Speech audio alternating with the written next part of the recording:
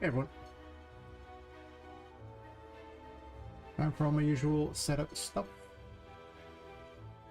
Definitely fell asleep for longer than I expected, and now I am kind of like an hour late. I don't know. I'm so informal about it. I just stream whenever I feel like it. Kind of have other stuff in my life to do, and mostly just a reason to actually work on the damn game, right? Just work on the damn game. When in doubt, work on the damn game.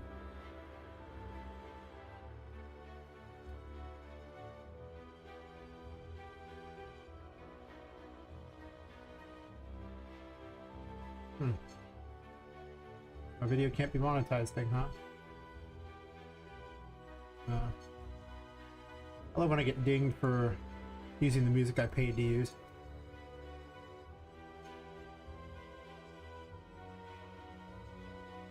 That makes me wonder why I paid to use it.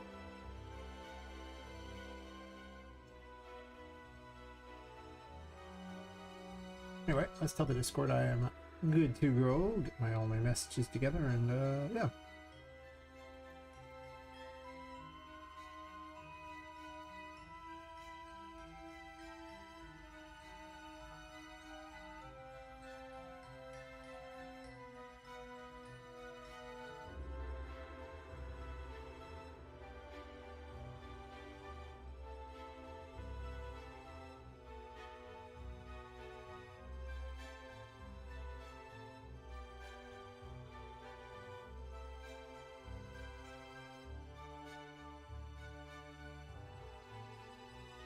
Gotta start the multi-chat. Look at that.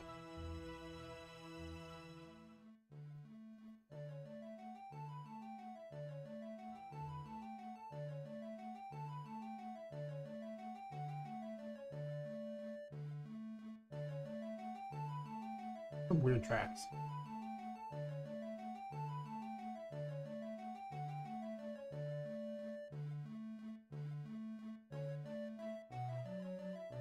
Okay, get that. I need the Discord link. I got a couple new members from it. It's better than having freaking wishlist link. That's worthless. Ain't nobody doing that. You get one link at the top. You might as well make it a Discord link, because, you know, that will more likely get you people who will probably like your game over the, I don't know. You're just like, well, it's sad. I might have gotten a handful of wish lists off there. I don't know.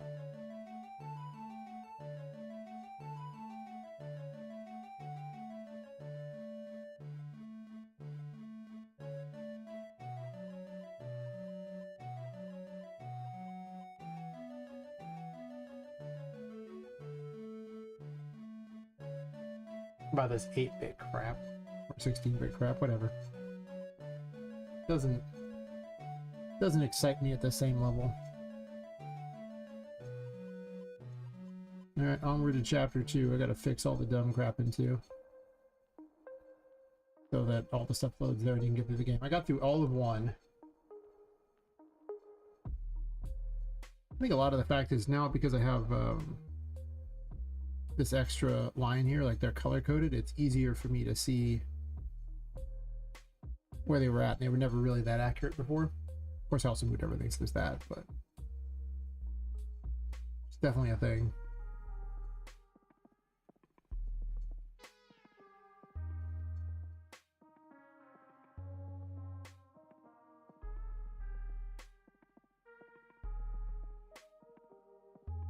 Add notes to these too. It might be interesting to have. Like just visible notes so I can just go along and see things. I kind of don't hate that. It's called the room info. Waiting for it to prepare 9,000 textures.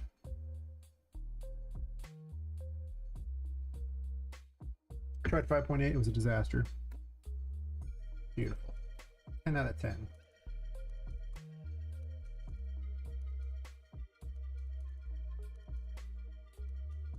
Plus, now its performance is not as good.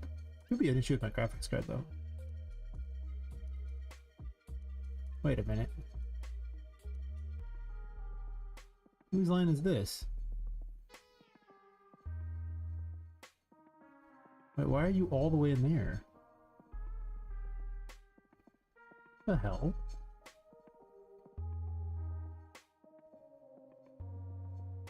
Oh, I guess these are just the 3 lines. Okay, that's fair. Those are just the load lines. It's the bright blue one that's the thing, so that's fine. That's exactly what it's supposed to be. I thought I messed up again. I was like, no. Why? Why be like this? I hate it. All my homies hate it too. Like this room. With a lot of these stupid things. This is now the new de facto biggest room. It's quite big. Not as big as this room. This room is disgusting. I don't think I'm going to be doing rooms that big again. Maybe I will. It's possible as I get farther in that I change out how the like I make have floor 3 have a big room or 2 and move them into the basement a bit, and then I have to rework the 4th area to be a bit different. But the 4th area is already kind of needing, like, it's only so concept-y, and who knows what'll change by the time I get there. So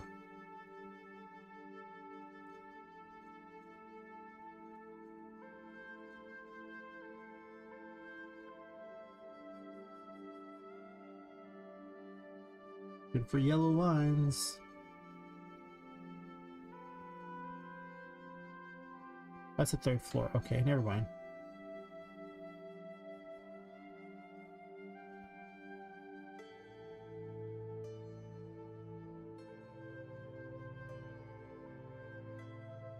Oh, I see. Because I was making certain that it still loaded the 3rd floor if you were on those too. Interesting.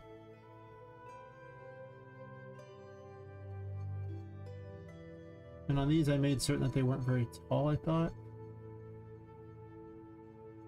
I want to be very careful about having that load that. Like, why is this so high?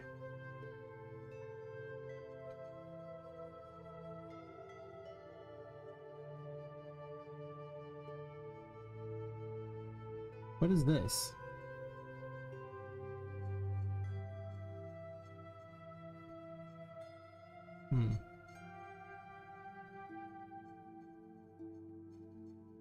Guess that room is slightly higher. Sense, I guess. Anyway. I'm gonna come to my senses and test all this out instead.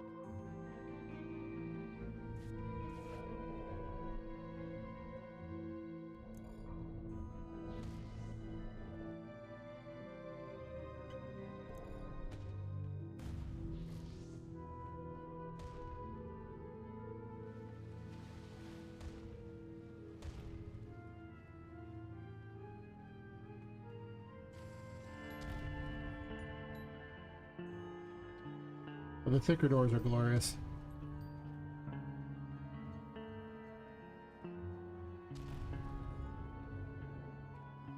Oh, it wouldn't be there.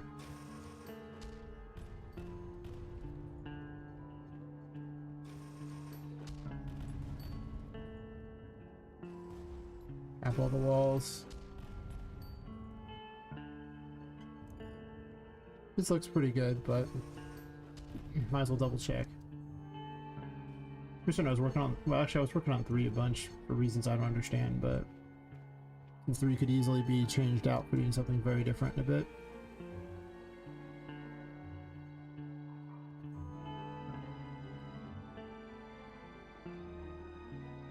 I tapped that wall, it's good enough for me. Yeah, I'm gonna make enemy encounters more meaningful, I think. This random system isn't that great, but I guess the problem is if it's not perpetually harassing you, then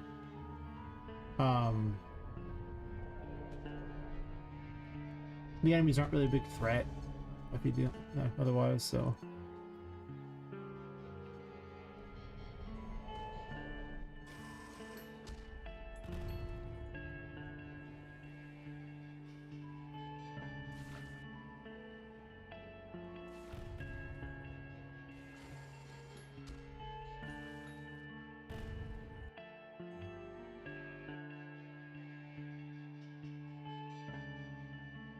Okay, I don't like this track. It's just so... Ugh. Biting on. It's just around, it just rolls on and on. Like, I don't like it.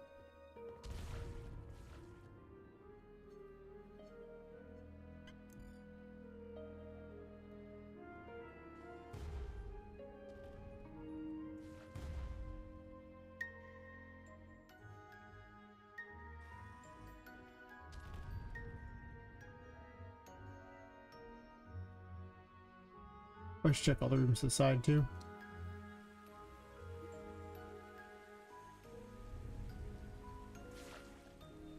Well, I guess it's, well, I guess technically that is the thing. I do need to hit the sidewalk. This is a different one. Seems good.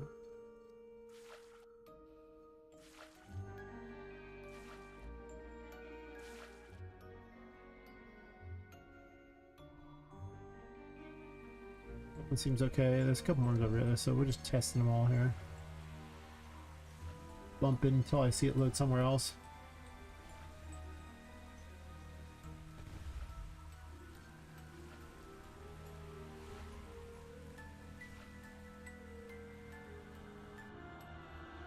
Fill the grotto? Good, good. Guess I did this whole area. That's nice, because that was annoying. I don't know if I ever fix this one, though. We'll see. I most certainly did. Hit this one over here to make certain it's the last one, and then the hidden grotto is good. Well, I guess I can tap that door just to double check up higher too.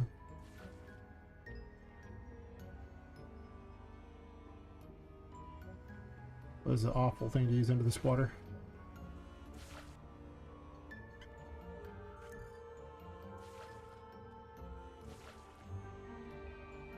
I guess I haven't checked down here either. The last place, really.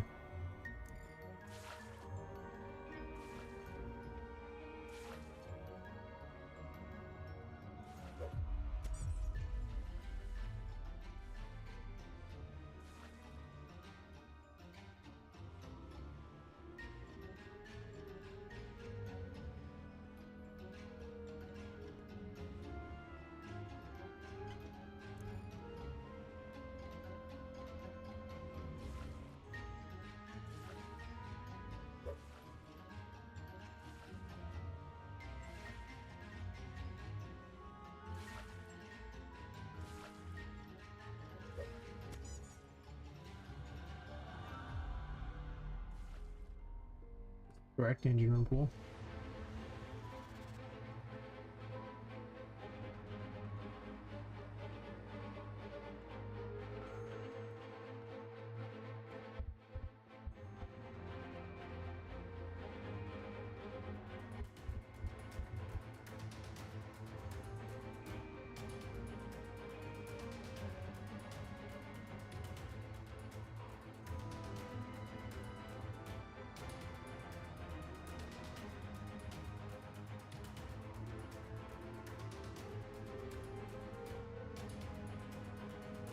Might thicken that because I don't know if I like ones that are where she can actually land up there, but maybe not.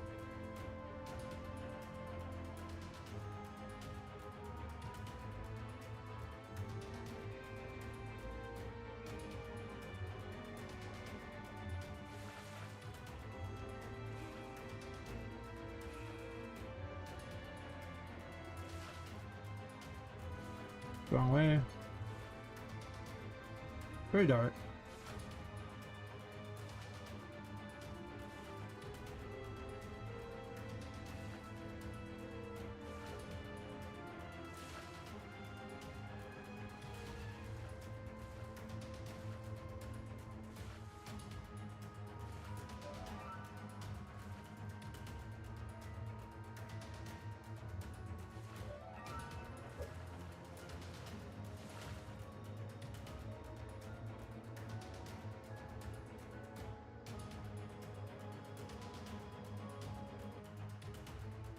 Um,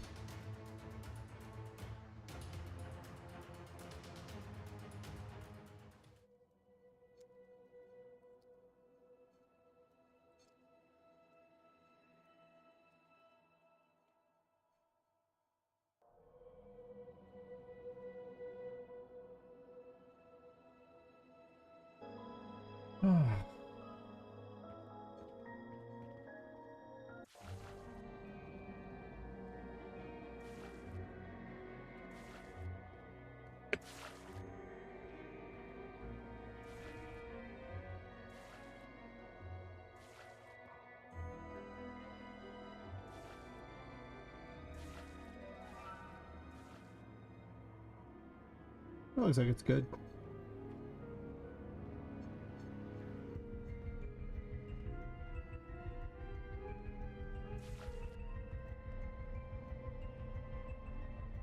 Guess this water doesn't touch as well as it could.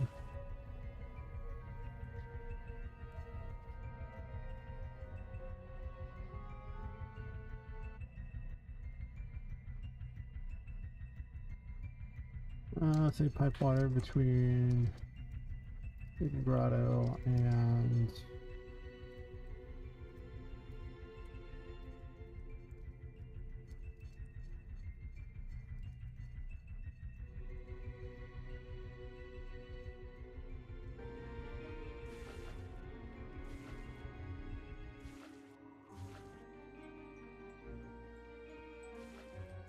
there's no way through?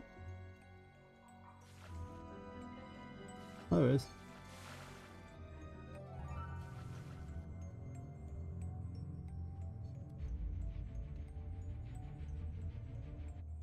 Hey Sarah, how's it going?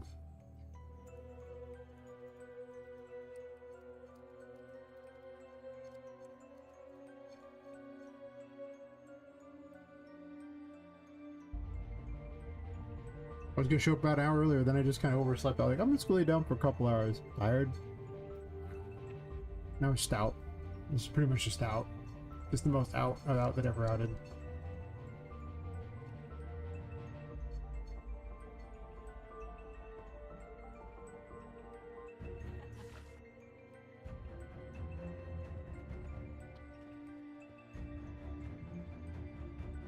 You can travel over here without too many problems.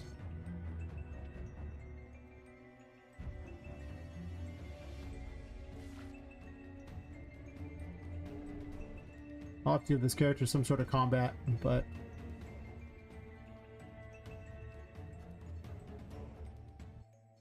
that's another day.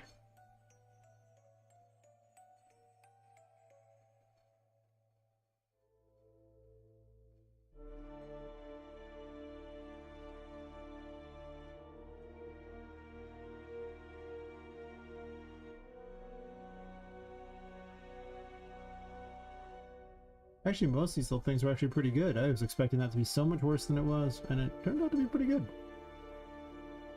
All things considered, it turned out to be pretty good. So...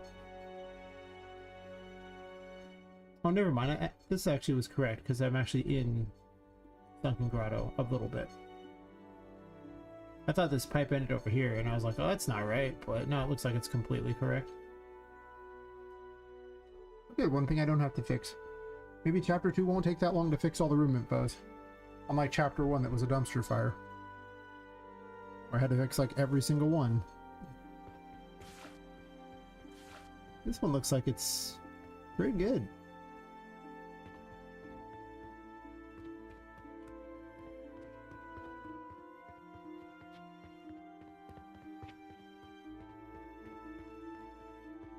I think I need an underwater light. Only problem is the whole lights, you know, give sanity thing. So I don't know how I feel about that. That needs to be pushed over to the side a bit. I think I already tapped this, but just in case I haven't already tapped it. Alright, so this was not a problem. It's just I was lost inside the pipes and, well, you know.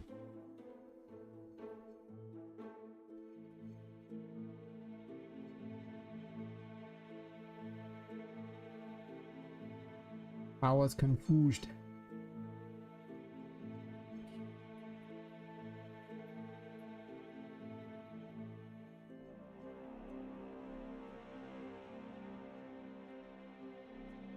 Okay, we don't need a nav mesh here. I like how when I compile the game to play, or shit, not compile it, but what's it called? I build it. No. Package it, there we go. The nav mesh sometimes it doesn't work, and I have to repackage it again. It just works like that. Don't even question it, that's just how it is.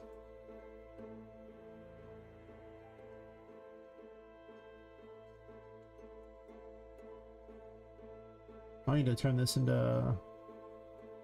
the full thing. And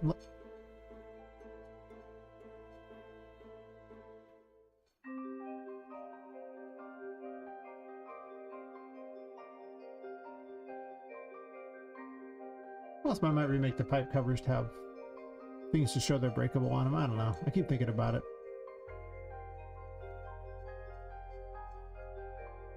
Am I going to change this at all? I think I just turn it into a thing and move on with it. Merge actor, yay!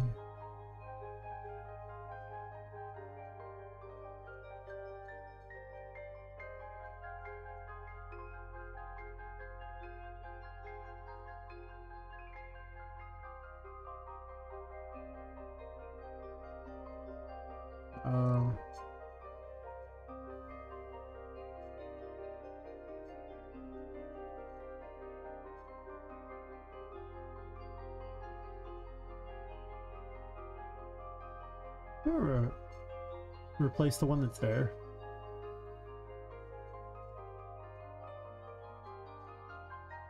No.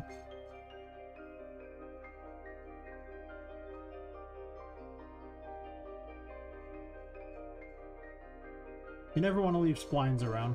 Splines are the enemy. Well, spline meshes you don't want to leave around. Then it'll error. It's like with the H-load system, it's like, well, I tried to load it, but part of it's not in the H-load, so I can't load it because it doesn't treat the spline as one giant H-load thing. It just gets weird. It doesn't like it. Don't do it to yourself. Nice.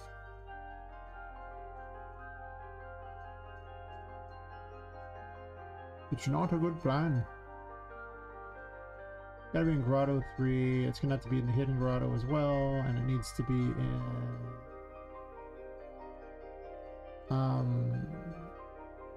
Sunken Depths. So funny, the Sunken Depths is actually one of the oldest room ideas, originally from the previous version of the game. When everything was dilapidated and it was just a broken, flooded area below the starting area. And you always need immunity to water to be able to go down there. It's just got a better idea being a giant aquarium now instead. That's all. I don't think the dilapidated things are great. Oh yeah, I expanded these and now they are fat.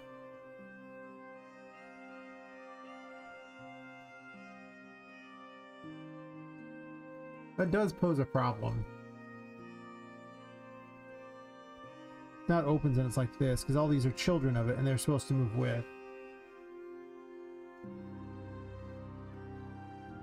We need to make some changes here to this plan. All this guy want the door to be thicker.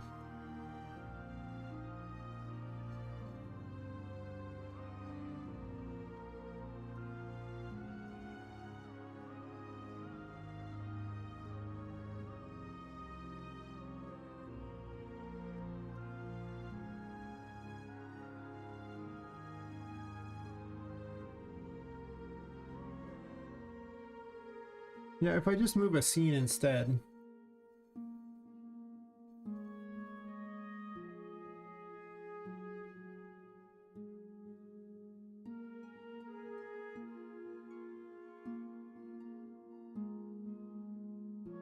Add a new scene.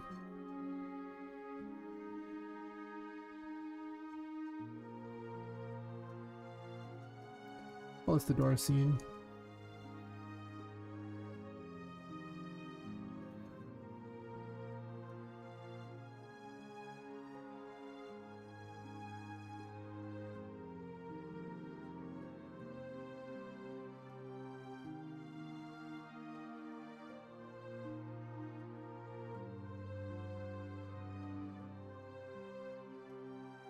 I think this will do what I want.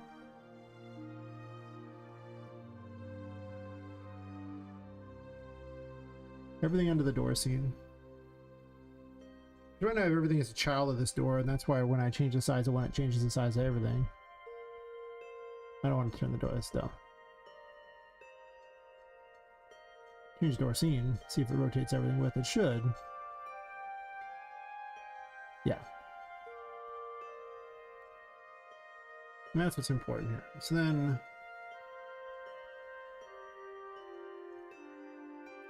I'll probably have to rearrange things. I probably should do this on a different map that's not attached to this crap, but hear me out, I guess I'm not going to.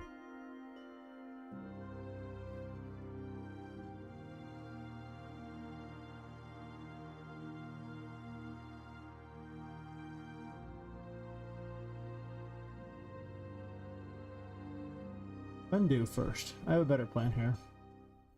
Before I move all those, why don't I reset the size?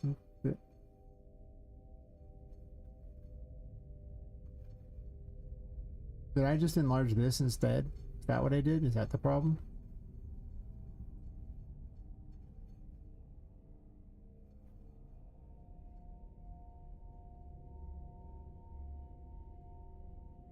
Is that why everything was weird? Seems strange. Thought I made this door thicker. That was the whole thing I did. But instead I just did it here on the main scene? That seems weird? I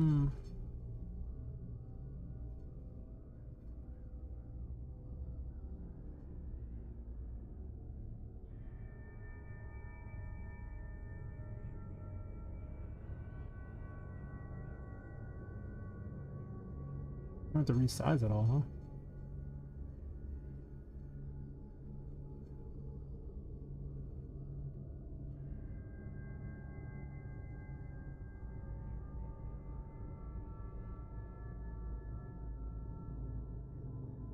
Curious. Make this a 6, what happens? That was weird.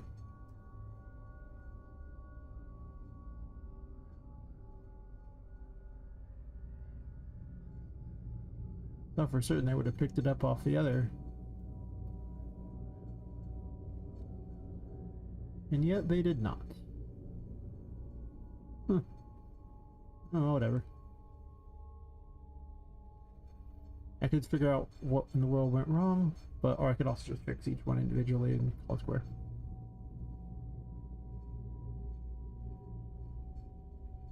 More importantly, let's just replace reference to the door.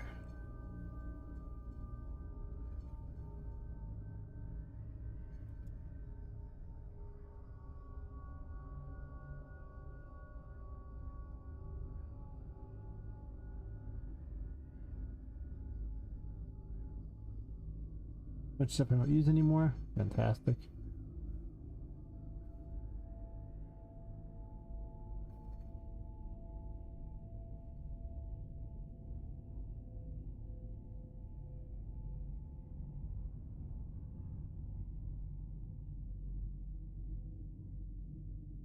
Why did I do it like this? You can tell this is an old thing. Because instead of having it all nice and neat, it's just a mess. A complete and utter mess. That just could use a fix or 12.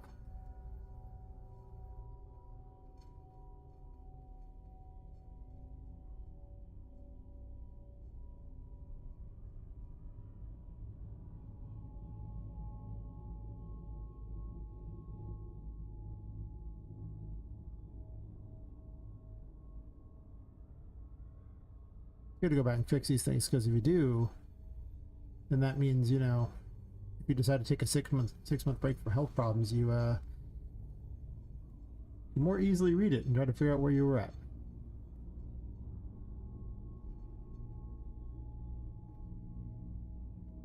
I'm just going to rotate this door scene instead. I can rescale some things, make it easier on myself.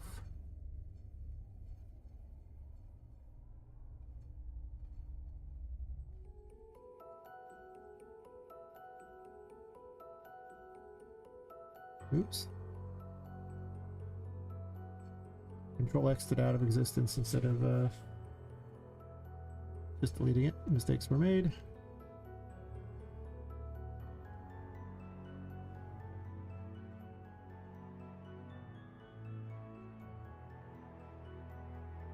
Man, I hate this. Why was I like this when I first started?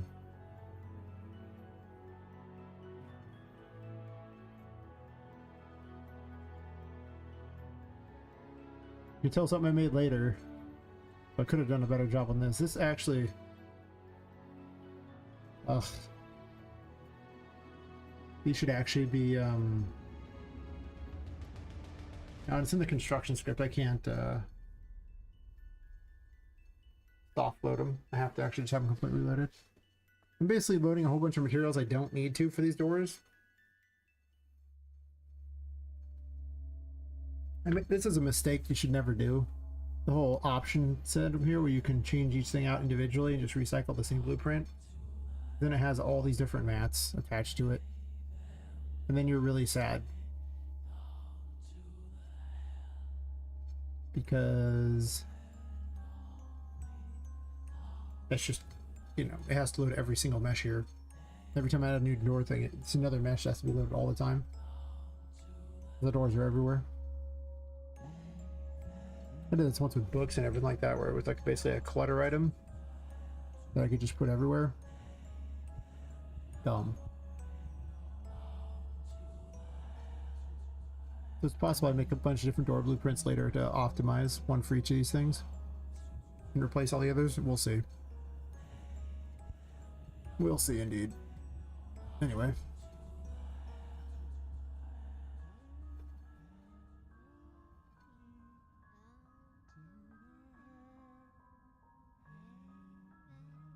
That works the same. Perfect, perfect.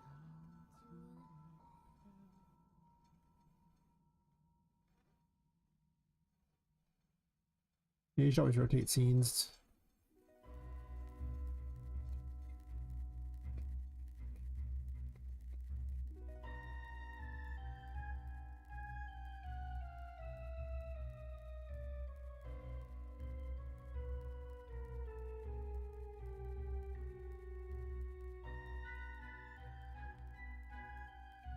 So weird that it picked up a double size though. The keys are fine, I guess.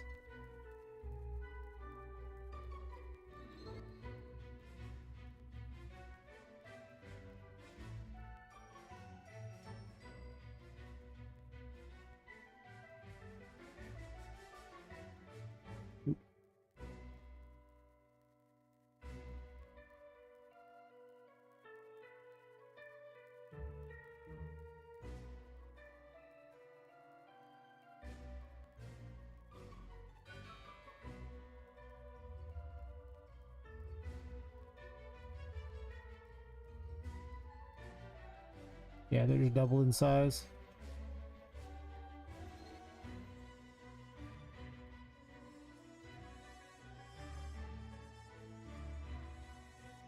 I really do want to have the little city for toys. Oh, city, but I mean like a little place you build and collect toys. This seems like a... I don't think I might be carrying them. I think I'll just have to talk to them. They'll go through the paintings and get there themselves, but... just kind of a cool little side thing.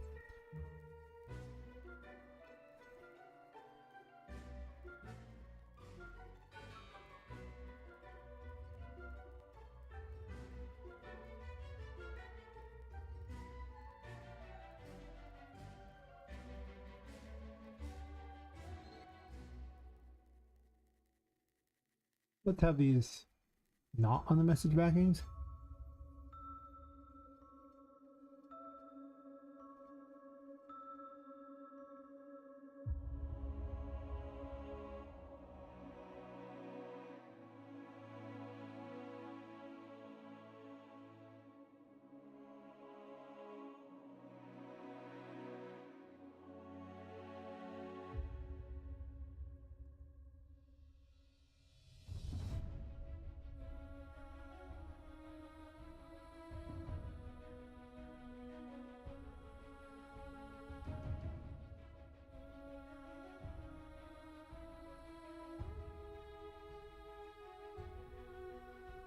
Not sure if I'm ever going to switch to Unreal 6 at this point. Just because all these cascade particles I have, I don't want to replace them. Really that simple, I don't want to replace them. We're good. I should fix the problem.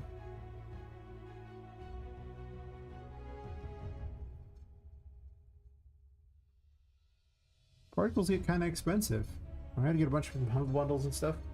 And aggro particles are hard to work with. That's kind of been the running gag I've found. The later the version, the harder stuff is to work with. I remember Unreal 4, and Unreal 4 was very easy to work with, except for trying to match one animation to, like, you know, a skeleton thing. That was about the only thing that was harder. Then at the movement system, I didn't have a free one to move, but if you... The motion matching thing is so hard to do. Actually, the new one they have is pretty hard to work with if you want to change anything, but it does just match the stuff, so that's helpful. But yeah, it's just... Also, baked shadows. Like, I know it takes time to bake them and everything, but that... Games in that were getting like 120 FPS. This whole, you know, dynamic lighting thing might sound cool on paper, but most games don't need it, and it is heavy. Versus just having everything have a static shadow on it. And it still worked fine too, because you go into like there, you know, the blackness will get replaced by a light anyway. So it really wasn't as not dynamic as you might think. Of course, if you adjusted the sun or whatever, then you had to rebake all your shadows, but... And in big maps, it could take a long time. I bet you this map would probably take, like, you know, 40 or 50 minutes to bake the shadows. So, I mean, to be 100% fair, you do get to skip that. But then you spend, like, 400 years trying to get your performance to make up for, you know, their dynamic lighting. I would like the option to bake lighting again. I would bake the lighting in this game 100%. Just seems like it'd be a lot easier. Am I gonna extend this anymore? I mean, I could.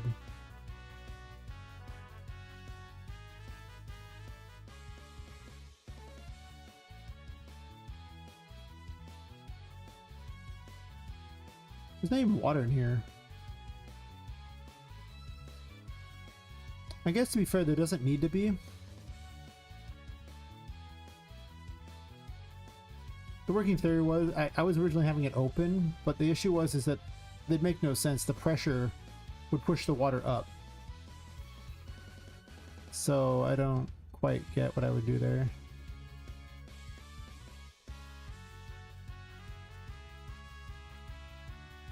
How does this not go all the way over?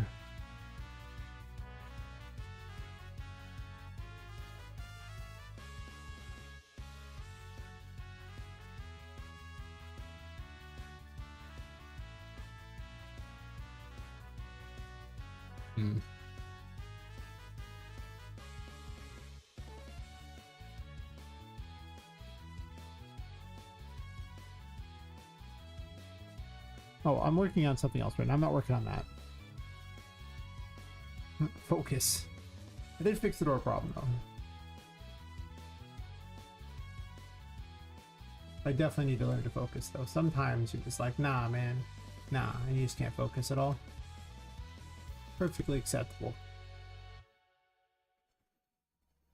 Two people watching the Discord. On the, on Kick. I wonder if they're both bots. All too often I make that assumption that they're just bots. Because I'll be like, oh cool, new people, and then a bot will say, blah blah blah blah.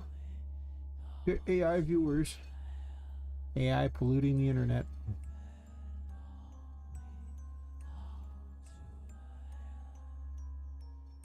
I was looking at new graphics cards, because one of them might not be that great. I don't know, it seems like it's kind of doing weird stuff, and man, I don't know about this plan. That's a lot. I think I already fixed these, didn't I? Let's just bump things and see if I fixed them or not. Maybe I should pollute the internet too. I think what I hate the most is it makes the internet not entertaining anymore, so I'm usually just bored and do something else. It went from being like this thing that I really love to... I usually just kind of turn it off. Watch a lot more shows, watch a lot less YouTube. That's just in the wall, by the way, and floating.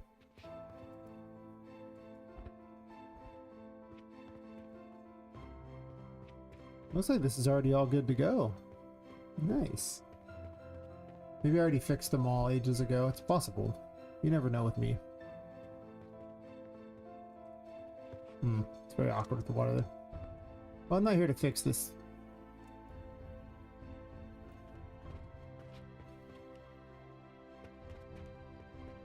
Oh, I had the world enabled. That explains a lot. Can you tap this real quick? How am I considered underwater but having the... I see.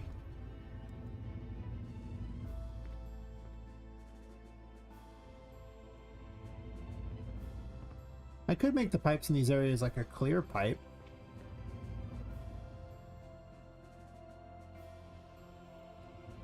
Don't know why the pipe would be clear.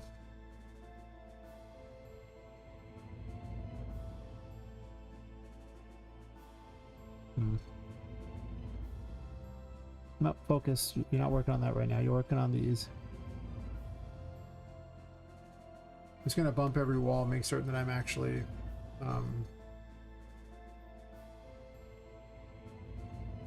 I've got the room info where it's supposed to be.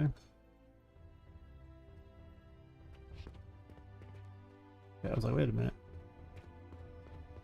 Bump the walls, bump the walls. I am considered in nothing.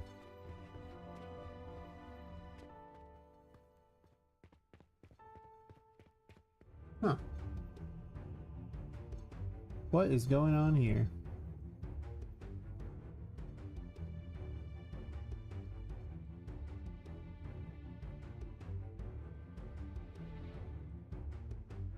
Okay, I don't want to have all these loaded. That actually makes it hard to figure out where these are at. It really does.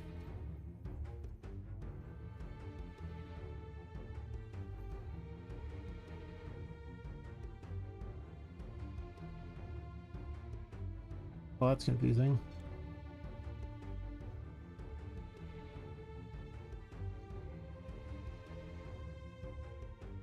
Seems like that should be part of the building, but eh.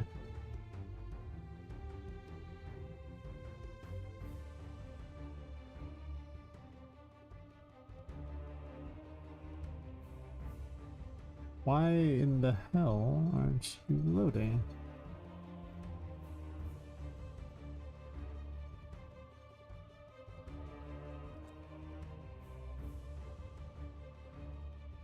Is there just no room info here? Is that what that issue was?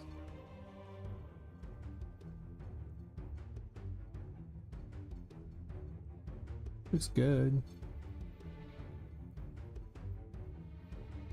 I think it looks very good this way. Does it look good this way? No. Yeah, no, fine. It's right there. Okay, I just need another one. That's all.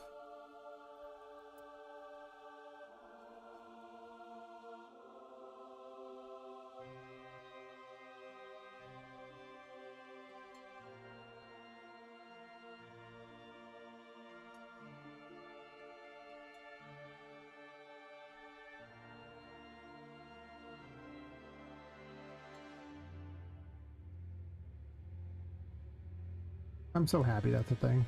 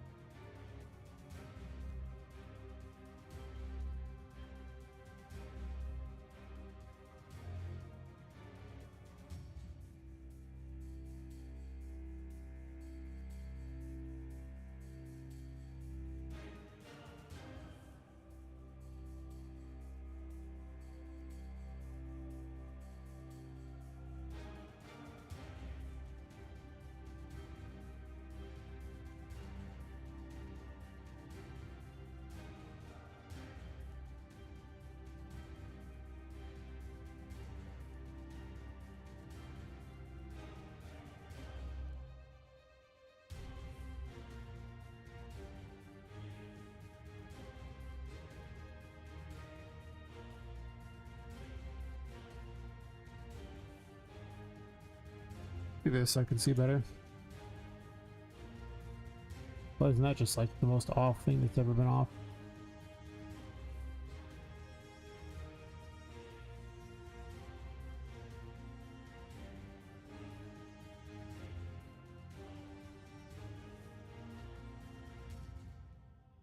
$37 affair.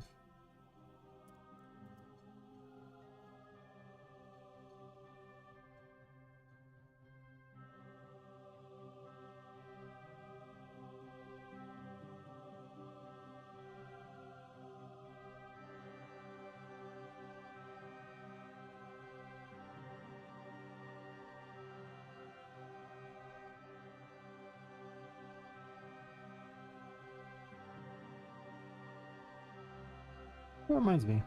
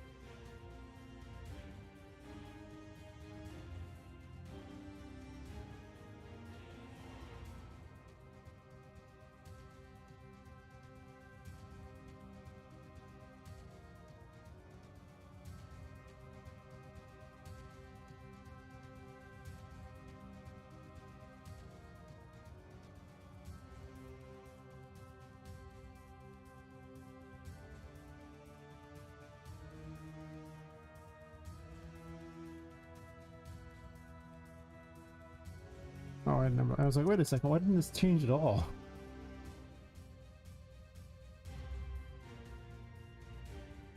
That's because I did that.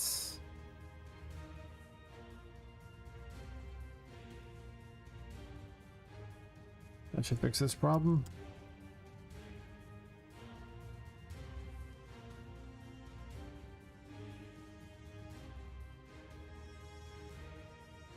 Probably pretty handy to actually have it load the room. I wonder where these other ones went. Because I moved them all at once, and yet mysteriously there's just like missing room infos.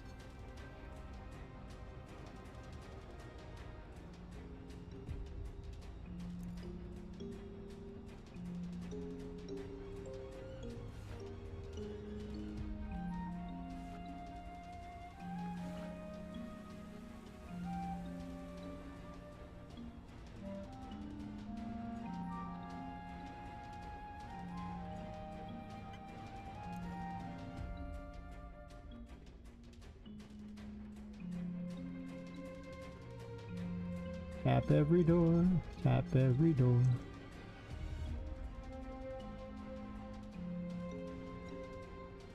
Maybe chapter 2 will be really easy. They all get it all done tonight, which would be pretty impressive. Uh-oh. Step off me, bro. You don't want any of this sweetness.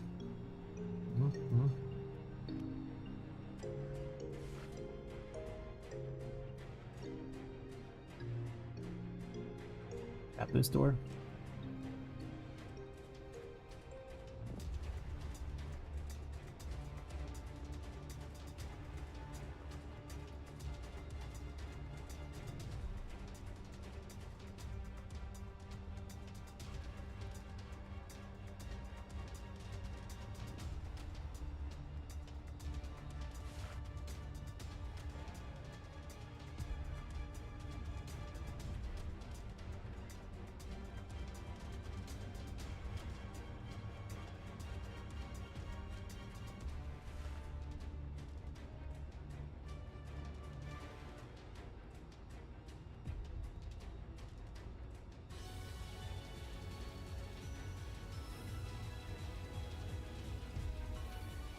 Well, they're missing one room.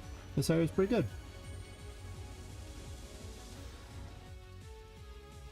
Oh, the one room if I just added. You can go too wrong with that. And then there's this. What this? I already fixed the stairway stuff.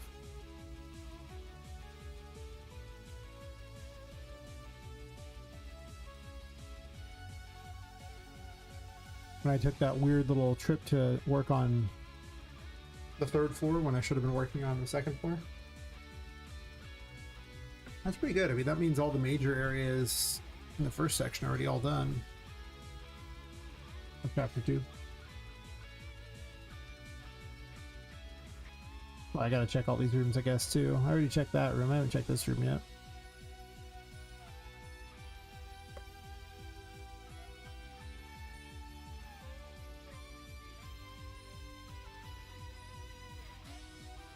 I kind of need to section off the building and then make it so that certain enemies spawn only certain sections. They're very tied to the room right now, but I could actually... Wait, why am I doing that? I should make it so that they can go in multiple rooms. So the lower decks goes into there. That's not good.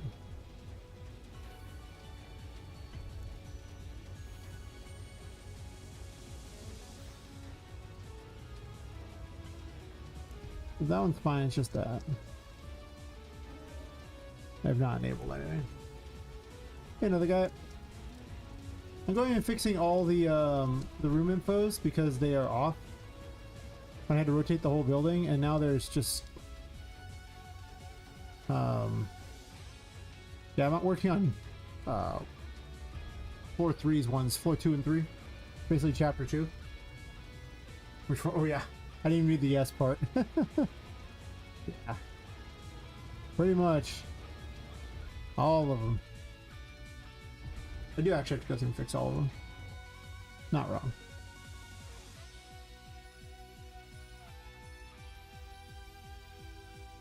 This one is just a bit too far into this room.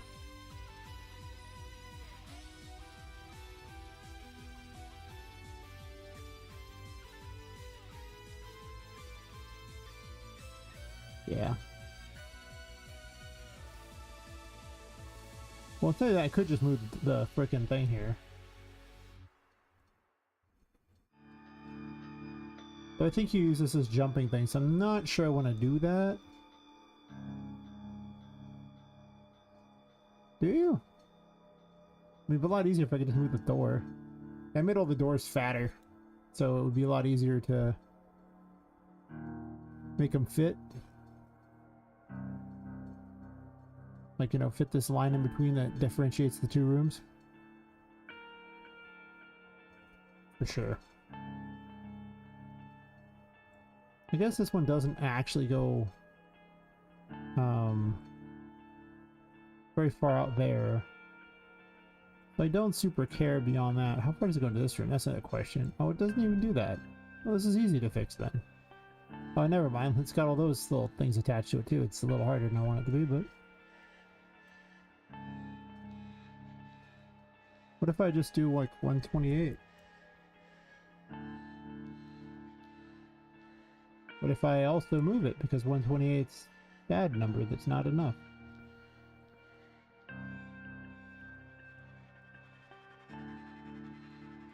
I gotta go too far. I also want to still make those a thing. Wait a minute, are you floating off there, you stupid text? Yes. I'll be fixing that in a second.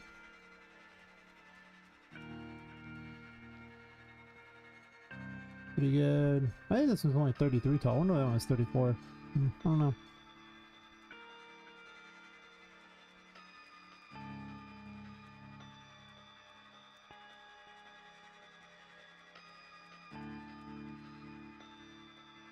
Go run around through doors. Actually, I need to check over here and make certain these still connect enough. That's all that really matters. I guess it keeps you in the same room that you were last in anyway, so it doesn't really need another room info. They don't really have to be completely connecting.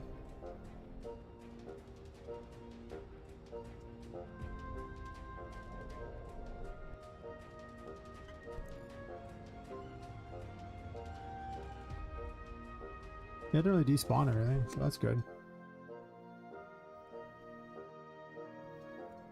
A good portion of chapter 2 is already done. And a small portion of chapter 3, though chapter 3 is so up in the air that it's not that big of a deal if it doesn't, you know, have it perfect.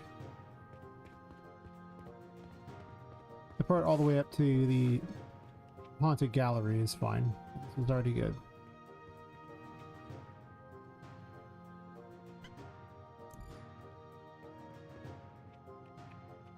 Yeah, you don't like the little clock things. The clock thing stuff, I get it. Give him errors on the clock thing.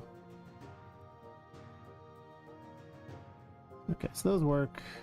Check that room already. I checked that one over there. Round and round we go.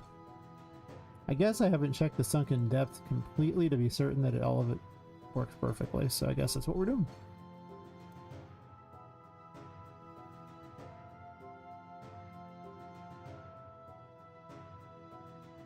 Yep.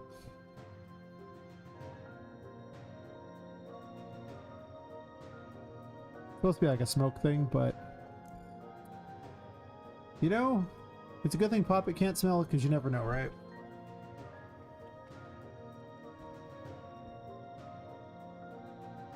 Also, I mean, how good could a dead girl really smell? She is a ghost, I guess, so technically it wouldn't really stink, but... Can I sneak through here? Curious.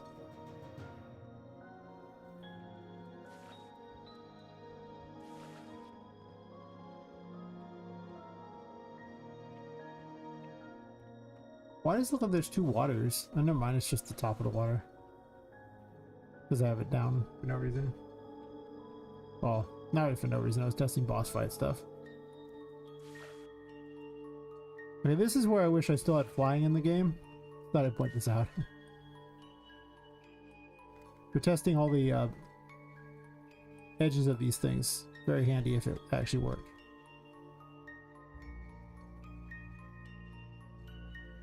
I kind of don't want to go there yet, I want to go there last.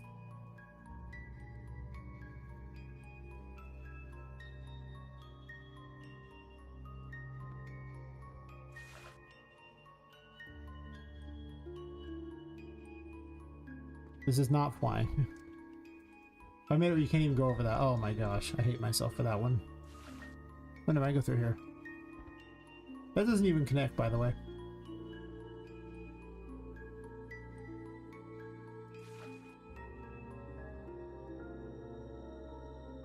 Yeah, that's fair. But a lot of times those places are all dilapidated and everything, and this place would actually be, you know, a functional building, so a functional little theme park in a building. They would clean it. But they might comment about a weird smell, I guess. Almost certainly from the basement area, right? Because all basements smell. I don't think I've ever been in a basement that smelled well. My entire life. Just saying. They kind of stink. I have questions for why that was far apart. Actually, I just have one question. Why is it far apart? But, you know, close enough. Yeah, with demons, usually it's sulfur. But we've already established this is a ghost, so... Well, at least I've said it's a ghost. So...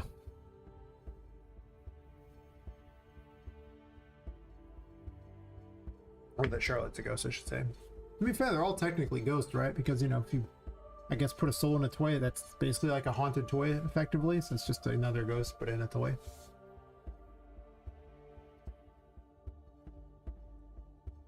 There's just a lot of haunted things in here. And not all ghosts are created equal. Yes.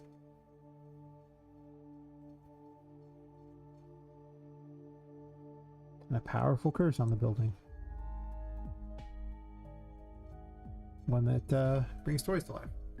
Yeah, it's a pretty powerful curse. Ever been in a basement and a common thing around here? This mall's underground parking? That's fair. They're pretty rare. I've only ever lived in one place that had a basement.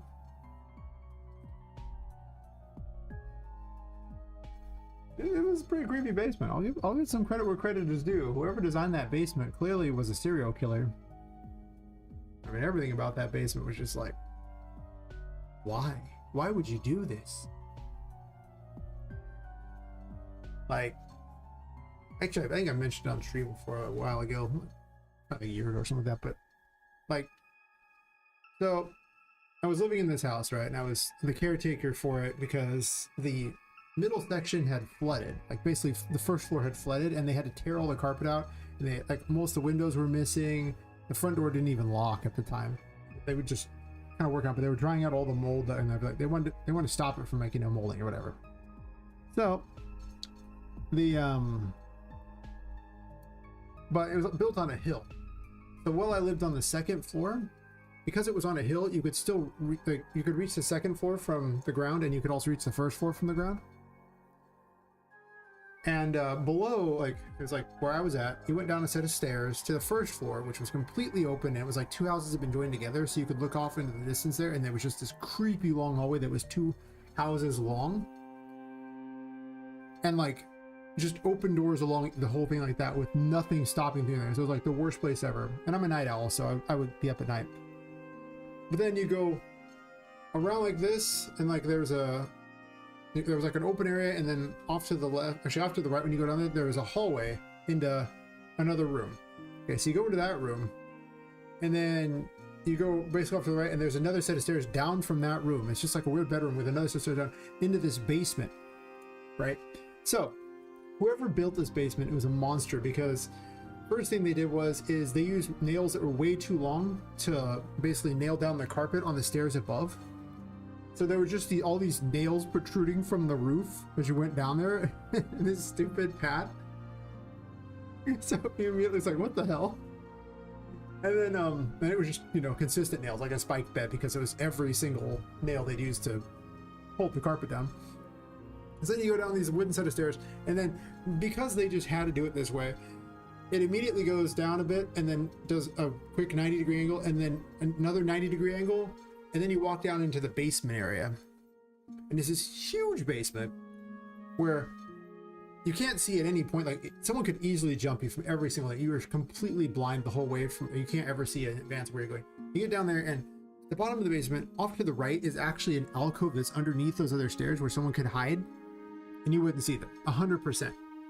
And then off to the left, the whole thing opens up in this huge thing. There was a basement that was, it was almost as big as that portion of the house. Like it was huge. It was the bedroom that was, you know, above it, and this whole living room in front of it. Like the basement was that whole big area. It was huge.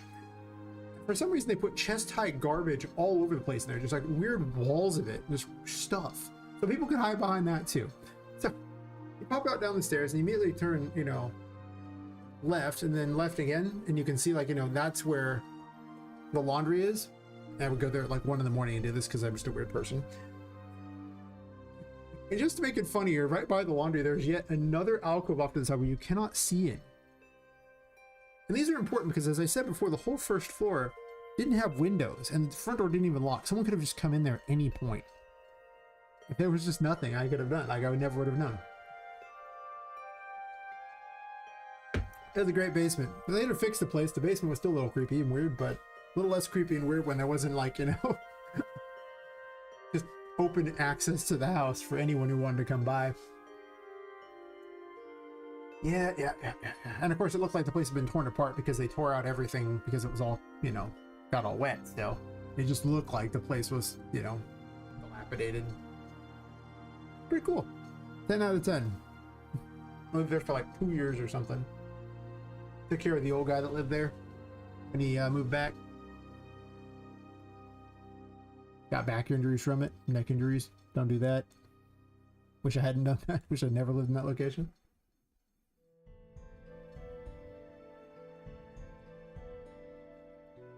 But yeah.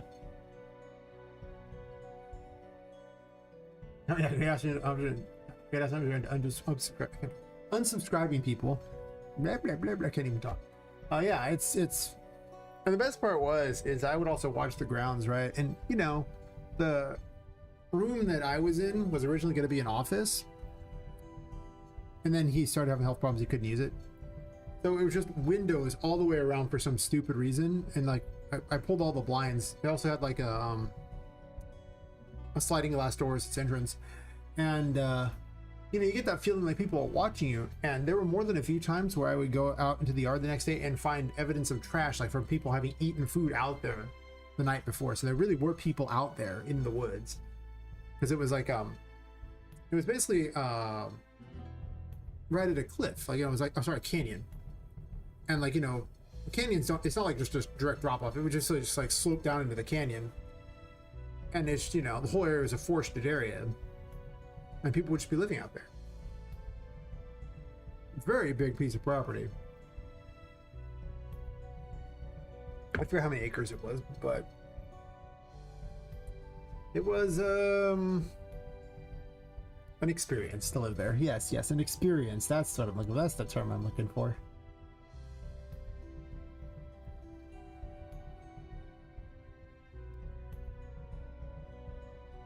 Yeah. Yes, indeed. But, you know, I've lived in worse places. It's pretty peaceful during the day. Even if it was creepy at night, it was peaceful during the day.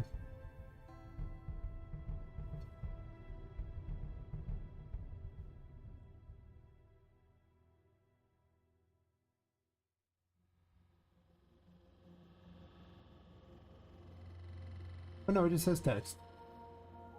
Hidden on the construction graph. That's why it's hidden.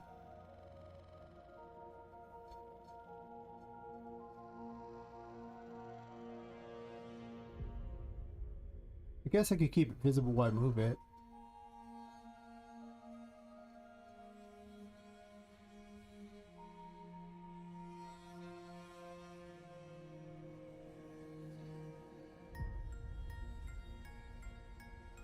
I think it's because this has no default. But it could. Might actually be dumb because it'll take forever to reset all these here.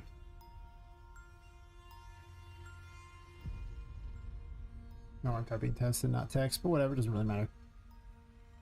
As long as the words are different. I just need to reposition these so that they're a little closer.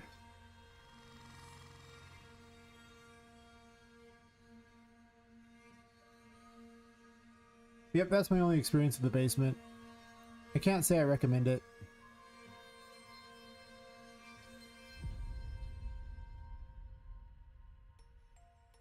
I would advise against basement dwelling in general. The place did kind of have a weird smell to it, but that was usually not the thing you were most concerned about when you were down there. I also put a creepy puppet down there too. I was sitting in the office. He used to watch me sleep at night, and I was like, you know, this puppet is like, owl, 3.5 feet tall. Some weird cowboy looking puppet. And for some reason, someone just thought it was funny to have it facing the bed the whole time. And I was like, I'm just going to sneak this down there when no one's looking. I snuck a bunch of things down there. That room was a dumpster fire. When I got there, it was like a hoarder had pretty much set up camp in that room. I snuck a lot of things down to the basement.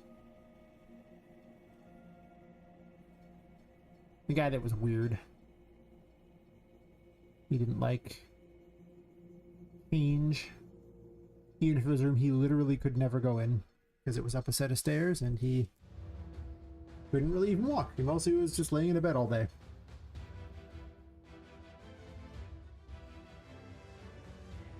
Is there an ad break going? Damn.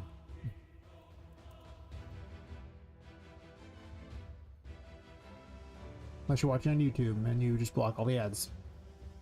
In which case, I understand, I do too.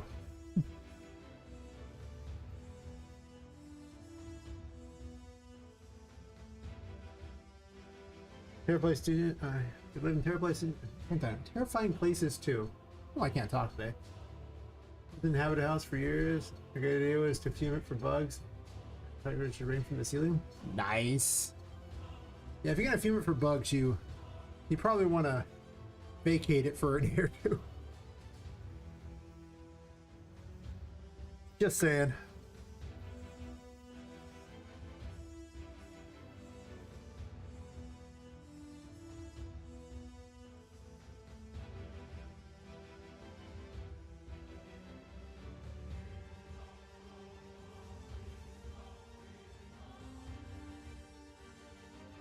Yeah.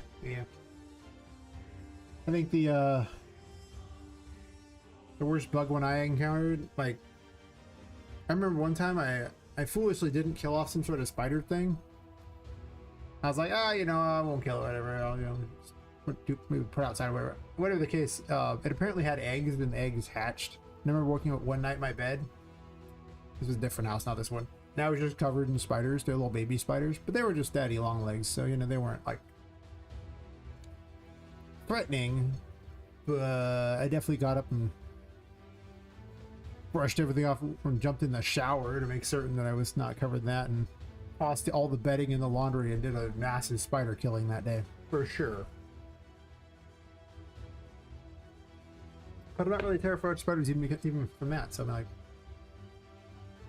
I was an electrician's assistant for, I don't know, 2-3 years at one point, and I crawled in all sorts of attics and under houses and everything like that, so spiders don't really bug me. I mean, black widows are obviously a problem, but even then, if you don't, you know, mess with them, they probably won't mess with you. You are, after all, huge. And they're like, probably not winning this fight.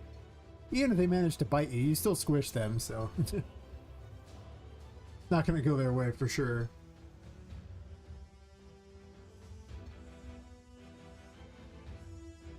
And I'm actually used to just being out in, like, you know, lonely places, as they say, so, you know, places where you could vanish and nobody would ever notice. Yeah. You just get used to it. It's just nice in out in the middle of nowhere. If it wasn't for health problems, well, I mean, I currently have a great place to live for now, so I wouldn't really want to change that, but if I left California, I'd want to go somewhere where there weren't a lot of people.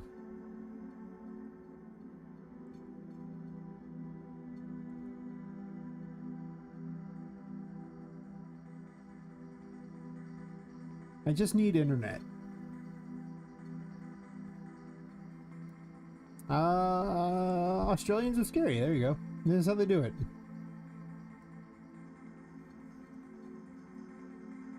After all, you know, they say in Australia, like, you know, the Australians just eat everything, right? You know, that's what they say. So they won because they just eat everything. Is that how it works? Like they're the top of the food chain. Everything else is terrified of them because they just eat it. I don't know. Sure. Oh yeah. I know. Yep. Southeastern Australia, Eastern Australia. And then there's some bizarre little like city over on the southwestern section that's all big too. Oh yeah, well, remember that the British used it as a prison colony and it was a punishment to go there, so I mean, I'm just saying.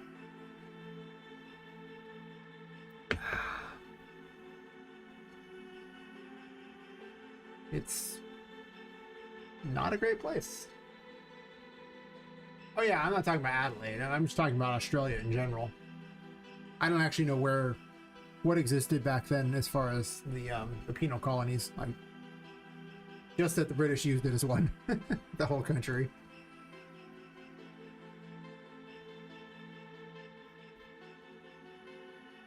I'm not even sure where Adelaide is at. I suppose I could look all this up.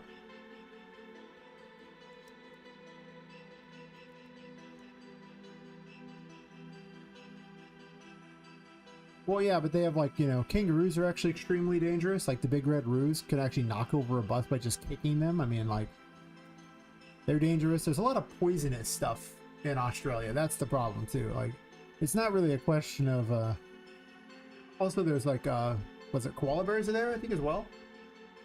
You got the drop bear problem where they just drop on you. I think that's over in Australia, right? Right? I mean, I'm a dumb American, so I don't know where anything is.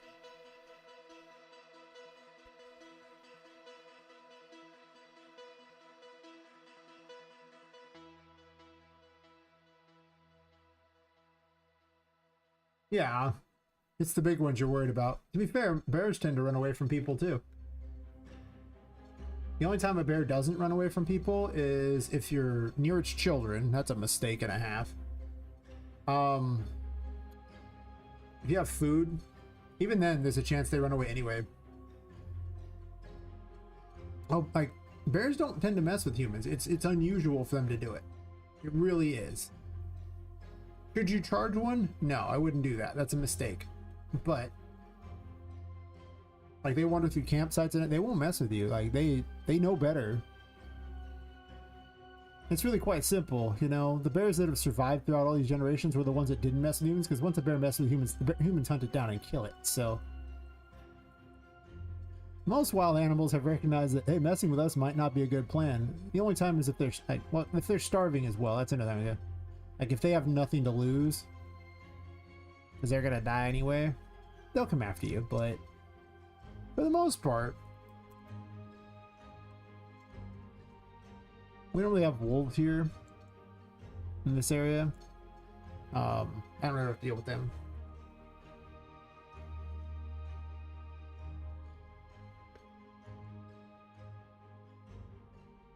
Honestly, the biggest threat here is actually deer. They're very likely to jump in front of your car and cause an accident, and you would die because of the accident, not because of, you know. The deer is probably not going to directly attack you. They're just stupid. Also, they spread Lyme disease.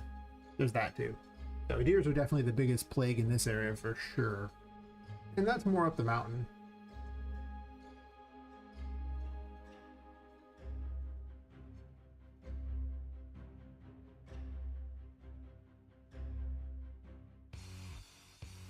I see. Huntsman in the room. I see what's coming down a spider.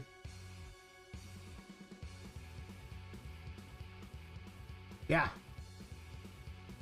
People really underestimate how high speed plus animal equals bad times. They're also worried about a mountain lion or a bear. Bears are smart. They aren't jumping in front of your car. Mountain lions are extraordinarily rare. They just jump over the entire street. Those things can jump so far. Holy crap. They can jump something like 30 feet straight up in the air. And something like 40 feet a jump. It's crazy how far they can jump. They can just jump the whole street. But deer are retarded. They're like giant squirrels. Squirrels are also retarded, except for they just get squished by your car. I try not to hit them because I'd feel bad, but they're real dumb. They'll double back under your tires too. It's just like, what the hell? They're trying to kill themselves. Can't be that bad to be a squirrel, right? Must be. We'd have rattlesnakes. I've definitely seen those in paths before. There's other snakes in paths too. Like, it's just like, well, I'm not going down this trail. There's a snake right in the middle of it just sunning itself. New path. Ain't messing with that. I've very rarely encountered them though. Their snakes are really unusual. I guess if you go running through the underbrush like some kind of an idiot, then you probably encounter one, but I have a simple policy. If I can't really tell where my feet are going, I don't usually typically go that way. Just hear me out on this one. It's not usually a good plan.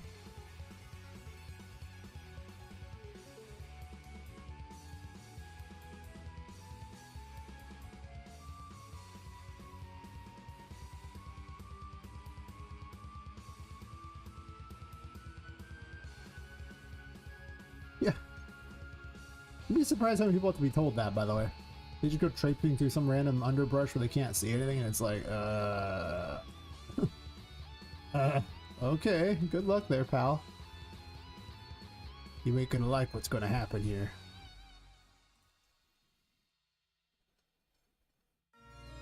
Yeah.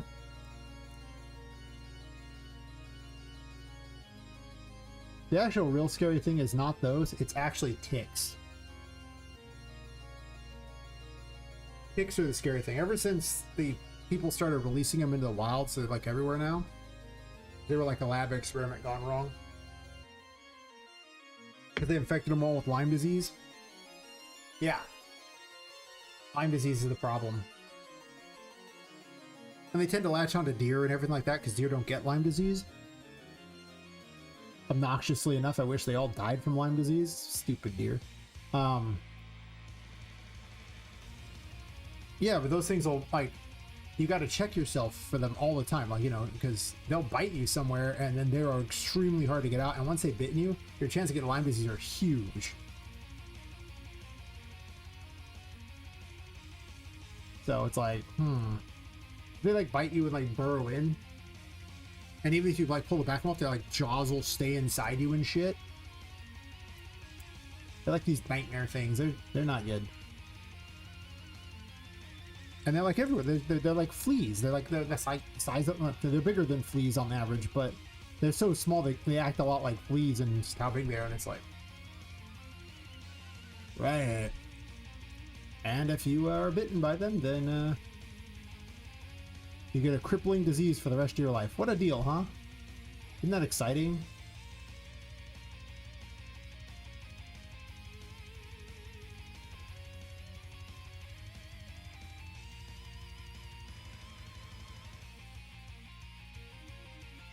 I love it so it doesn't keep flickering like that.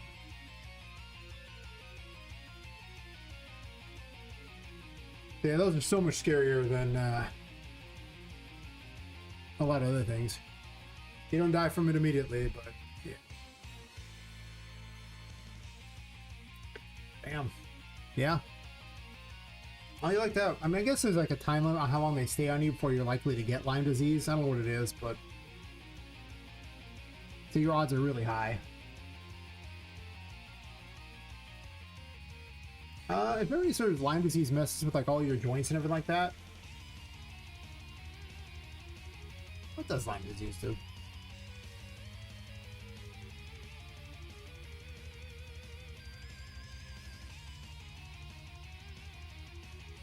Rash, flu-like symptoms.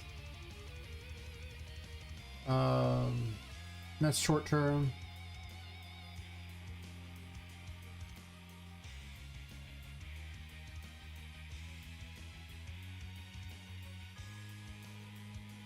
Oh, the current one?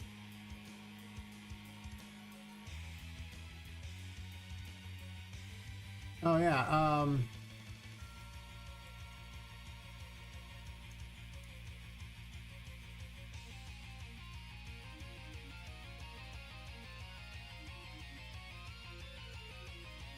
music is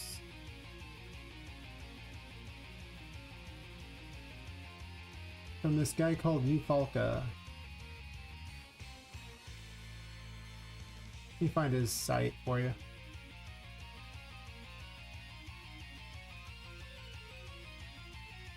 there an English version of your site, buddy?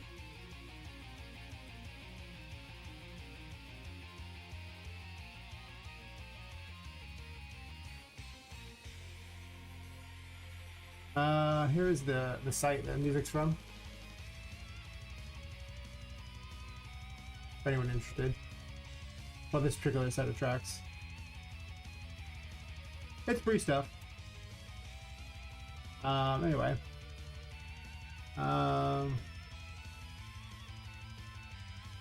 What were the symptoms of this thing here anyway? Let's see, left untreated, you get facial palsy, or drooping on the sides of the face, severe joint pain, swelling, particularly in the knees, neurological issues like numbness, tingling, and shooting pains. I've already checked myself for Lyme disease, by the way. Advanced Lyme stage is affects heart and nervous system, causing irregular heartbeats, palpitation or fainting, severe headache, stiff neck, cognitive difficulties like memory problems or brain fog. Sometimes I think I might have Lyme disease. I don't, but you know. Yeah, so your life sucks. That's what I just read. Lyme disease makes your life suck.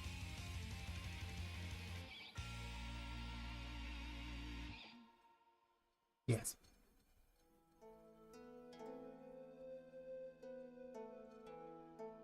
Zero out of 10, do not like.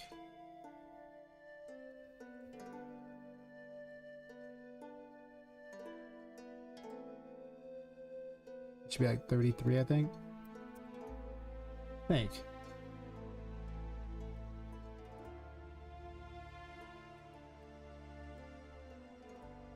Yeah. That's interesting. Like the site used to be have an English one when I downloaded things, and now it just doesn't.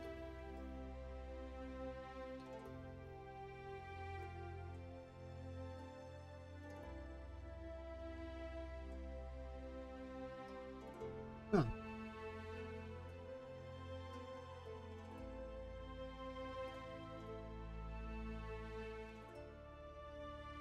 Interesting. Well, I know the music wasn't made by AI because this site has existed for as long as I've been a game dev and long before that. So the guys, all those tracks were using like a million RPG Maker things. So they definitely predate AI. Unless he made new stuff with AI, he might have, but yeah, I don't know. This site's terrible now.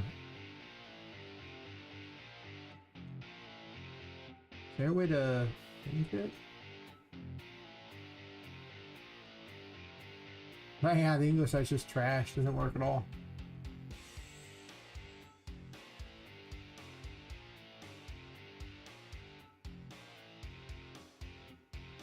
Might be charging for music now, for all I know. I don't know. It used to be free.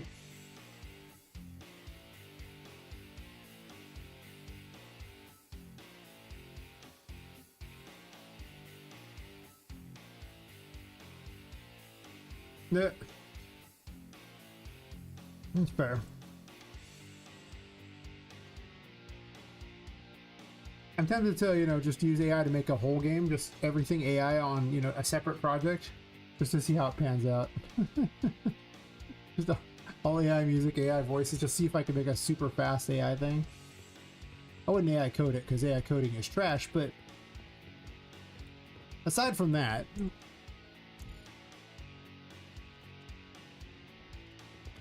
it'd have to be a 2D game, because AI can't really make good 3D models yet. But what it can do is make images really well. But it can't really make a good, like, I haven't seen one actually make a sequence of images very well. For animations.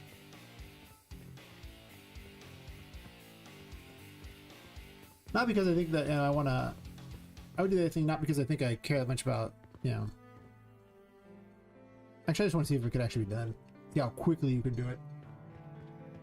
Wouldn't be a very good game, though. And I also don't think I'd want to distract myself from making this game either. But if I ever did a game jam,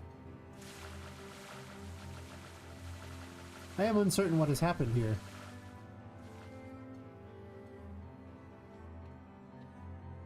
There's a set of water that is clearly in the wrong location.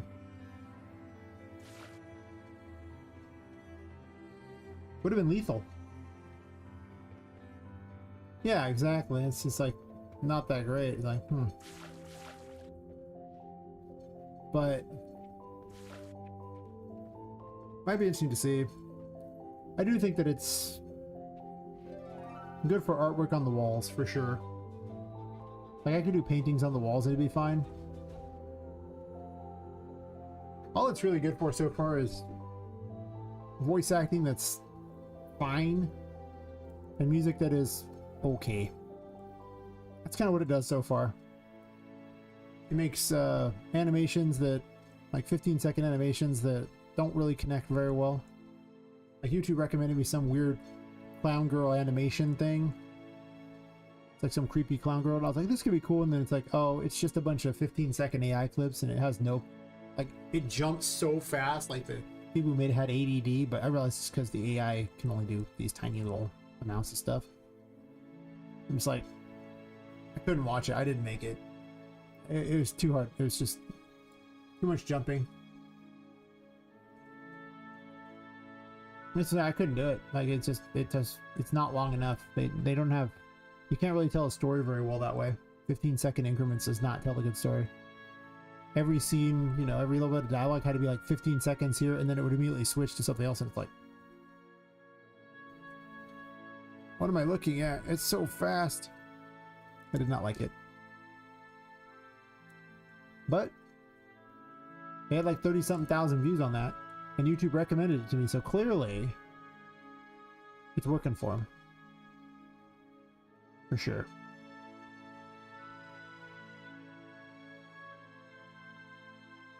But I couldn't make it. It was way too hard to watch.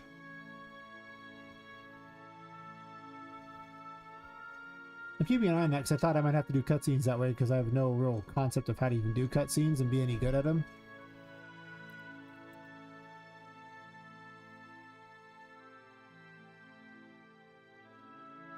And usually you need whole studios to pull that off, so, you know, to be even remotely good at it, it takes them forever, so the odds that I could have any kind of good cutscenes, not very high.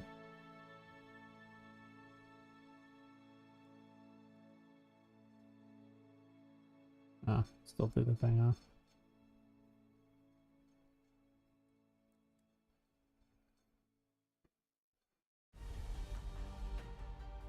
We'll see. Maybe Unreal will make it so easy to do that I can just do it. I doubt it, but maybe. I think there's just so much time that's going to be involved that I don't know. So people pretty much hate AI quite a bit, so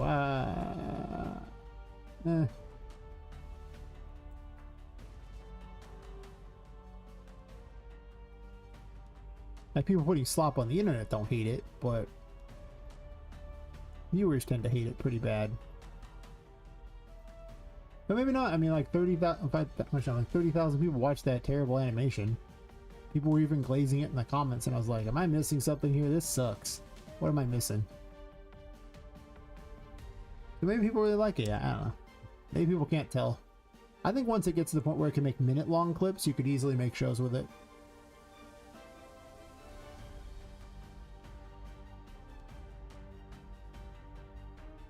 Of course, by that point, nobody will afford a computer and there'll be no water anywhere, but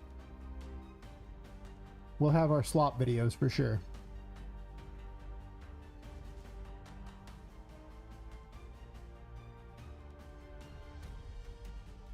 So thankful for that for sure. Ugh, yeah. More slop.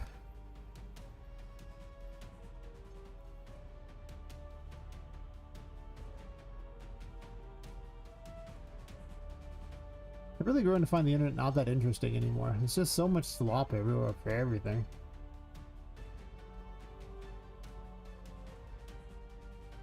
You know, I don't care about all that drama crap. I don't like people's, you know, things that shift every 10 to 15 seconds. Like, it's to keep people's attention. I'm like, you lost mine. Just saying. Hell.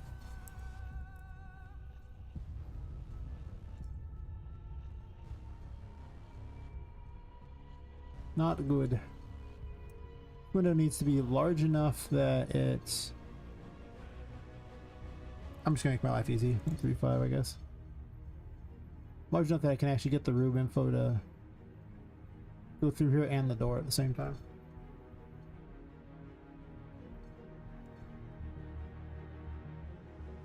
I think I just need to accept that AI slop is the future and go outside instead.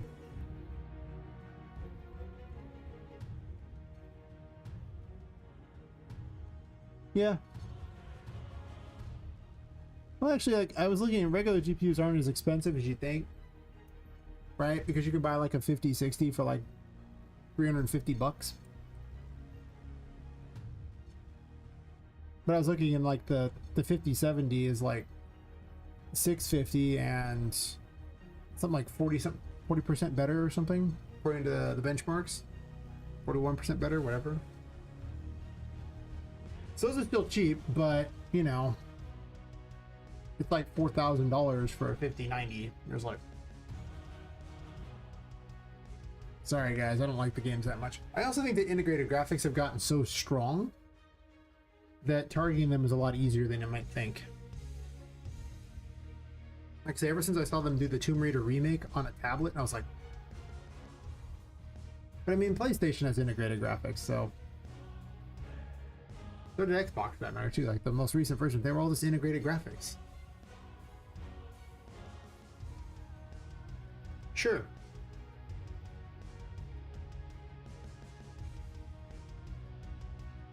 But a PS5 is really weak. It's not as good as a 5060. It's more like a 3060. If that. And then the games on PC are often just cheaper, right? Because, you know, Steam sales put most games at like $5-10 for like all the old games. Like PS4 games, I mean, getting 70 to 80% off on a game on Steam is pretty normal during the big sales. It's not like, you know, out in the most recent months.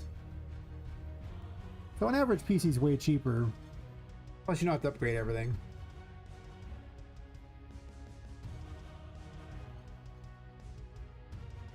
Like every time a new console comes out, you just upgrade the one part you want. Also, you don't have to deal with Sony's garbage and their, you know, wanting to go all digital like they just announced they want to do. Or pay for PSN.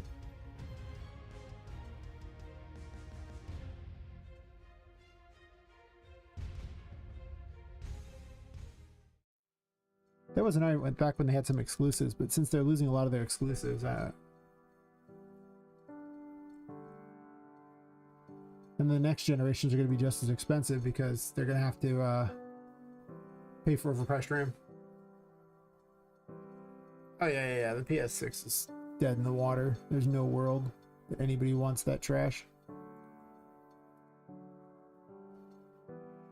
Especially when they just deleted all these like movies from people's libraries. They're like, yeah, you don't own things for very long, and if you don't log in for like 6 months, actually no, 3 years or something like that, then we delete your stuff, and you know, like a bunch of things there. And it's just like, you know, I don't want to support you. Oh yeah, that they just should have not, like, it was really bad timing, and it wasn't their fault. Like all the RAM prices rocketed up after they'd announced it. They probably should have just said we're delaying. It's really that they should just said we're delaying it until the prices come down. Right now, there actually is a lawsuit against the 3 major RAM manufacturers for artificially inflating the prices anyway, because they just decided to cut the supply.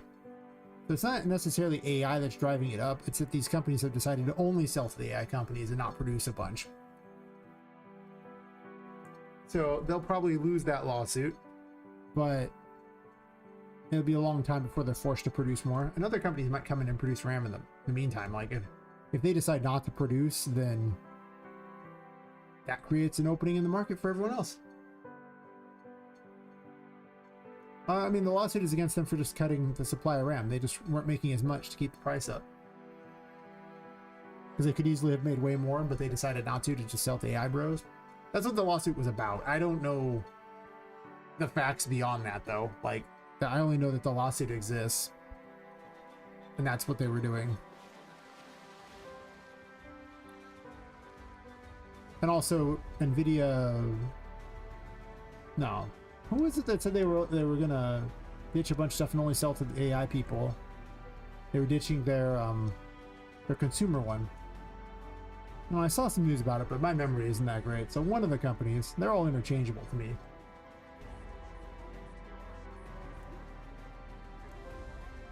Oh, I need to fix that. The water that's in the wrong location and kills me every time I go to it. Probably need to fix that. Very important.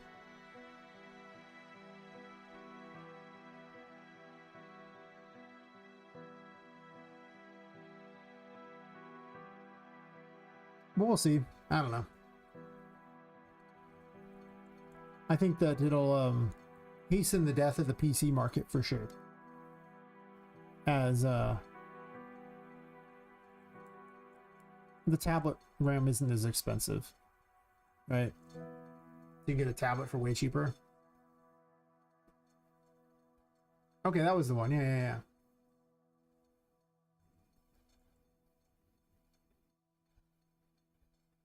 It's like, cool, great, thanks guys. Well, happy right now that you did this.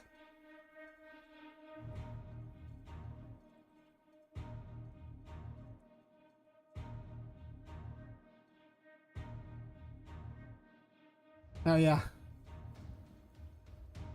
That's the big joke, is that all these, you know, phone components and like that, it's the same components, they just put a different label on each one, and they're like, yeah, we're so unique.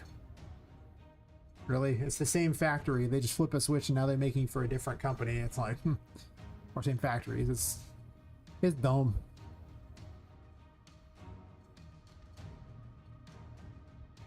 Yeah, these numbers are way off.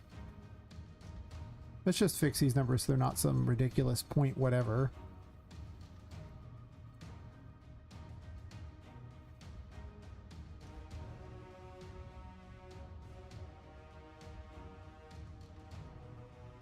Thankfully, I'm pretty budgety my stuff, so I don't mind too much. Also, Samsung's not even that great anymore. I guess on the upper end of tablets and things like that, they're still better, but the difference between one and another isn't that high. Always own chips with the investing market, yeah. Kind of one of those things. At least in the U.S., we don't really like it when China makes our stuff for communications, because they kind of giving them backdoors to our stuff isn't usually the best. They actually banned a bunch of the Huawei stuff over here.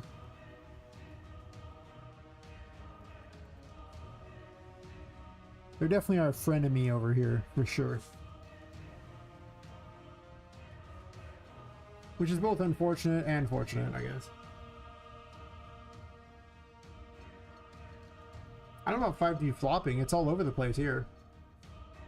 You can't even find a phone that isn't 5G here. And 5G is doing great here. I'm over in Northern California, and it's just good luck finding a 4G signal. Oh, we got 5G everywhere here. Like, I haven't seen a 4G signal in forever. You have to go out in the middle of nowhere to find one. They do still exist, but you got to be way out in the middle of nowhere because the range is so bad on 5G. Way faster, but it is everywhere. I didn't flop one bit. It's... You just have to be in a populated area to get it.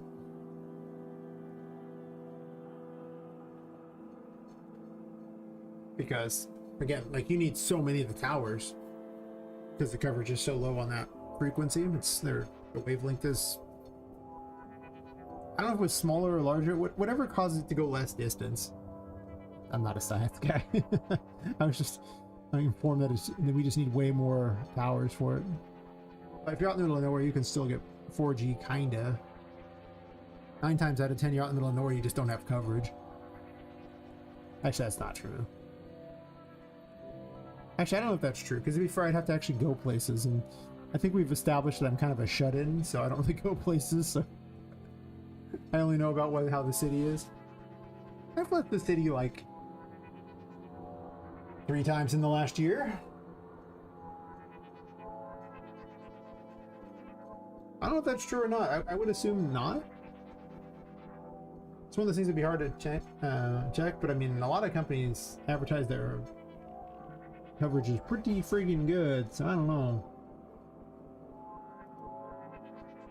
Because you know where I'm at, Northern California, over like the Chico area, is not like the biggest place in the world. We're up to 100,000 people now, but that was like, what just happened there? That was like, you know, only a couple years ago that we suddenly shot up by about 40,000 people. It's only because the neighboring city burnt to the ground. But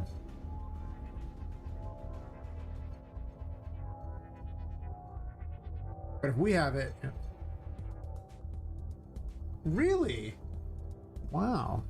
It is a small world. I grew up in the in Paradise, Magalia. I mean, I went to school in Paradise. I mostly lived in Magalia. I did live in Paradise for a while sometimes, too. It bounced between 2 parents. So I did not bother to go to any of the reunions, let's put it that way. I was like, I don't know about these people. I wasn't really well, I didn't like them that much in high school, so I'd want to see them again.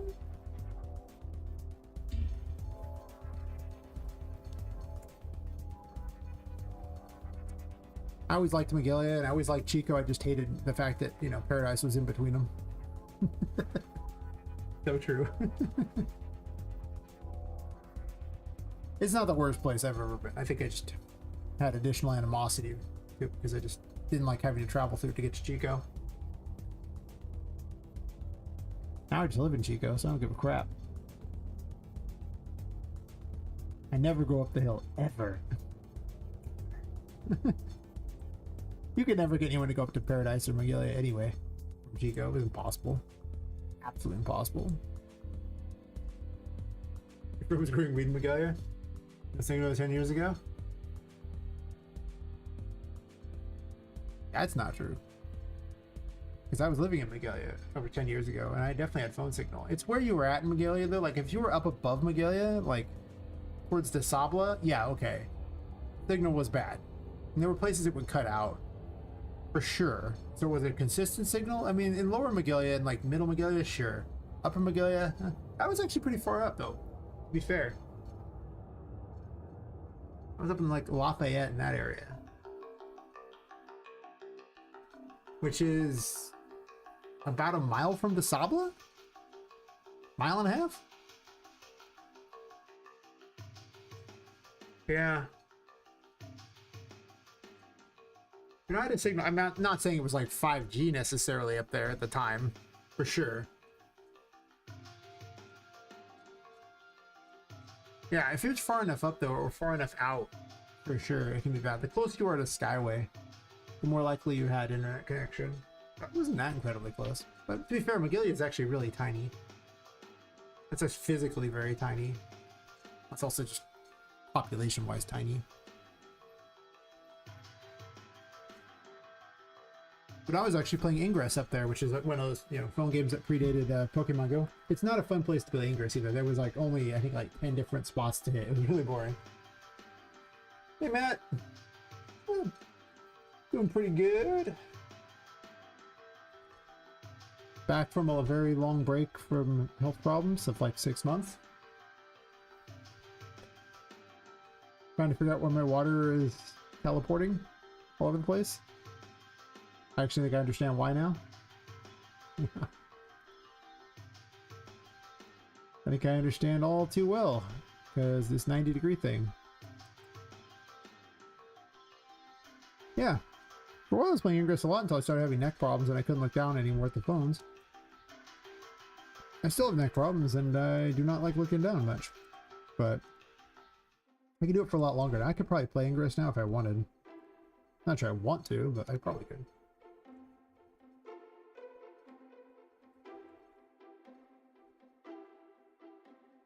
Of course, now the area is dangerous enough that I don't think I'd want to. Yeah, there's been a lot of not so great in this particular city for sure.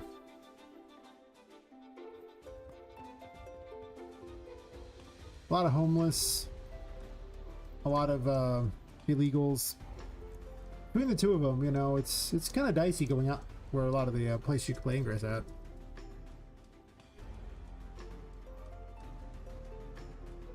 Oh god, I since I tend to deal in a lot of magic cards and everything like that, I talk to a lot of people who are, you know, in like their early 20s all the way up to like, you know, well, old people like us, right? And they're already complaining of neck problems, like already. Like, I always tell them, don't worry, it gets better as you get older. And they always look at me like they're all full of hope. And I'm like, they're like, really? I'm like, no, I lied. It doesn't get better at all. It gets worse.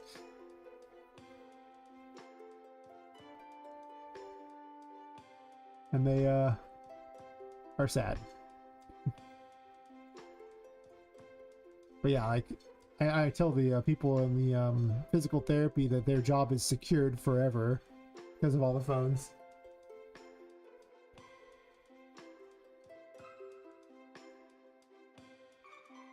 Oh yeah, I've had problems like that. It's just, I've had them for so long. Like, too much computer time did terrible things for sure. Yeah. It turns out that this whole unnatural just sitting there in front of a screen forever is real bad for you. Who knew, right? Who knew? I should have listened to this old lady once who was she's a park ranger. And that lady was like in her late 60s, early 70s. And she looked like she was, you know, older. But she was so spry. She was like jumping up and down and like moving all places. And I was like a kid at the time, and she was making me feel tired. And then she's like, yeah, and I got like a son, but he like, you know, is like all hunched over and like that. He works with computers and everything like that. And he's like 50 and he can barely walk. And I was like, should have listened. I should be like, wait a minute, wait. Our kids, our parents ever get square eyes? Who knew, right? They always said I was going to go blind from doing that. I didn't know they would be right.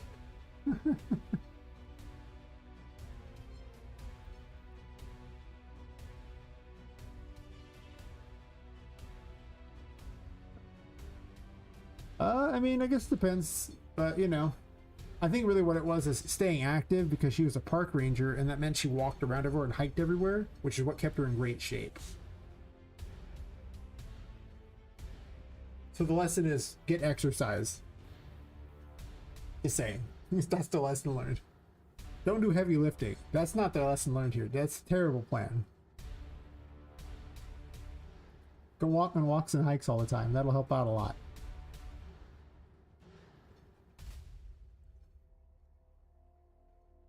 Whatever that old lady did, do that.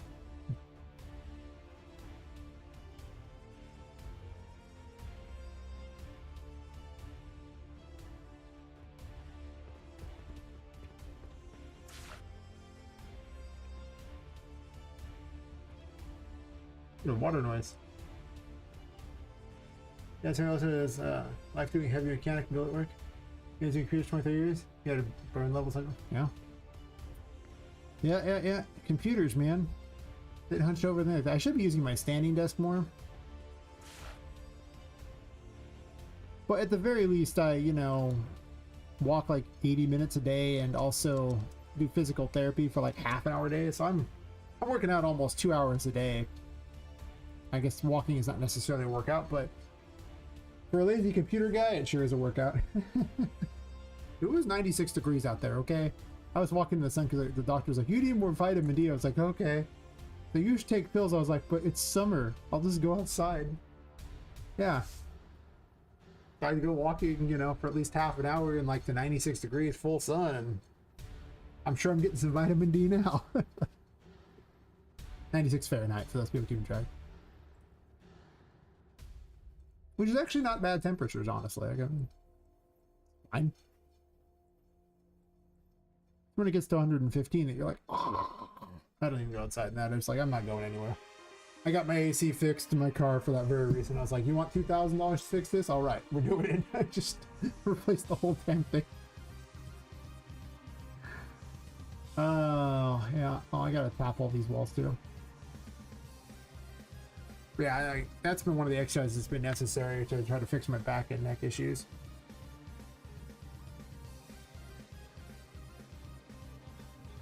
And then I unfix them by doing game dev. Yay, game dev.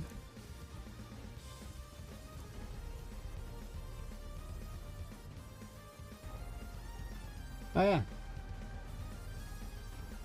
Yeah, 100 degrees ain't so bad. That's fine.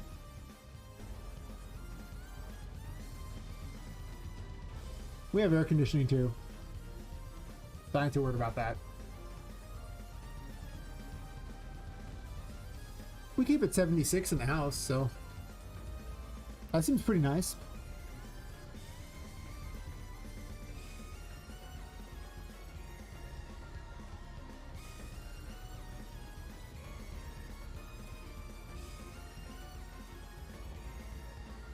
I probably freeze if it was any colder than that because you're just sitting there all day doing nothing. I have a fan going on me too, so to be fair. And I sleep with 2 fans.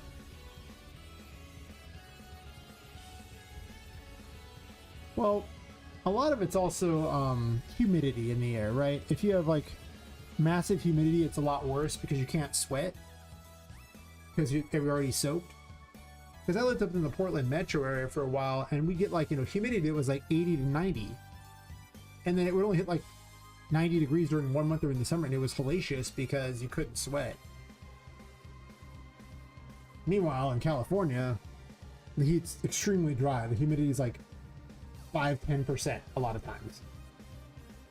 I guess it depends on where you're at in California too, but where I'm at, like near the Great Valley area, like the northern portion of it, it's not really humidity to worry about.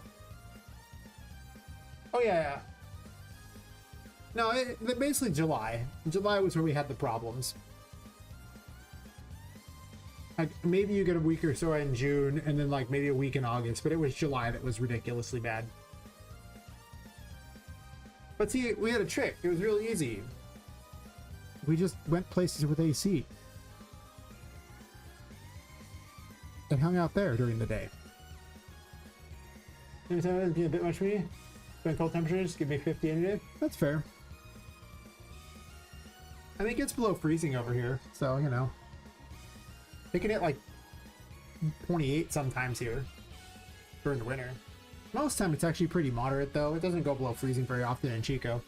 It's not like Paradise or Magalia above there where it actually did get to freezing all the time. Where you're at, like, you know,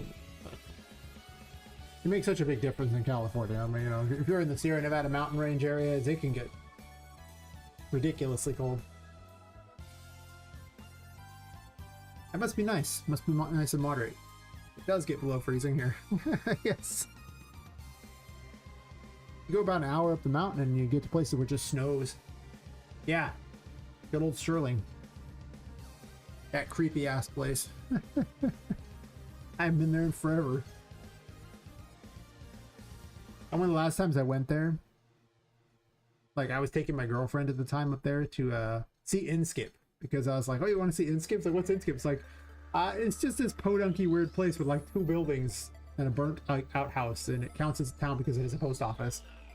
Just like, sure, why not? So we drove up there and we go to drive through Sterling City, and you know the one big street in Sterling City, right? That the main one drag with is basically not a lot else there, but people just started lining up along the street as we were driving through there.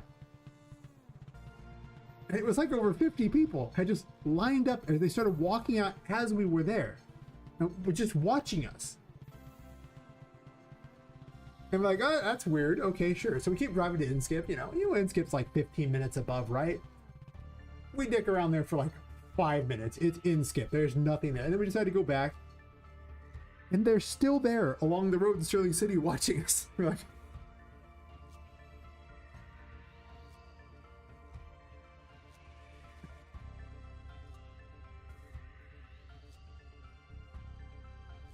Mall Chico, where if they say, yeah, well, there used to be a mall in, there's Chico Mall still there. North Valley Plaza got replaced by a bunch of buildings, and they just took out all the area in between. That was actually a while ago. But you could go hang out in a Starbucks or something, buy a drink or something, and you could sit there all day. Yeah, but the big problem is the illegals and the homeless have turned the places like Big Chico Creek into toxic to be in. Like last time I went there was like E. coli warning saying dangerous levels of E. coli, and you could smell it. Like I went to Hooker Oak, and you could smell the creek upon entering Hooker Oak. I was like, what is that? So I thought it was an outhouse had broken or something. Or actually, I thought the bathrooms had broken. No, there were actual signs saying don't go here, or don't go in the water, because they had been, you know, using it as sewage. So, like, there's not a lot of places in Chico that are natural anymore because they've been destroyed by that. It's pretty bad. Very disgusting. The water was brown. I might have some pictures somewhere on my phone, probably. I'd have to dig them out. Except for North Island, New Zealand gets about 43 to 37 through winter and summer. Guys have 4 growing seasons? No kidding. That must be nice. I would like to never be in freezing temperatures, and I also don't like 100-degree weather. Like, I'm fine with it. The only good thing about 100-degree weather is the women tend to wear a lot less. I'm just saying. When I was younger, that part was great. Now I just can't be bothered, so... You guys know what around? We have mushrooms and chill and shit. Yeah, that's fair. I mean, Magalia doesn't get very hot. It really doesn't. The trees block everything. Those giant trees are glorious. They also kill most of the underbrush, too, so, you know, you don't have to worry as much about snakes and shit. I liked it. Because I really liked Magalia. I never liked Paradise, and Chico was where all the stuff was. Of course, now you can just order everything, so Chico's not that necessary anymore. But... What's your other place in New Zealand? It smells like farts and rotting. Yeah, sulfur. Yeah, we have those in Lassen National Park, because Mount Lassen's right over by where I'm at. In case you just want to smell that. I've been there a handful of times. People like to go there for some reason. I'm like, I guess it's okay the first couple times, but I don't know. I like the hiking part there, so maybe I'd go there again, but I'd have to be in better health to think that was the right idea.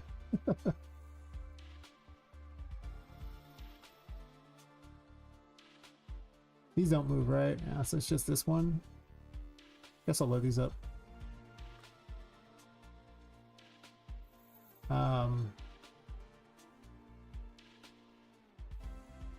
If like this, I would do that. And I haven't been to a lot of places outside for a while. Basically, the last 6 years, I've had terrible health problems, and I haven't really done hardly anything. The whole going outside thing is for other people. I think I spent 2 years where I didn't even leave the city. I don't have anyone to really drive me around. Well, I guess technically we could drive me around, but at the time I didn't feel like going anywhere. Just hurt too much. So I did not leave the city for like 2 straight years.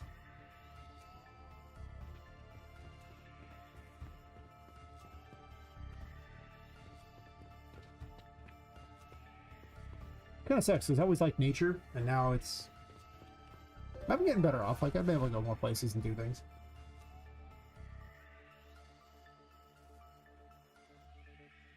So maybe I'll be back to being okay eventually. It just depends on the nature. I find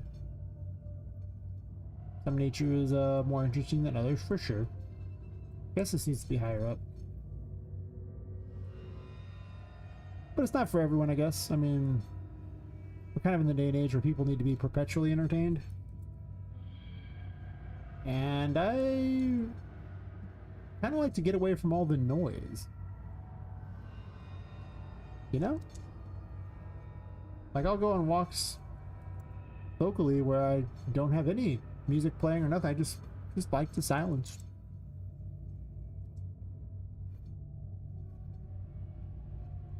Don't need anything to do, don't care, don't want anything to do, just alone with my thoughts. They're already pretty interesting usually. Been hella reclusive for the last 2 years. Go to the cities and visit friends and whatnot. I'm in a small town where I don't know anyone and don't care to. Fair. Well, that's one of the things I've discovered about game dev is it's isolating. Like, it's really easy to sit in front of the computer and just keep working on your stuff. Because it's what you want to do and it's fun. And ever since I got into this hobby, I've become so much more of a recluse than I ever was. Yeah, it's just... It all started because of like the Paradise Fire, where it was too toxic to go outside. And I was like, I'll download RPG Maker because I'm bored. I always want to make a game. Fell in love with game making and went from having like friends and hanging out with people regularly to not really doing that much. To be fair, the whole COVID thing happened in California was retarded about it, but they kind of locked down this area pretty bad. But even then, I could have went and just visited friends.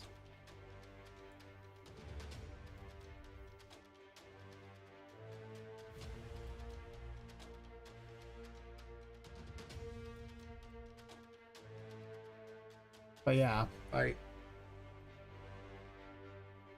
need to remember that there's a life out there, and if I spend all my day working on my regular job and then this too, well, one, I end up incredibly unhealthy, and we've seen how that turns out. But two, I miss out on life. Just completely, just miss out on it. I think that's high enough. And I kind of don't want to do that. Living in Japan, they didn't have lockdowns, so social pressure keep people from going out as much. National restriction, that's fair. They just locked down all the businesses here, so you couldn't go in a lot of places. I still ran my business anyway because I just ran out of an office. I didn't worry at all about the morons and their little social experiment. Hey Nexus, let's get off work. That's what my job. Hi. Well, hello. How's it going? You're getting off of work and you're just stopping by and saying hi. Wait, if you're off work, can't you hang out? Wait a minute. Do you only get to watch streams at work? Is this like Lepus all over again, where he just only watches streams while he's working? It's a good system. I wish I had a job work. Wait, I do have a job work. Never mind. I work for myself, so technically I can very much watch streams while I work. In fact, I often do. That's when I'm lurking someone streaming. I'm usually doing regular work, 100%. Because regular work is dull.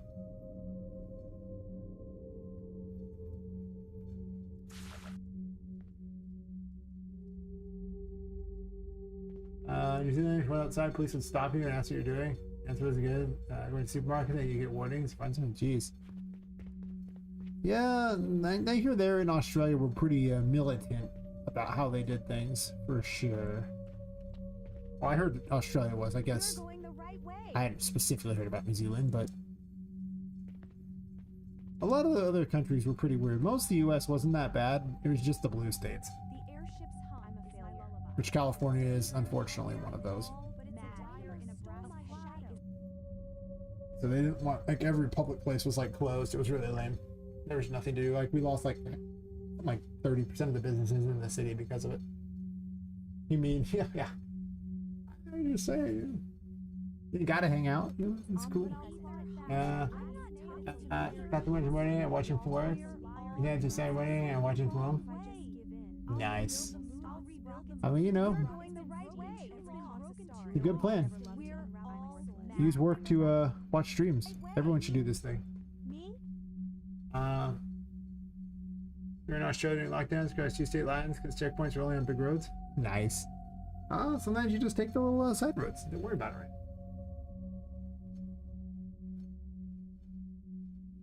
Hey, D6. This isn't Shuppet. Shuppet. The Poppet. But a Shuppet. Okay. Could be a Shuppet. I think that's right. Long stretches of lockdown like China. There's lots of smaller ones. The traffic light system. Was like red light, green light with your house? Like you're only allowed to go outside if it has a green light? Is that what happened there? Like traffic system for your house? You go to send you home during the afternoon evening? That's fair. I'm the same way. I sleep in the morning. I'm a terrible person like that. Oh, Pokemon sounds like a Puppet? Fair. I thought about having a joke character, Plumpet, and Plumpet's just a fat version of Poppet. It's actually not that hard to do that. There's actually little sliders in DAS that I could import over that would make it so I can make Poppet fat. Use the same model. It wouldn't be thick, she'd just be fat. Plumpet. I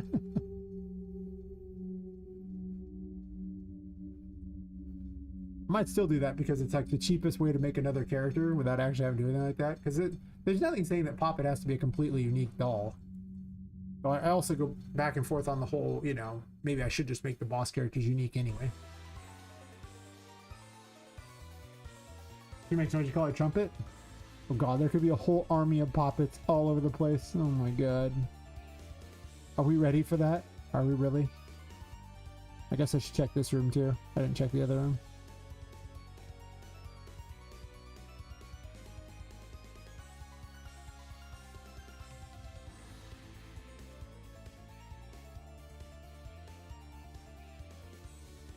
Brass Poppet, Trumpet. That would be funny. Okay, well, I'd like to point out that this thing doesn't actually load up here, so it did not load the room. Glad I checked. I'll also make sure this is the right size anyway. I don't know why I made these so small. All these are way off. It's very dumb. What was I thinking? That's probably that funky Poppet. Hell yeah. There could be a whole line of her. She could be the most popular toy ever.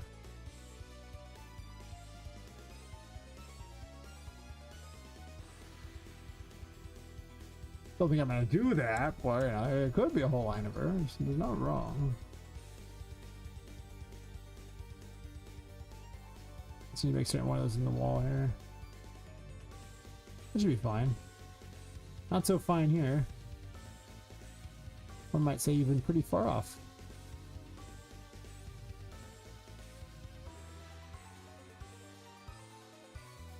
Isn't that more or less it? Like red light is full lockdown, orange is partial, green is more or less normal. Oh, I'm so happy they're playing red light, green light with people's lives. You're actually in a giant Squid Game and you didn't realize it. Oh my god. 10% sure, as I said, I lived in Japan at the time. They're expensive for the country though. It's prevent people from working. The government heavily subsidized cost people. Yeah, that's why a lot of prices went up after COVID, because they were giving all that free money out, and the supplies got completely annihilated, and then the prices never went back down because businesses or corporations don't like to lower prices. But yeah, I didn't have a great stream. Oh, thanks for dropping by, Nexus. Sleep well. For some reason you wake up in the next hour, I'll sure also be streaming. Maybe 2 hours. Poppet bots roll out. Good. I mean, you can easily replace a material on a character. So, I could replace all of Poppet's materials with, I'd probably just duplicate her. And then replace them all with brass.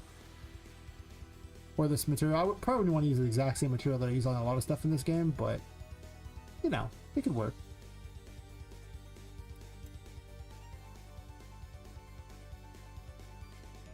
I might still do that, I don't know. I consider having little mini versions of Poppet too, you know, like mini pops and things like that, you know. Army of the Living Poppets. It would be pretty terrifying, a bunch of dolls that come to life with magical powers, Jesus. I mean, I'm not saying Poppet would be like this incredibly brutal fighter, but, you know, she could hurt people. Especially if she catches you while you're sleeping or something. Guys went up because Trump war. They said they're not going to put them back down, much like Canada. Yeah, and some tariffs. Yeah. Well, the tariffs were funny because there were a lot of people raising the price of everything, even stuff made in like the U.S. And it's like, you know, the Trump tariffs wouldn't affect stuff made in the U.S. You know that, right? There's a lot of political garbage going on that screws with us normal people.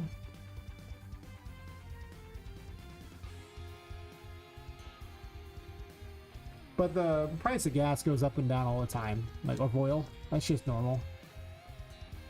Whenever there's any kind of anything happening over in the Middle East, because those morons are always fighting,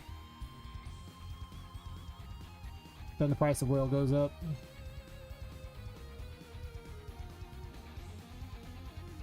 A Toy Story? Like Small Soldiers? Soldier Pops. Oh my god.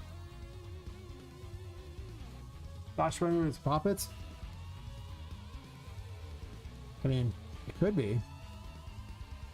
I assumed it would be like the show Puppet Master, except for they're all puppets. Because in the Puppet Master, the puppets actually killed people. But they actually really weren't that tough. Like, if you cut them out in the open, they're actually just small toys. It's kind of like Chucky, you know, like in Child's Play. Chucky's a wimp. However, if he catches you unawares, he can still kill you because you can still wield a weapon. And just in Puppet Master, they just had built-in weapons that were all creepy and weird, but if they couldn't restrain somebody or catch them while they were sleeping, or, you know, like when they were like on the toilet or something like that and attack from unawares, they really couldn't kill anybody.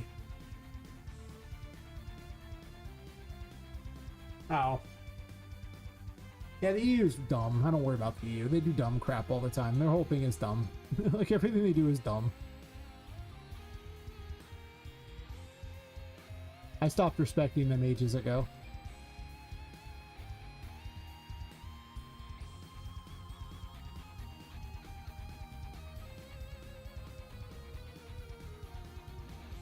To be fair, I don't think they respect themselves, so it's not really a big deal. Kind of like this being a bit from the wall. It's not really a big deal. Don't worry about it.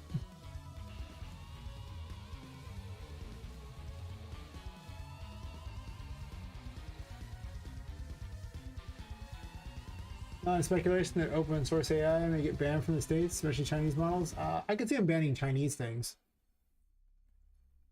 I mean, you know, they're a company that is openly, like, Xi Jinping has actually said he's at war with us. Like, he's said it. He's flat said it. So, you know, there's a lot of espionage like that. And even Trump, but as Trump pointed out, like, it's like, they're like, aren't you afraid of China spying on us? Like, you know, it's not like an act of war. And he's like going, you act like we don't spy on them. And it's like, he's right. You know, we spy on them too. So we're both scumbags in this equation, okay? Like, use SKG though? What was SKG even? I mean, to be fair, it's not like anything EU actually does matters. We just tell them to, you know, F off.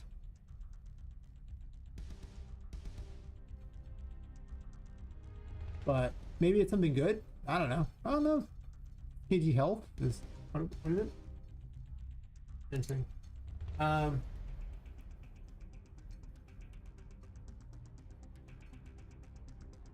They used to have a lot more freedom to travel. Now there's lots of issues with those places. I just treat the EU like a, you know, a dysfunctional version of the US. Like, they're smaller than us. They like to pretend like their little countries are super relevant, but to be fair, a lot of them make less money than the average state here. So they're really weird. They used to be relevant to the world. Now they've kind of fallen apart.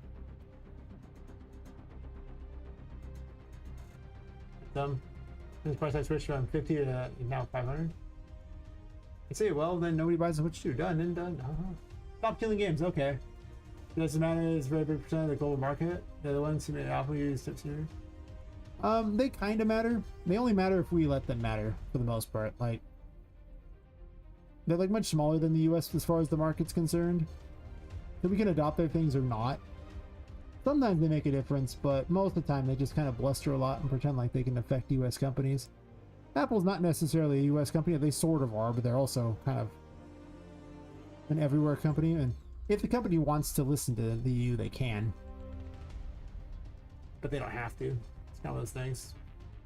I guess to be fair, a lot of them actually headquarter themselves outside of there. Outside of the US. Feels like it's pretty, anywhere else vacation's expensive. Yeah, you're already in, you know, Middle Earth, so you don't have to worry about it. Like, you already get to go on vacation because you're in Middle Earth. Quite literally Middle Earth, because that's where they filmed it there, right? Oh, yeah. Well, every phone's made in China, so, you know, what do you want? Like, I wish they'd make some of them here. I'm so tired of, most of there. Evans holds a literal monopoly on the global semiconductor supply chain through ASML, a single-Dutch multinational corporation based in Belgium. In the world, it designs and builds extreme ultraviolet machines. They're actually an for producing ultra-precise sub-5 chips. Interesting.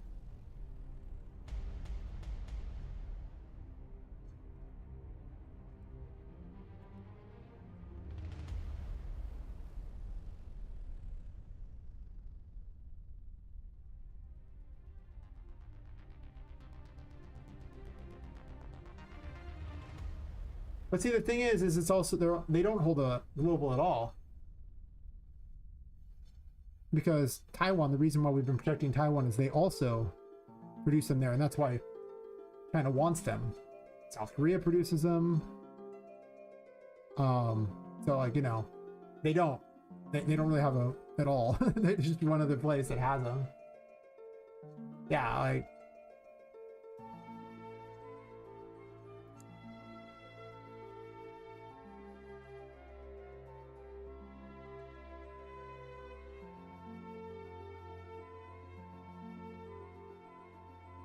Also, why we can't let him have Taiwan, you know, where we've been. Of course, Xi Jinping has also said that he's going to take Taiwan, and so, you know. But he said that a while ago, and they do flyovers and things like that, and there's a big thing with that, and, you know. That's extra BS. I guess this is already normal height. It looks like there's, you can see below it, though. But Shift N is not putting it down. Fair enough.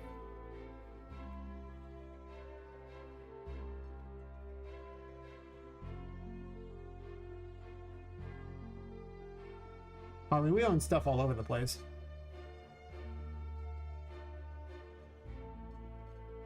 We pretty much finance the world. A lot of their stuff just doesn't really matter that much. They need us to do everything for them. I kind of wish we'd stop financing the world to be 100% fair. I'd like to keep the money here. Spend it on us.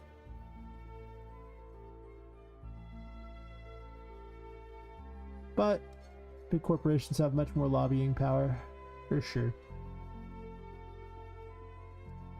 And so we spend it on other places that I don't care about. Damn. I guess I should put this through the wall here so they can actually jump up on there. That's true.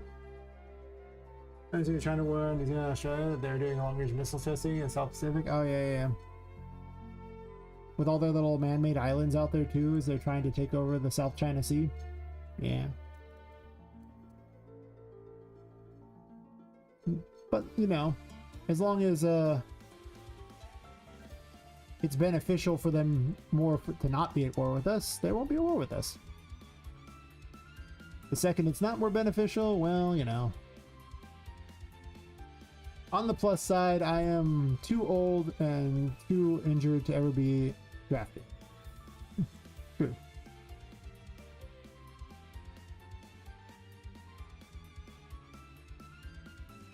I'm actually beyond the age they'd want me. Now, if they really ran out of people, they might do it, but I'm pretty certain the world is in flames if it's hit the point where they need to draft someone like me. They're like, we're not scraping the bottom of the barrel that bad yet, buddy. You're good.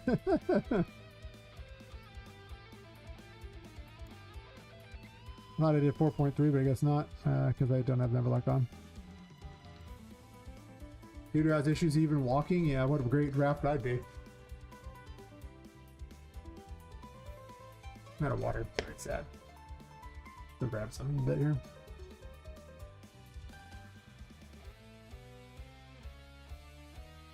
Now they still, I think the cap for the Navy here is something like 42, I believe. Biggest chance to go to war with China, I reckon. There's just not much point. Trying to develop the army now. They're still jumping if China goes to Taiwan. If that happens, I think the US wouldn't be too hard on. Oh yeah, we're not gonna let them have Taiwan. I could operate a drone or Patriot defense system, but there's, you know, untold millions of people that are of like fighting age and, you know, just a better prospect. Like, why train the guy who's like 45 with health issues, who might not be able to work because he can't sit there like that, because I can only sit for so long in places where my spine has issues and I start losing feeling in my arms and everything. Why would you ever pick me over like anybody who didn't have these problems? Right? Like, why would you pick me? The cutoff age for drafting, I mean, technically there is no cutoff age, but there is a certain like age that you can apply for any of the various armed services here, and the oldest one was the Navy at 42.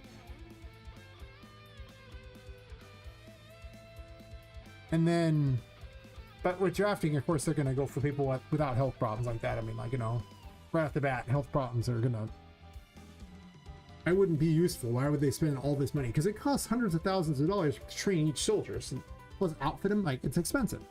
So they're not going to do that with people who suck when you know, you have problems. Bone spurs? I have just issues with my spine. Just neck and back. Mostly my neck. Bunch of disc bulges and everything like that. It causes neuropathy in limbs and everything like that. It's terrible.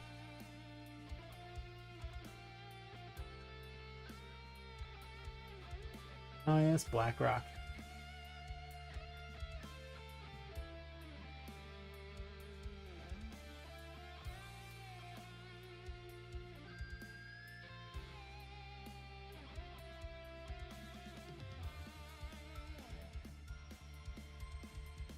So, but technically there's no cutoff age for it, and of course no women will ever be done for it because the draft is only for guys.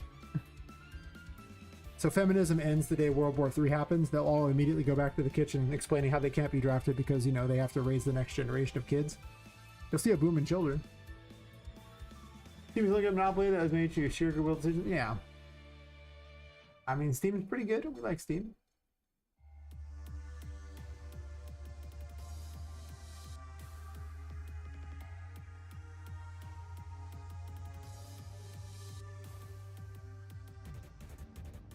I guess I gotta put. Wait, is that loaded?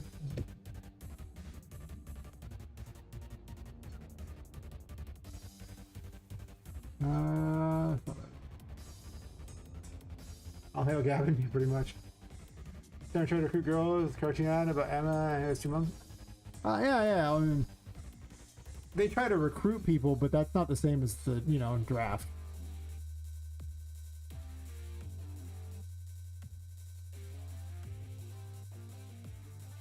If you're a guy, you get punished for not signing up for it. Has very legal issues for not doing so.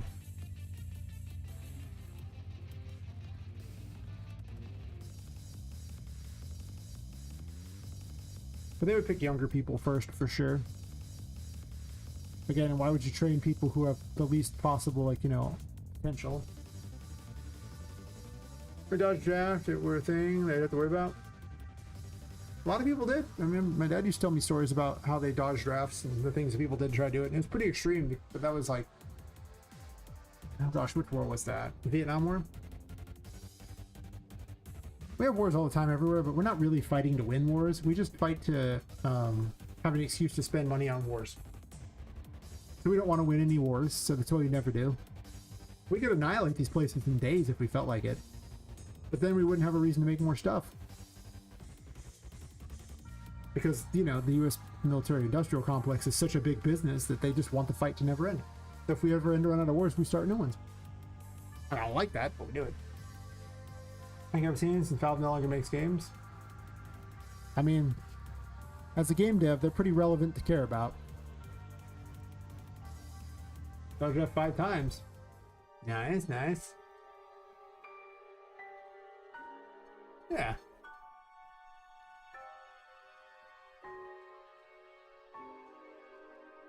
I mean, the goal of the current war is just so people can make money. It's always there. At the end of the day, you name the war, look at who's profiting off it. That's why it's there. They lobby to make certain it happens. If no one's making money, someone finds a way. Oh, these the funny part is the U.S. doesn't even get fuel from those areas. We don't even care. That's the big joke. We actually have all the fuel here we need. Actually, people who should care would be like, you know, Europe. Like when Europe, you know, was at, you know, war with Russia. Like they were getting oil from Russia. It's like, man, it's bad news for you guys. Crazy.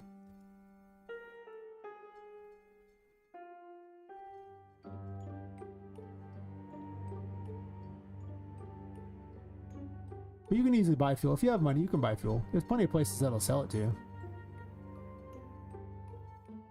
Most of the world's fuel does not actually come from the Middle East. But that strait there is actually really important for shipping because it saves going around Africa and a lot of people use it. So that shipping lane is probably more valuable than the fuel itself. Fuel is just kind of a side effect. Yeah. Yeah, we do a bunch of importing from there. We also produce a bunch here as well. We have a bunch from Alaska.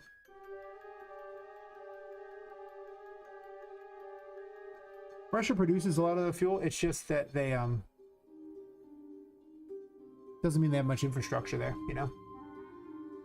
They actually had those pipelines that were sending fuel over to Germany in that area. Was it the Gulf Stream pipeline? What was it called? The one that got blown up. It was a Russian pipeline that was sending oil to Europe. I don't know. Whatever it was. Yeah. Nord Stream, there we go. Yeah. Yeah, they export oil to Europe. That's why the war's funny. You guys dismount deposits? Black kind of first round of people feel strongly about fracking lines? Yeah. My advice is, you know, if you're gonna frack, do it in some place that nobody gives a shit about. Probably not Middle Earth. Hey Lepus, how's it going?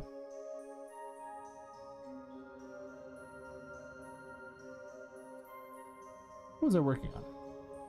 I think I tapped all the doors in here. Did I tap all the doors in here? Oh yeah, this door screwed up.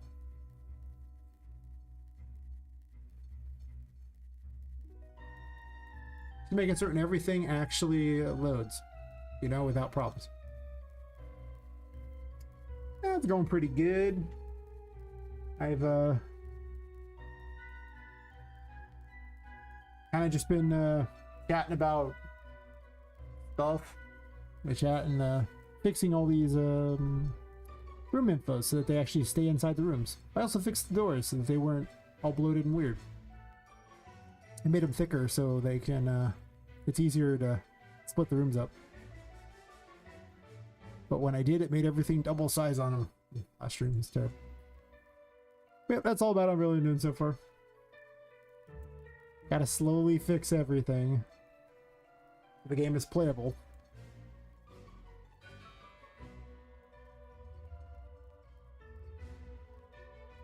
Well, this one should be easy. It's going pretty good. Got PT later today. Hell yeah. I like my physical therapist a lot. She's fun.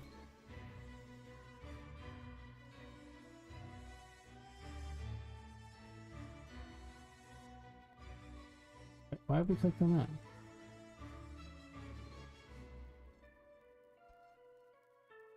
All in all, life is pretty good at the moment. Health problems aren't that bad. Well, today they're not that bad, so...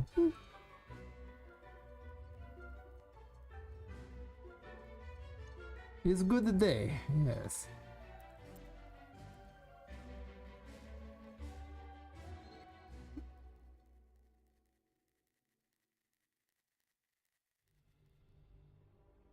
Tried messing with 5.8 earlier. I mentioned, as you saw in the chat in the Discord, where it was a big dumpster fire, and I went right back to 5.7. I was like, yeah, okay. I finally finished another thing to make a company. I got to send those for review. Nice.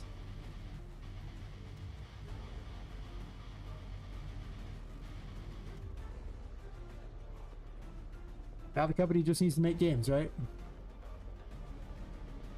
I guess gotta tap both these walls here.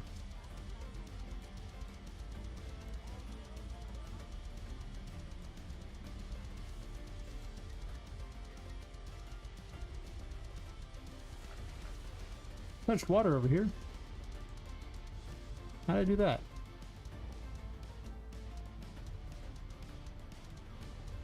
That's a serious bug, because that would kill her if she touched water. Yep. That's okay, we don't actually make games here, we just pretend. That's good enough. Imagine actually making games, that's weird. Who does that?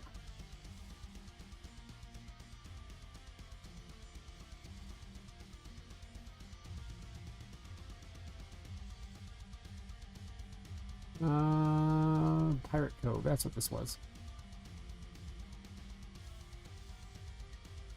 Actually, not too much, because I'm not eager to the accounting and everything. Excited. No, sorry. Not too much. Yeah, accounting sounds terrible. Yep, easy part. Making games. Yay! Game make good. Yay. Yay. Uh-oh. Oh, another one of these ones where it does the weird loopy thing. I gotta fix these, I guess. Thought I fixed it completely, but I guess not. Oh, yeah. We can just pretend like we make games. It's close enough. I don't know about actually making games. It's weird. Sounds like a lot of work. Let's just all sit there and stream and pretend like we actually, you know, do it, and then no one will know the difference. Occasionally restart, so this way you never actually finish your game. It's like, oh, I just can't progress anymore. Let me just start over. That'll help.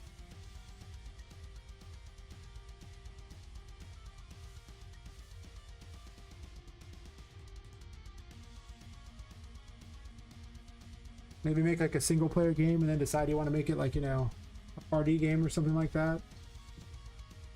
Play some Final Fantasy or something. Remake a Final Fantasy game, or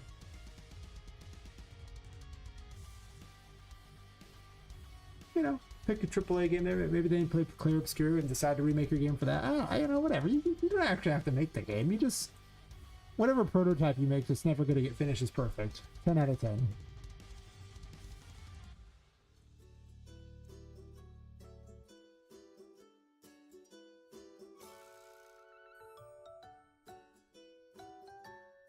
RPG with 4K graphics and destructible environment. 100,000 different panels. Yeah. Try to compete with the existing backlog sales huge discount. See, that's the right attitude there. Who needs to finish a game, right? You never have to you won't have to compete if you never finish. Perfect. 10 out of 10. Best strat ever.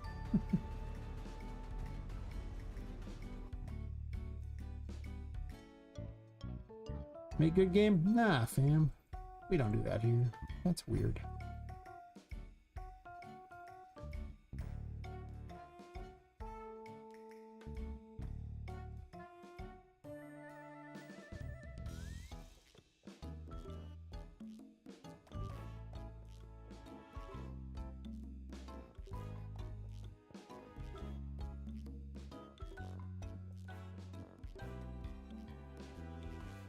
move this out of the wall a little bit, you know? I also fix dumb crap whenever I see it. I like the problem for big studios, that's why they're killing physical games. I mean, you know, as long as Steam exists, Steam libraries will be huge. But people get excited by new stuff. Like, just because you have a game in your library doesn't mean you play it. I've got hundreds of games in my Epic library. I don't play any of them. I just have them. Yeah. What's really killing games is, well, endless remasters. It's like, who needs another one of those? And then people pushing, like, weird political crap in their games instead of making, I don't know, a good game. People like good games. It's just a lot of games are trash. They need to focus more on making good games and less on pushing whatever weird message crap they want, you know? Like,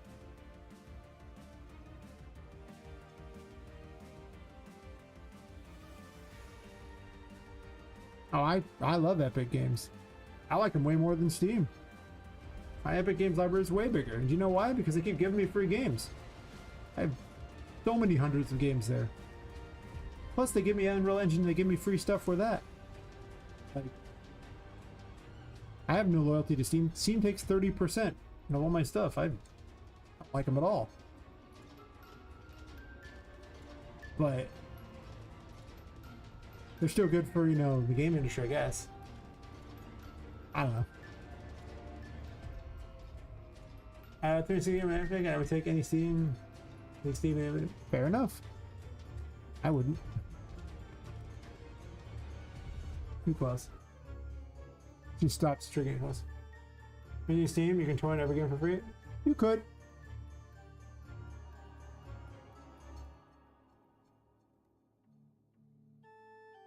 I don't know. In the case of indies, I like to support them. In the case of AAA companies, I don't really care. You know, like, it's really that simple, you know, because a AAA company has untold millions upon millions, hundreds of millions of dollars, so for them, it doesn't make a big difference if I support them or not. But for that indie over there, they might have only sold 1,000 copies of their game, so, you know, my support does matter quite a bit. I think that's kind of how I really view it. A little more personal stealing from an indie than it is stealing from a, you know, big corporation.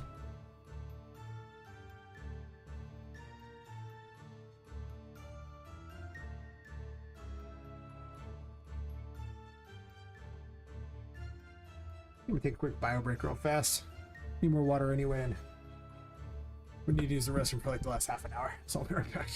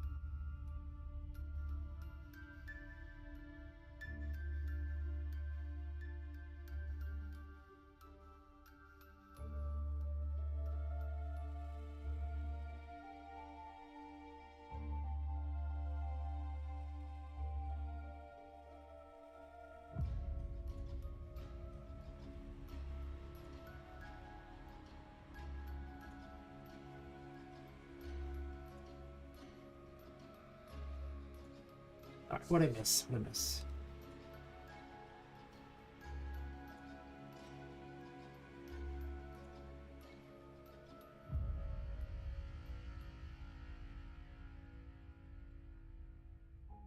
Epic's better developed the options. They offer a game engine for free. I mean, that's kind of where I'm at with it. Like, they've made my dreams come true that I couldn't have done. Like, there's for all the crap that I give Epic, Unreal Engine's pretty cool. And they just give it to me for free. And a bunch of crap. This game wouldn't be possible without them. That's why I love them more than Steam.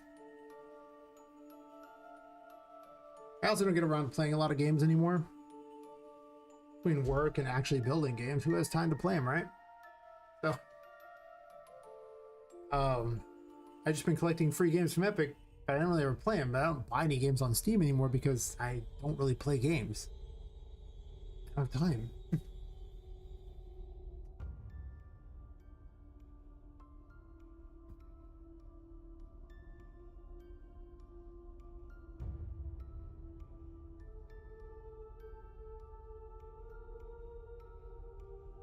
Open source doesn't necessarily mean much of anything.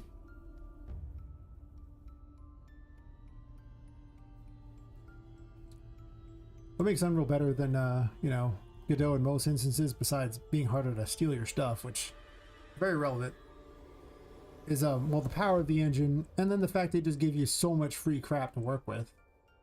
They provide so many free paid assets for you, and non-paid assets. They just make stuff free so you can build whole games, and that just is such a big thing. Oh, I didn't know that Unreal's actually open source too. There you go. Yeah, too. I'm bouncing off walls here to make certain that these yeah,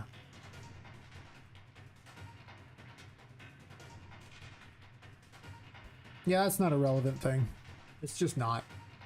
You're not gonna make over $1 million, and even if you do, that's fine. They only take money after the first $1 million. But you never would have made that $1 million without Epic's help, so it's like a very reasonable thing, for sure. Also, if you release the game on their store, they only take like a tiny percentage. It's not even like a huge percentage. You just have to release it on their store too. Which I'm definitely going to do, 100%. I hope to become one of their free for the week things, for sure. I mean, I don't know how much they pay, but I already assume that I won't do well because there's so many games out there. Won't stop me from trying, but you know. Yeah.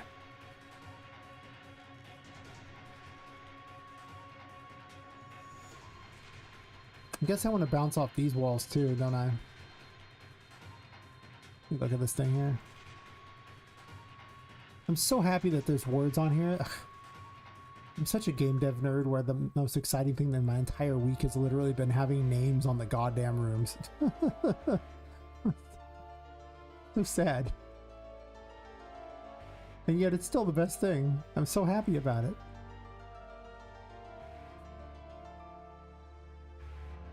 $42. Everyone remember 42 for me. I was double checking to see it's like that. Like that.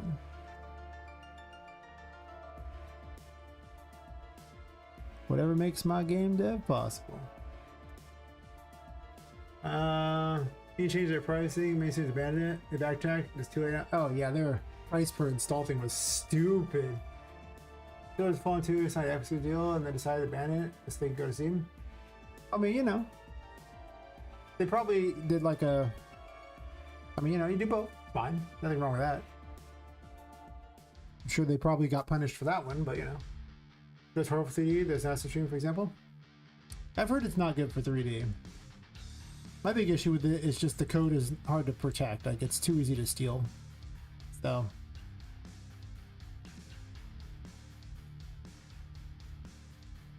And I won't use an engine where you can easily steal the code like that. Like people at Slay the Spire 2, the source code for it within a couple days or something. It was stupid.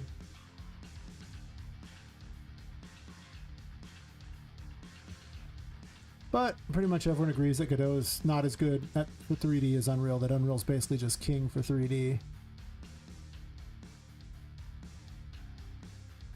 Eventually, you know, well, open source stuff tends to never really hit all that high a quality.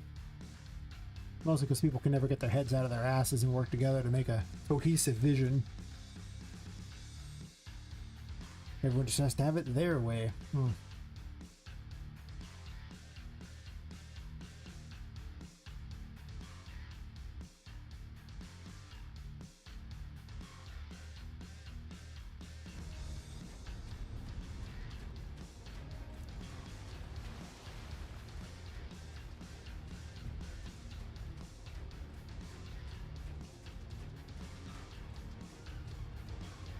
Tap the walls just to be certain that this doesn't unload.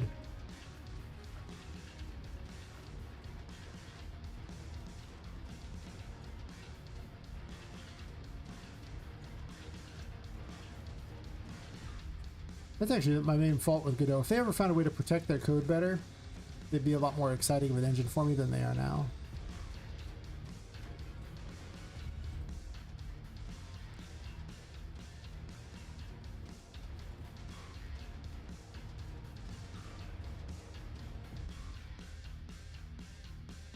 But realistically, Blueprints is why I use Unreal Engine, so I have eyes for no other engine as long as Blueprints exists, and I'm just not going to move to Unreal 6 when they depreciate them. Like whenever they finally do that, I'm not going to do it. I don't care. I'm not learning a whole other language. That's not worth my time. If Unreal 4 is good enough to make the Final Fantasy VII remake, that means that no engine they ever make is going to be good. Like, I'm not going to need it. Like, they can already produce something that's so great, better than I can make. The potential's already there, you know? Why change?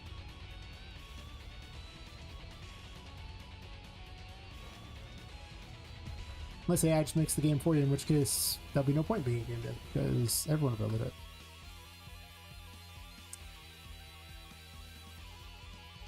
I'll go back to playing games at that point, assuming I can still afford them. It hasn't driven the price of everything so high that I can't even afford it. Looks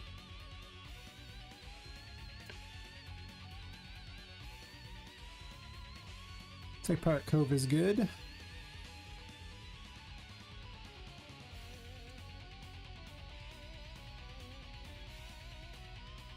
I think I already did the Crow's Nest, but whatever.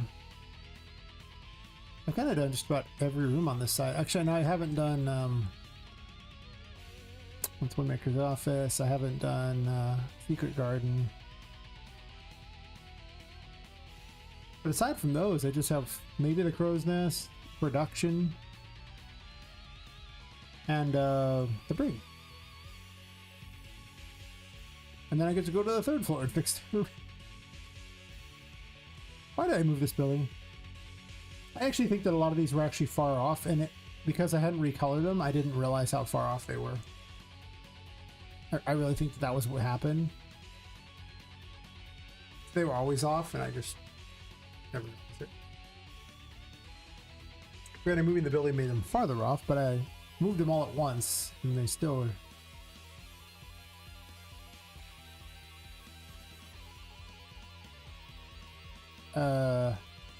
What?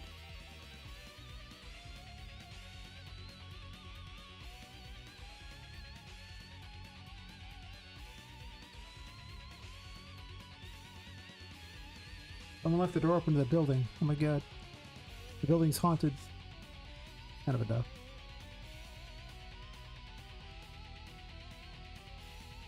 So I go to edit the level instance and then it's fine? Okay. Alright. We all saw that, right? I'm just saying. The doors are haunted. They were just open. You go to edit the level instance and they're closed again. Okay. Just saying.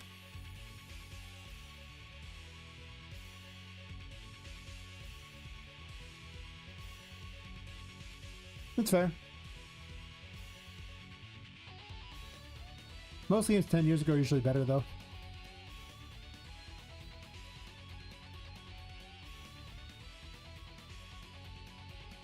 Yeah, people will pay for GTA 6 because it's GTA. People aren't going to pay $80 for a lot of other games. There's all those weird role players on that too that'll play online too. All the they'll get a whole bunch of streamers, you know, content creators in general, just playing it, which will help advertise it more. Yeah. Don't worry about it. It'll be fine.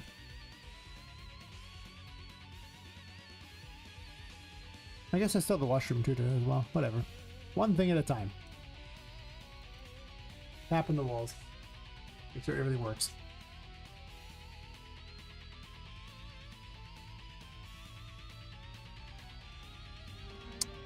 As would I. As would I. That would actually play Elder Scrolls 6. I do not plan to play GTA. I've never cared for the GTA games. Yeah. Not for me. Perhaps for other people, but not for me. For me, not for me.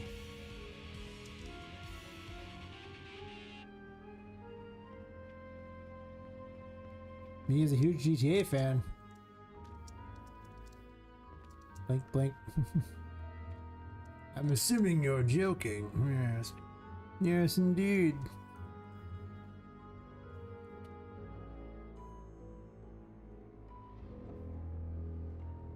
Really?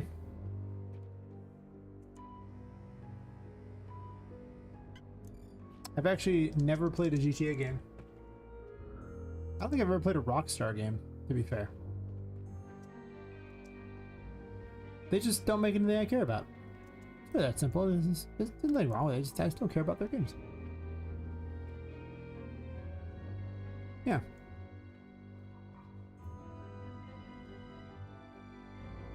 I liked the Saints Row games because they were funny, but I only really liked, well, 3 and 4 were the ones I liked. 2 was okay. I never played 1. It looked too much like GTA. It wasn't until they became, you know, celebrities that, you know, were impersonating themselves and committing like weird zany crimes that made no sense is when I thought the game was funny and worth playing. But the 4th one was more fun because you got to be a superhero in the Matrix, which was way more exciting. Fighting aliens. I just wanted superpowers. Who am I kidding?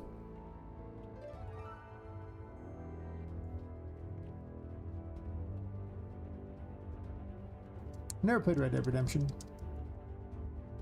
I don't like Westerns. I just find the whole thing not interesting. That's it. I don't like Westerns. Never have. Yeah. If you had steampunk in, I like it because it's steampunk, but that's just a weird variant thing that I like. Bizarre. Yeah.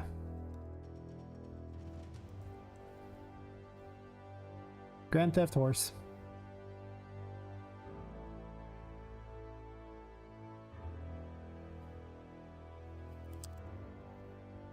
I mean, I won't pretend like their games aren't good. Their games are obviously good.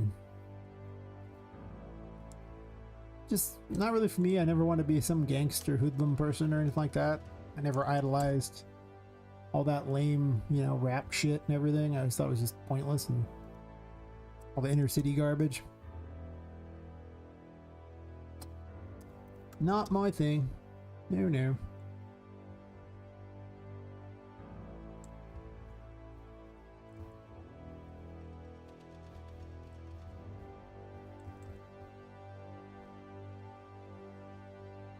What was this one before? I don't remember. I guess I could just click this one and find out.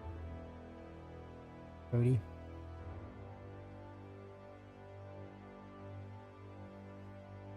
Doesn't get it to the ground. 31?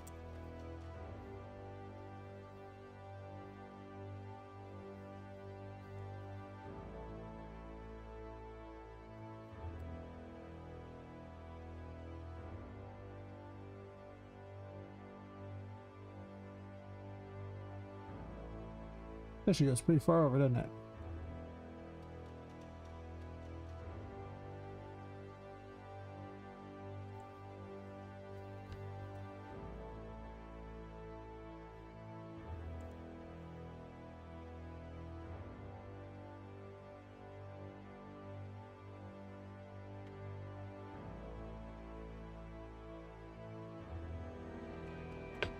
To be honest, I think there's a lot of games I might have played if I wasn't the game dev.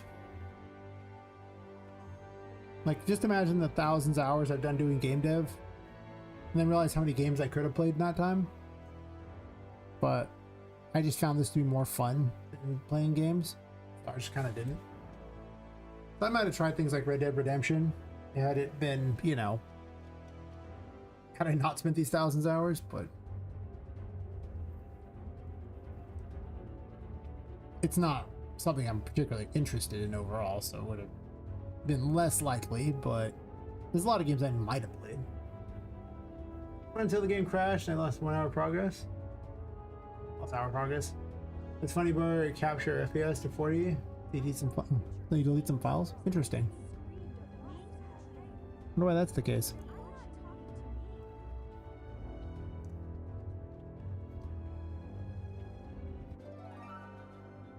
The broken compass goes too far. Good to know.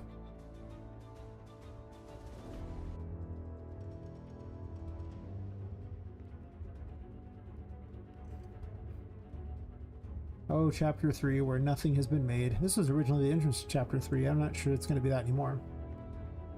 I don't think it is at all. I restructured all of chapter 3 now, so this is no longer the entrance.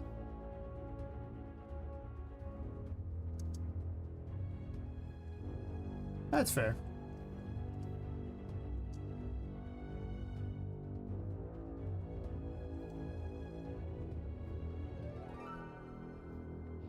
All right. I don't know. It seems like it could be an okay game. I could see it. I mean, people liked it, so it must have been pretty good.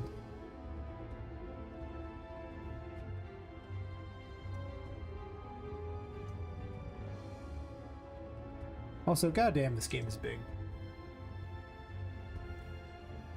Just having to go through and fix all these rooms, like super room fits, you just see how big it's supposed to be, and it's like, you know, maybe I'm delusional. Even now, maybe I'm a little too delusional.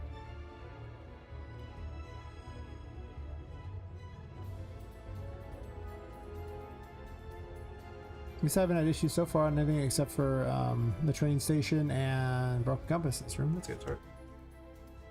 I started making a game, but I think the easiest way would be to finish all mechanics, then leave level 10 last. I mean, that's fair. It really depends on the kind of game you have. I mean, like, since I'm doing a Metroidvania, I've had to redesign a lot of things based on the mechanics, and the mechanics have kind of developed along the way. We also had too many mechanics, I think. I think that I should have picked zodiac signs instead of the tarot. 12 zodiac signs sounds a lot easier than 22 tarot cards, right? Just saying, just saying. One of these sounds a lot easier. Could add 12 easy mechanics. Mistakes were made. Mistakes were made. Yeah. Well, that's what you're supposed to do, you know, if you're doing it right, but didn't do that.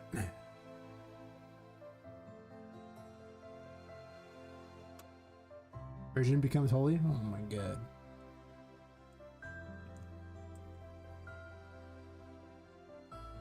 It's fair.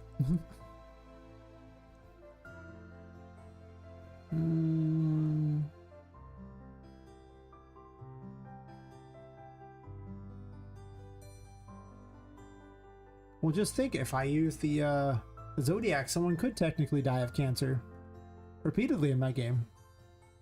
It's important things to note. Kill them with cancer.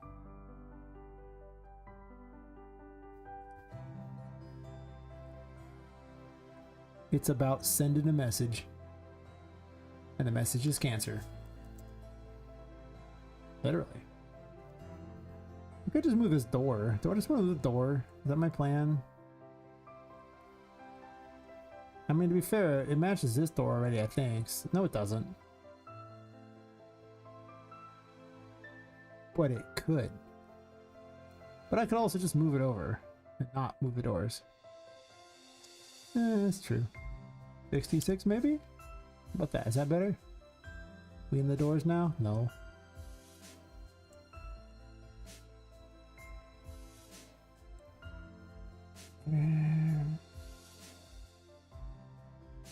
Yeah, X-rays. mean, it would work.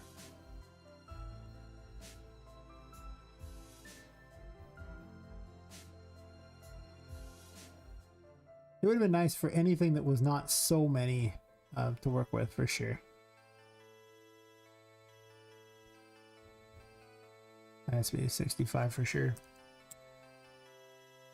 But, eh.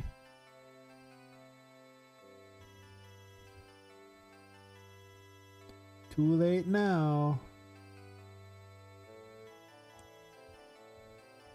Why does 66 seem like it's necessary, but it was too much, I thought. Yeah. Originally I was doing randomization thing but the problem with randomization areas is that though everything is not the same, it feels the same. So it turned into not that interesting of a game. I'm just gonna move this door a little bit.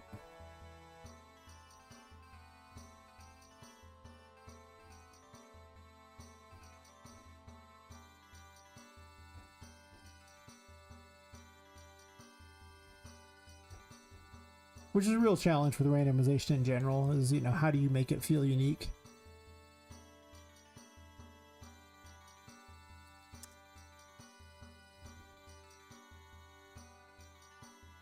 Now I've just come to the conclusion I'd rather just make content, because then I always have content that I can work with, you know, I always have this unique area to go with. It's not just me sitting there making algorithms and making a handful of specialized rooms that I just ram together. I tried that, it was not the best. I realize other people are doing it, and it's really good if you're an indie and you can make it work, because it stays on design time. It gives you a lot of replayability. Kind of limits the kind of game you can make, though.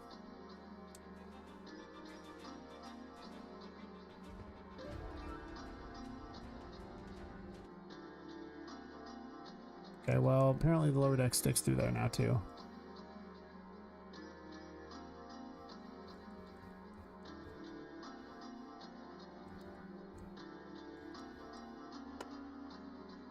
Never mind, I'm just moving this door back, I guess. Well, no, now it's kind of about the right where it's...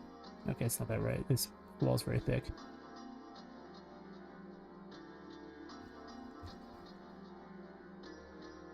I don't want to move the ones I've already fixed. Let's move the ones I haven't fixed.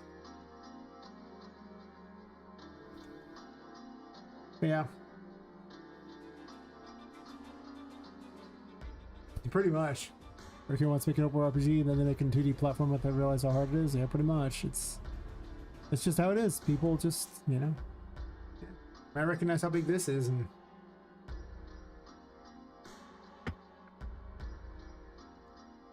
the delusional level of you know, scope that I've had along the way has haunted me for sure.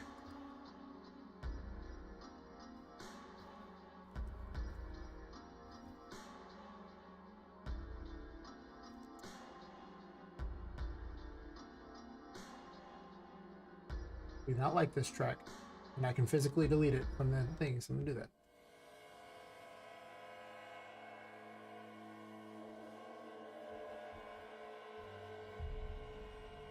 That's why I always laugh when people... Well, I laugh internally at the...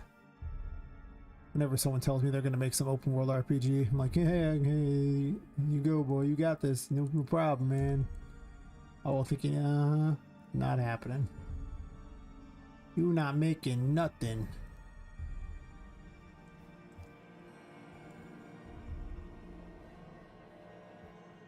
But, yeah. Let them dream, right? At this point, if you're, if you tell me open world and the next words aren't crafting game from your mouth, I stop listening what you're planning on making. I'll say it right up there. I stop listening. Because you're never going to make it. I don't think I've seen an open world game to come to fruition yet from an indie who told me they were going to make one. Like, I know they've come to fruition somewhere, but every time anyone's ever told me they're going to make one, it's never come to fruition. Ever. I hear it all the time, but I mean, like, if it's a crafting game where they're spawning stuff, yeah, then no problem, sure. But if you have to make unique content, no.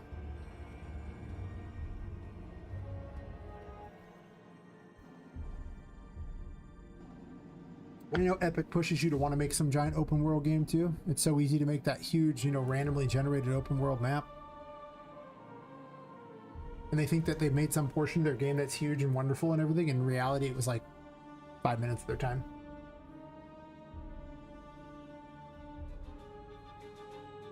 Also, if you're in some Discord or, you know, showing me some sort of, you know, example of your gameplay, and your gameplay is literally a character running around a randomly generated forest, you lost my attention a while ago. I'm just saying.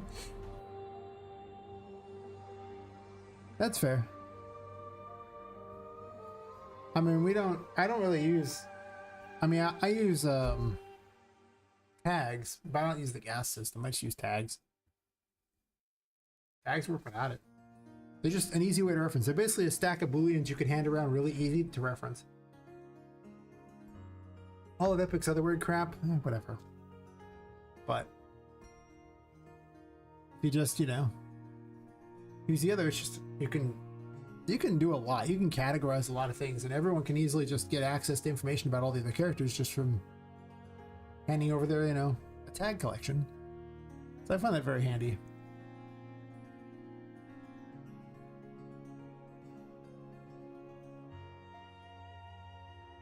For sure. Should also make this the correct size. Right? Did I not do that? 33. And then tap the walls.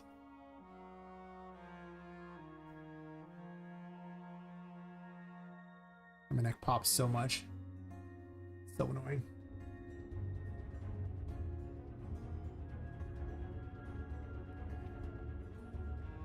At least I've already done part of chapter 3 already. Most of the layout of the building is probably locked. Might add a few things.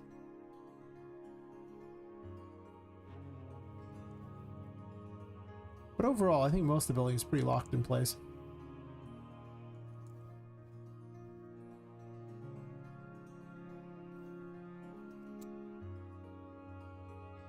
Well, that looks way off.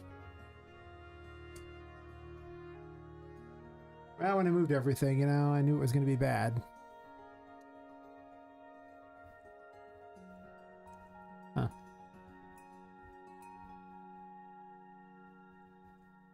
It's like way off to the side, too.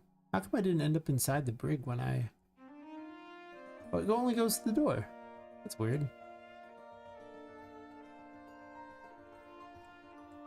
It's like it's right in one direction, but not the other. Okay, that's interesting to note.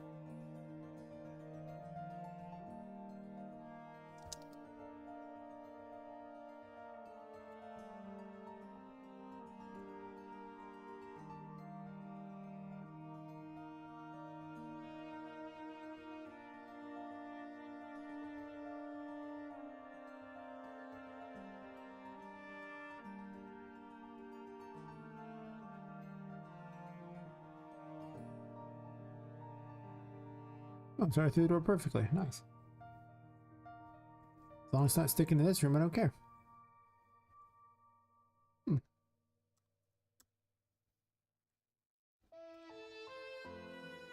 I guess I could unload half these rooms I'm not using, huh?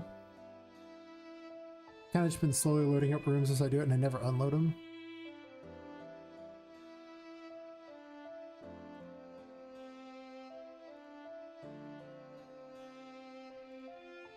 Never finished the Underworld one. Oops.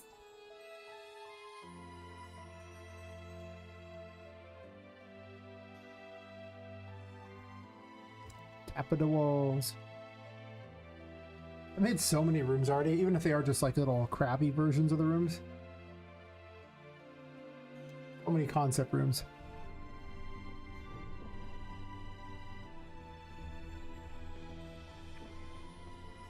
Tap the wall, tap the wall. Well, I mostly tap the doors since they're the farthest thing over. I'll be surprised if this one's good.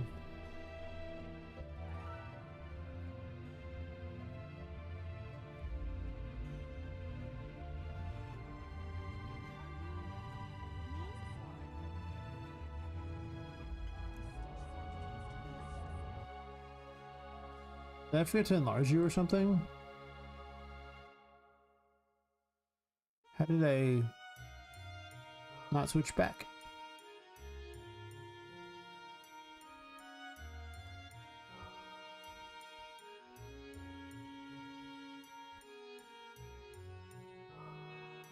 This should be security anyway, shouldn't be the...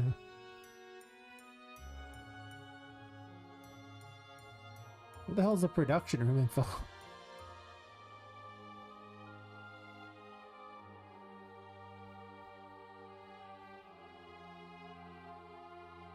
Which it goes way over here.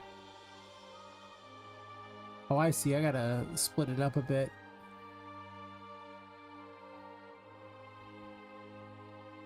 Because up here it goes all the way over.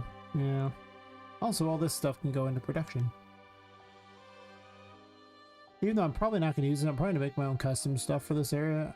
I'm using all the stuff that I get from these other, you know, various asset packs. But they really just don't match very well. And this, we'll see how this area plays out. That boss fight's going to be weird. That's okay. Boss fights end up a bunch of redesigns anyway, because I'm not that great at boss fight designing yet. I'm okay at it now, but from a lot of failed attempts to make good ones, right? A lot of failed attempts. A lot of failed attempts. A lot of failed attempts. Gosh, the voodoo fight, like, that one's all the way from when the place was this dilapidated warehouse. Before I started streaming on Twitch.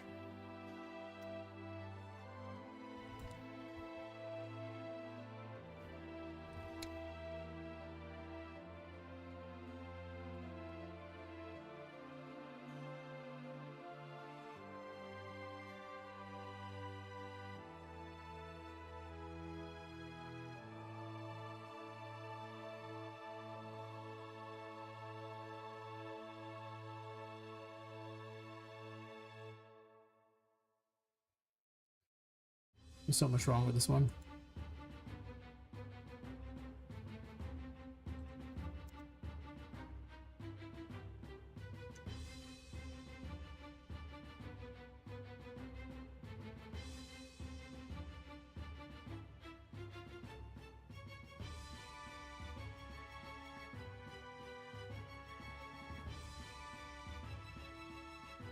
I want 40, but I gotta fix the length of this too.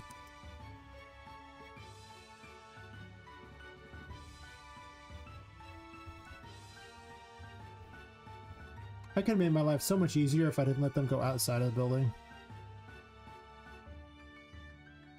Could have left out the whole city, could have not had to have special rooms out just there, and there's a lot of things could have been different, but nope. I just thought it was too cool to go outside. It is cool, I like it. But definitely paid in blood for that feature, for sure.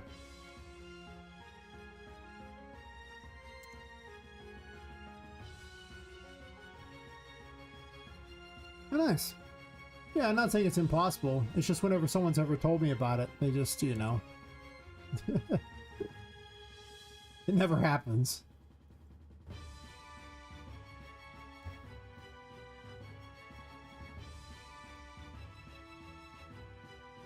It definitely can. Alright, you know.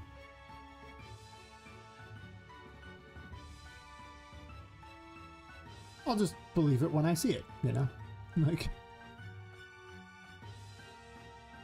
Yeah. That's why I'd originally said, you know, it's whenever anyone tells me about it, you know. Like, personally who's told me about it, it never happens. So I stop listening, but, you know.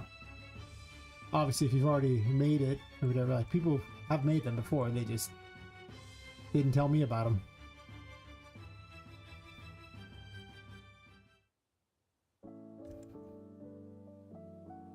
It's extremely common for the various devs on Twitch to say they're going to make an open world game.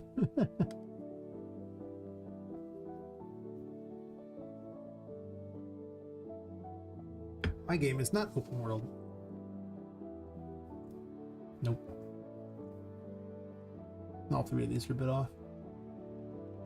Wow, that one's actually not that far off. A little off.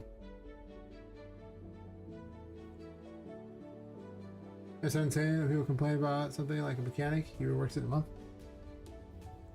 Well, there you go. I mean, you know, if you put in the work, you can make things happen. After all, there is that guy who made the MMO. And he's been working...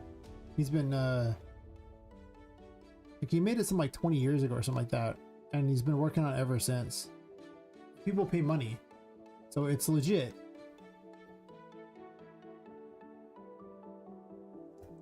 And they have, like, a Patreon that keeps it going and everything like that, too. And kudos to that guy.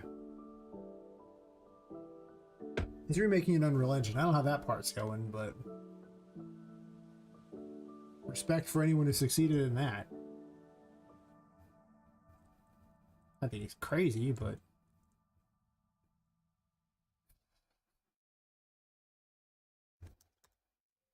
what it works for people, right?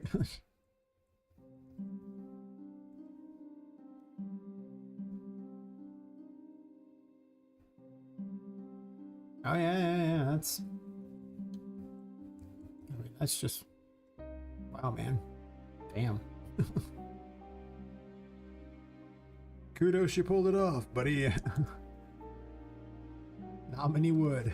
In fact, that's literally the only example I've ever seen.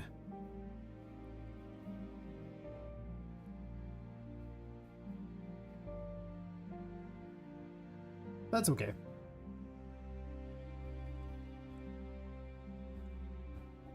Let people believe they can pull it off. They can make one just like that guy.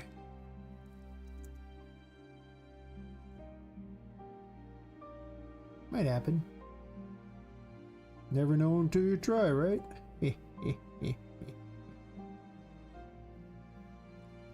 How close am I on this side? Okay.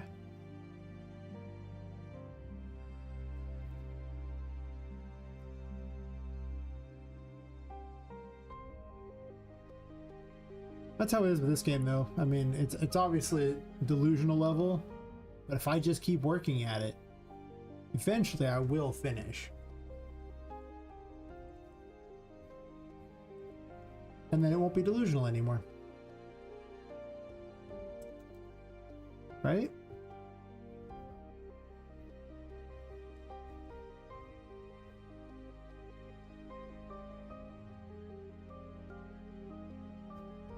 Yep.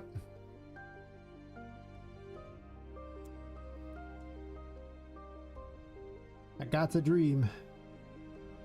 I'm gonna shrink this number for a second so I can see where it's at.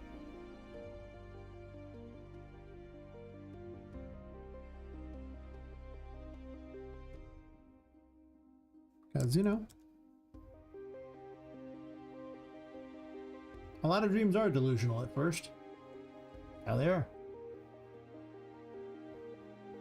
Gotta have some amount of delusion to make it happen.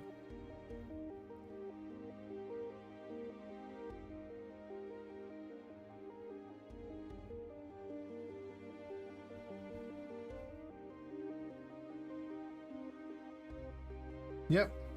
People who send people to the moon. Yep. Dare to dream. Right?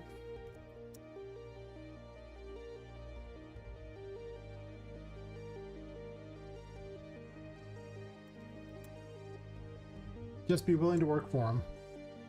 I mean, because, you know, those open world games I'm talking about, those are totally possible. You just gotta focus and work on it. Don't start over. Stick with the idea, you know?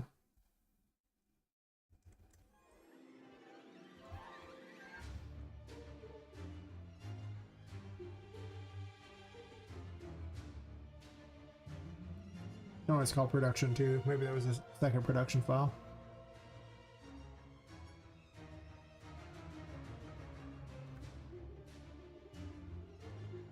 That's wrong. No? I added those the wrong one. Oops.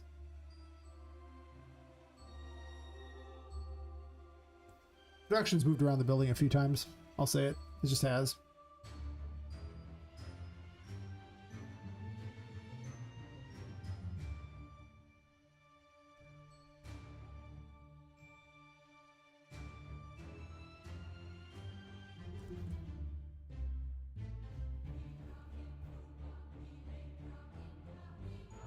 Now to tap some walls.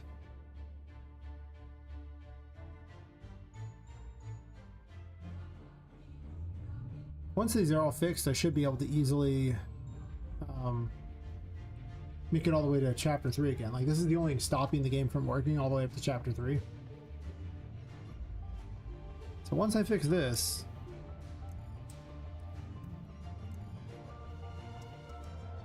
everything will work great.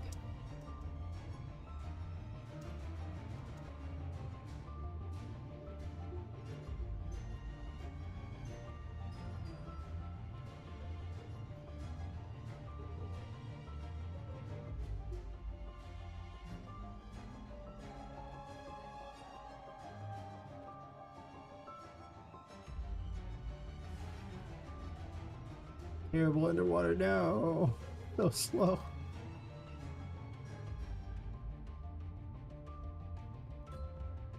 I guess the boss doesn't trigger out here. It's fair. Shouldn't, so that's good to know.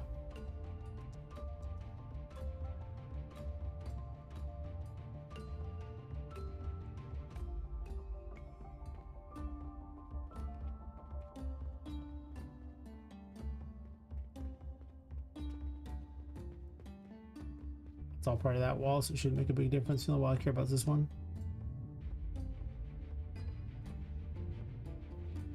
Oh, we got an AI viewers at Stream Boo. I wonder where they were all day. Almost felt lonely without them. Good to know India's keeping up the grind, right?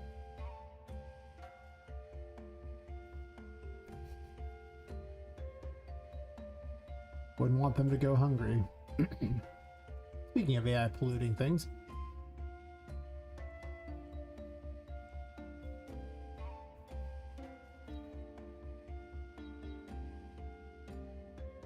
AI viewers.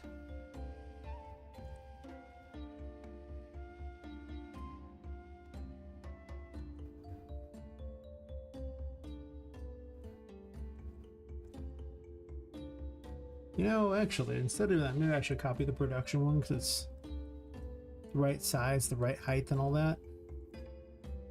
I only have to change one thing there and just rewrite the name, or change the room name to security.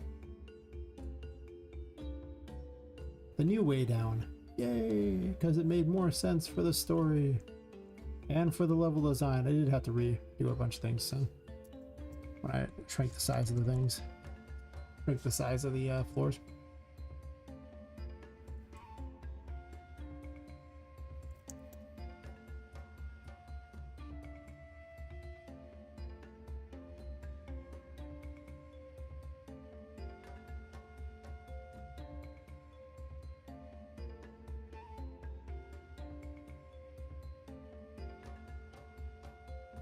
It will be nice to be done with these. I really am tired of doing this particular activity. Resizing these things.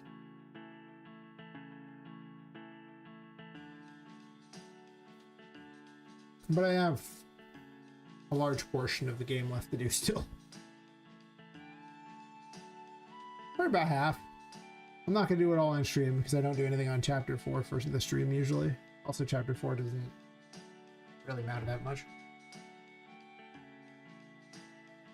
The ones that really mattered are up to the haunted gallery in chapter 3, as the gameplay kind of ends at that point. At this point, to be fair, most of chapter 2 isn't really loaded with gameplay. This game is pretty delusionally large. I don't know if I can say that enough. It's very delusionally large. What am I staring at here then? Is this like security as well?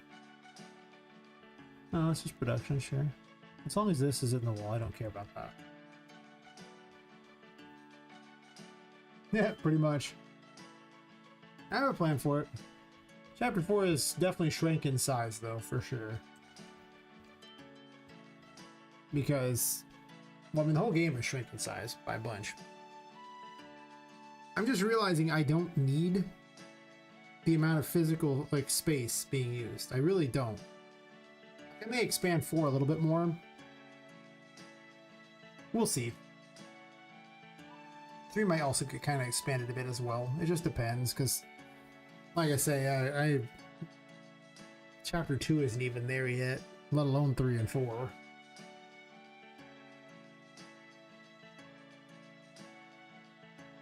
Yeah.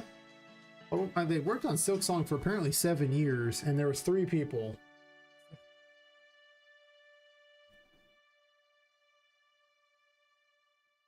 That's a combined, 21 years worth of work on a game, right?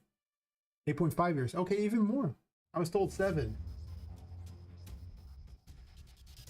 So 25.5 years combined. Just saying. I'm assuming each one of them, is... It will be nice and say that they're, I'm equal to them. Equal to any one of them. I don't know if that's a true statement, but we'll be nice and just... We'll say that I'm at least equal to one of them. I don't like my chances.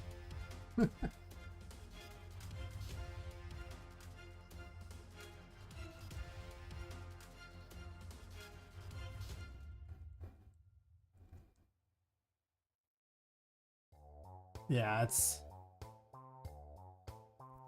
a long road for sure. It's definitely an endurance race. Yeah. It's okay. I like what I do. My body doesn't like it, but yeah, free DLC. Well, I mean, when you've made that much money, like, if this game did well, I would make the DLC free as well. I would just simply want you playing the game because, it extends the number of people buying the game. Like, a lot of people abandon their game immediately, and it's like, if it doesn't sell well, it's like, if you just keep improving your game... I've heard plenty of success stories where the game became good later and people started buying it. Just keep updating it, make the game better and better. And if your game is already amazing, I mean, look at Terraria, where, they just keep adding DLC, and the whole company's purpose is to make more Terraria. Like, not a bad plan, really.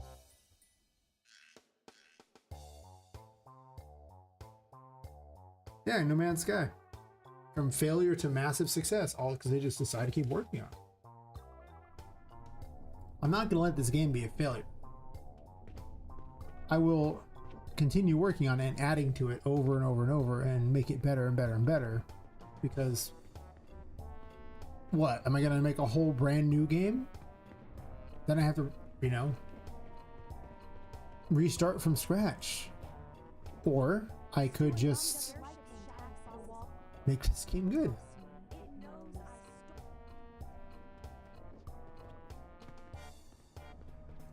I don't have to make a whole bunch of games that are, great. I only have to, a whole bunch of games. I just have to make one that's great.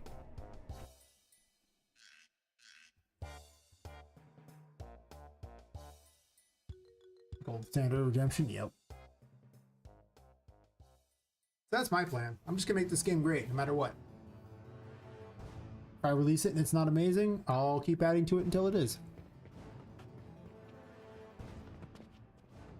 So I have no reason to kick it out the door without it being amazing.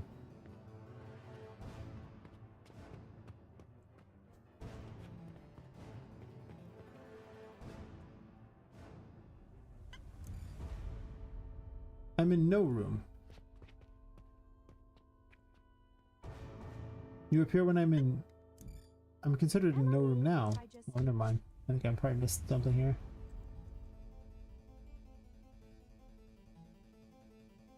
I didn't do that. Yeah. Wrong size. 35.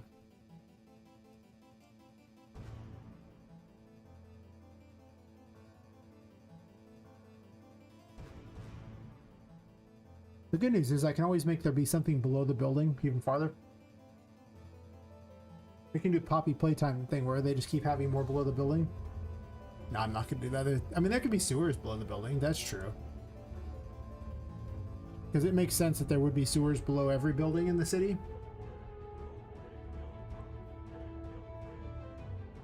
Just saying.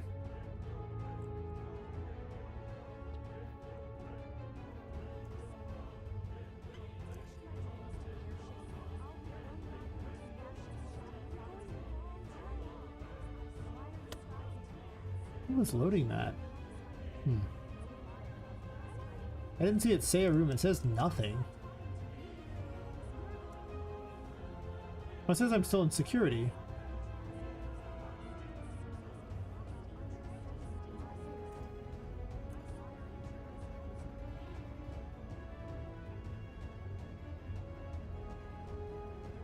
Yep, exactly that.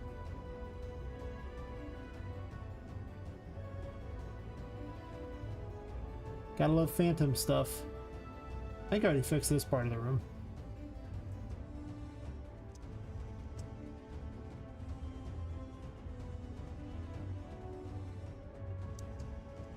I made the windows too large and they didn't even go all the way down. Good.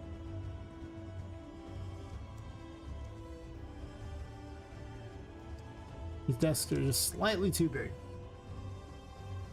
Phantom of the Opera? Oh god. It's just some fat phantom following after you. God, the Phantom of the Opera, no! Oh, I jumped off, I'm so bad at my own game! Am I so bad at my own game? I need to fix this little thing on the back of her. It's been like that forever. I'll have to go back and mess with the model at some point. I don't care that much right now, it still works. So I'm not jumping off again, damn it. Hey buddy, how's it going?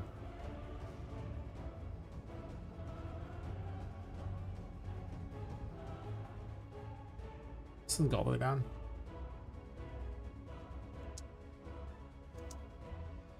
Window seems so cool until I try to make the little room divider work. You have to match the door perfectly. Those all work.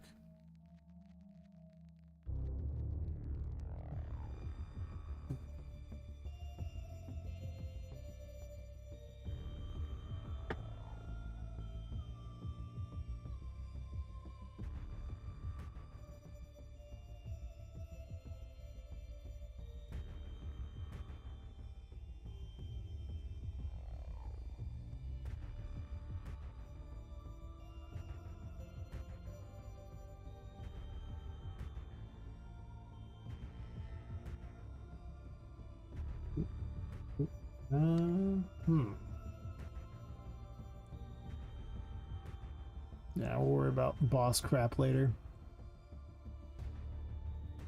Did I do this room?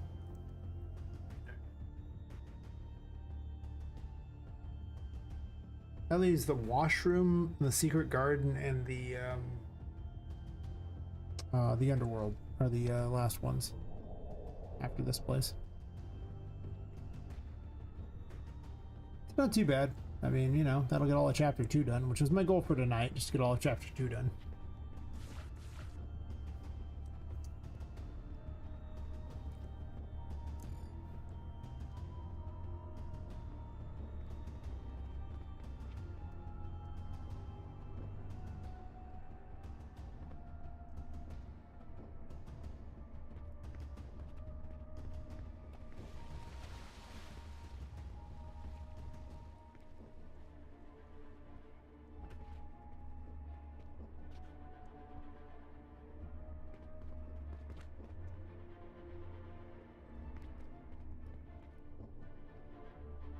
The game is so ugly. Like, I actually fixed the light during the day so it wasn't as ugly, by the way. Just because I spent so much time designing during the daytime.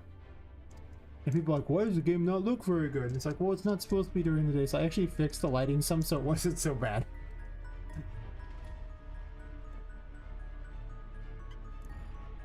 Just one of those things. I was just like, alright, I'm fixing it. This is terrible. Actually, I guess there's a few rooms over here thinking about it. I forgot about some of these rooms. These 2 rooms here. I think I already did the gangway. I'm pretty sure I did Pirate's Wonder. I'll double check them. That's right, Shrek through the game.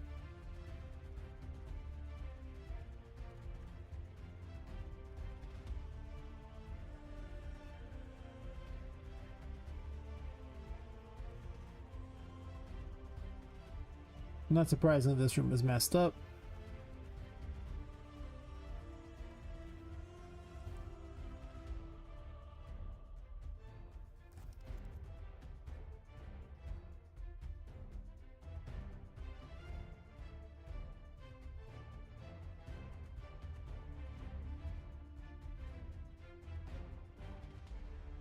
Not super messed up though.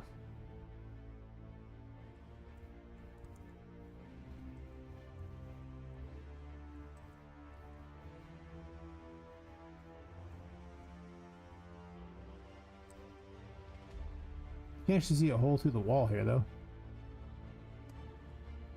That's fun to note.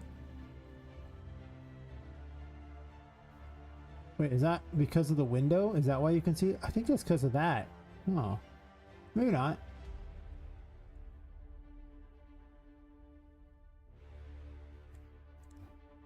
Huh.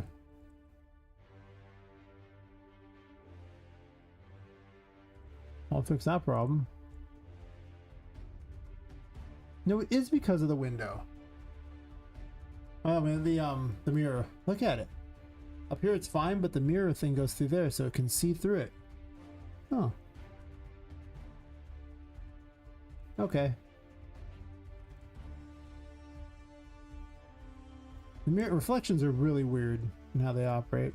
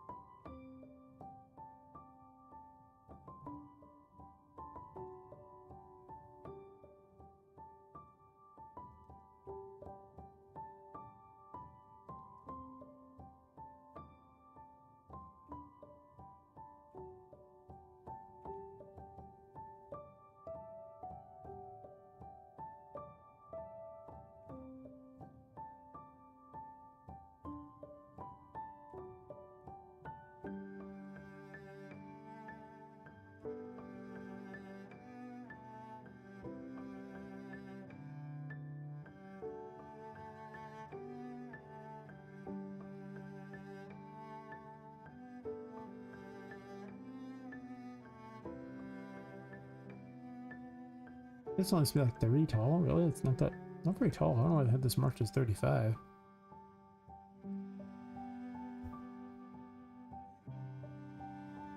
Remember 67 real quick here.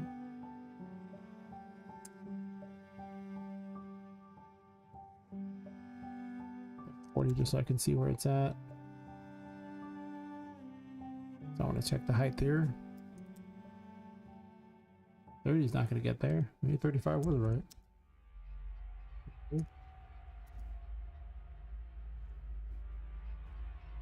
Glad I checked.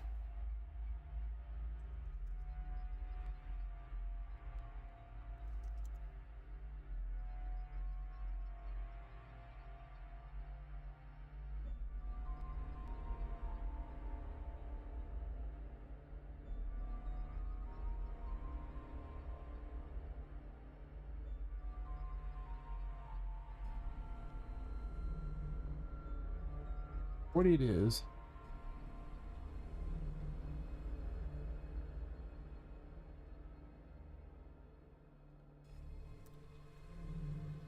Makes me think this one's gonna have to also be fixed.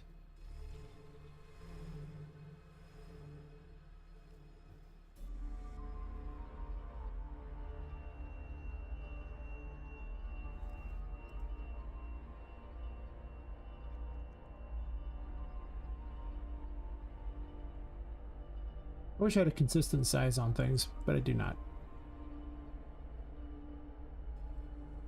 Let's start up here. That'll make my job easy.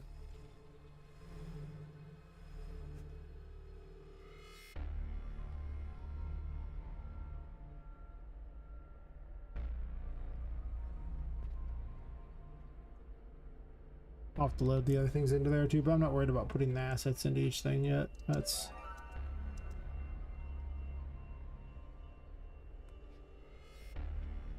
Why did it load the Pirate Splendor? Is that thing that far off, huh?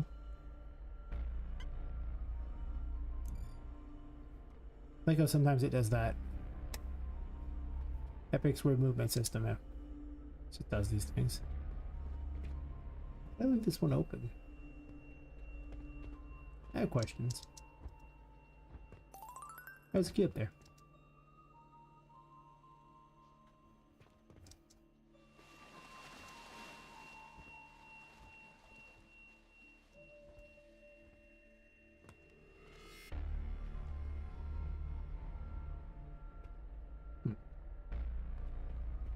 But the one on this side is not good. Might just be that style door fucks it up. Probably. You know that works. That one's fine, it's just the Pirate Splendor that's messed up.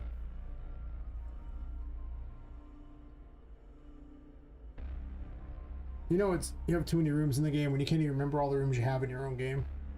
It's like, oh yeah, that's a room. I forgot about that. Oh yeah, that one. I forgot about that one too. It's obnoxious.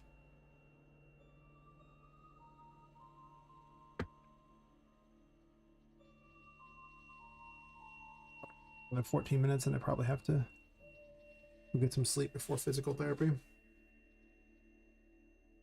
I got a few hours earlier. As long as I get like 3 or 4 more, I'll be good.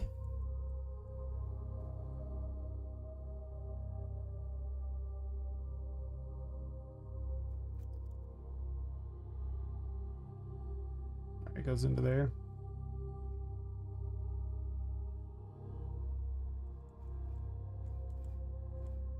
Well, doesn't go that far into there. I actually don't know how that triggered the Pirate Splendor there. Doesn't look like it should have. Actually, looks like this is pretty close. Maybe it's just I was that far in that it's fine. I don't know. It does actually seem pretty good, all things considered. Yeah, I guess it's just fine that it triggers up there, huh?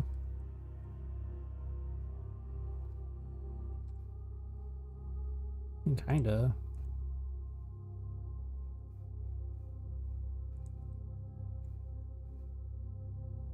Yeah, it's basically on the line. Yeah, okay. I'm just wrong. Yeah, so that leaves double checking the gangway and then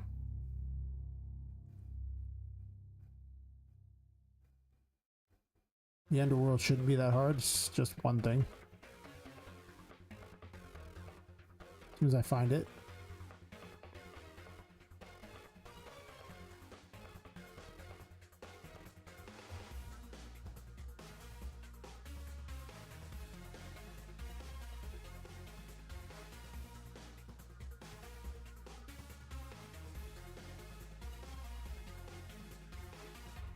You know what I should do?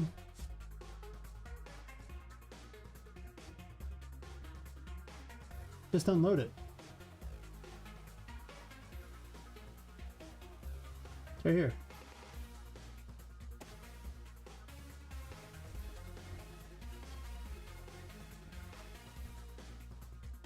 $20 does not seem like a lot.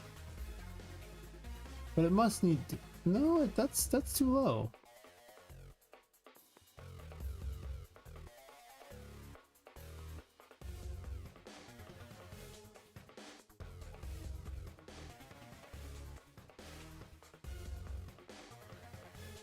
That's still too low.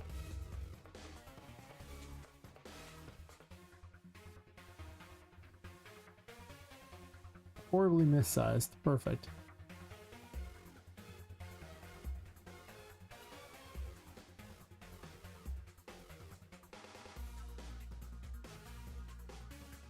I think I want the underworld to be everywhere that's under the water, basically.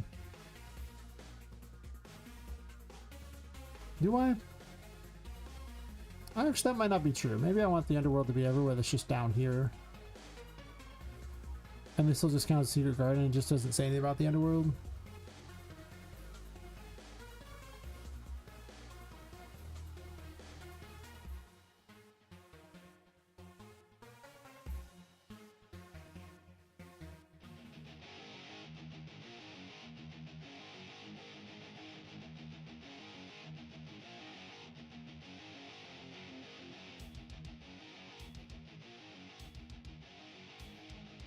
I need to leave this loaded just 'cause I need to position it against the other one pretty well.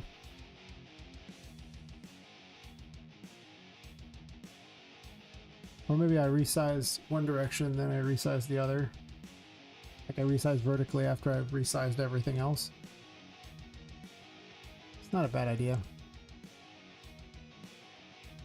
This is like way off in size as is.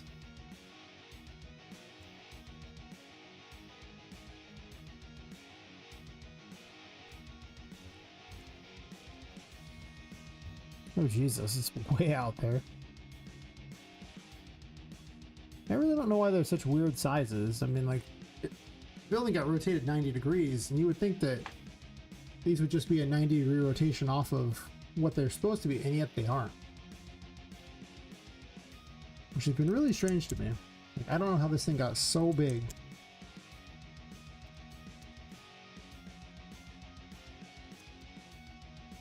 There must have been an underlying error somewhere. Well, actually, no, maybe I do have an idea.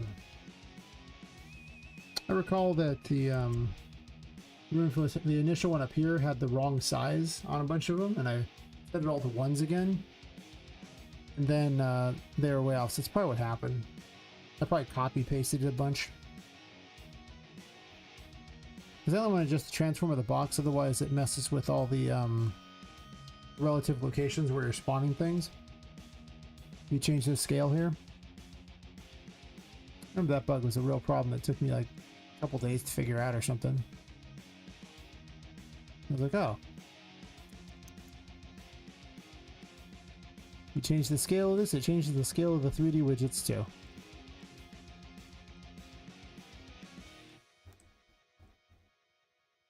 Looks like it works.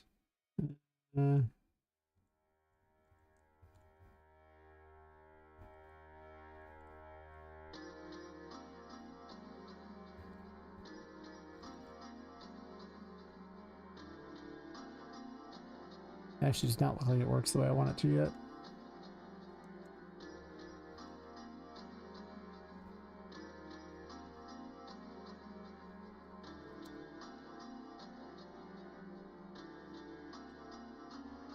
You see it's inside the glass.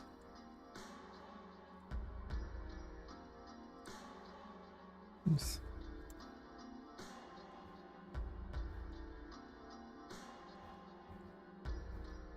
I'm definitely not a fan of some of these tracks. I should focus on deleting them faster. Okay. At least that works. Then it looks like that works. Now I need to do... I'm going to intentionally reduce the size of this one. Load the underworld and position it. And that just leaves the gangway and 2 garden pump rooms. And it's actually like a secret room as well. Actually, there's 2 secret rooms. There's a viewing room, secret viewing room, and then our secret room, and then garden pump room 2? What? There's 1. And the gangway. Yeah, so it's like the 4 remaining rooms thinking about it. There's so many stupid little rooms in this game.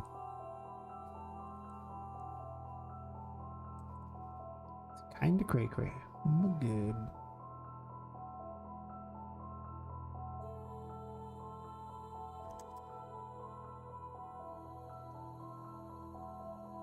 $30 too much is a good question. It is.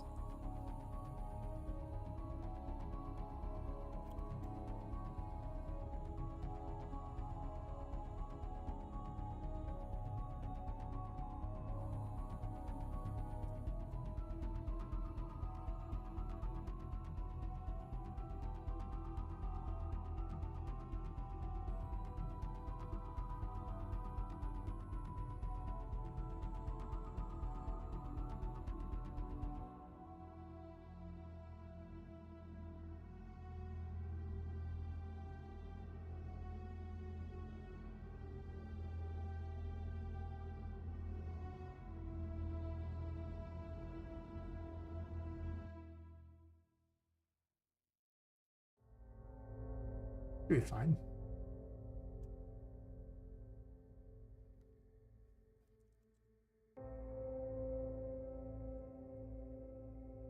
That reminds me.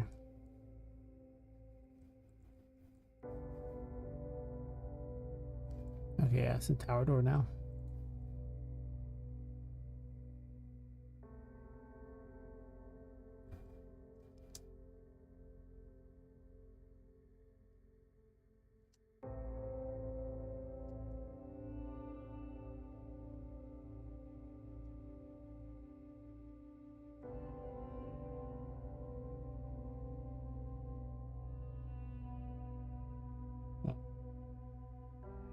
What is there? Let me see. Alright, don't start on the water, you'll die.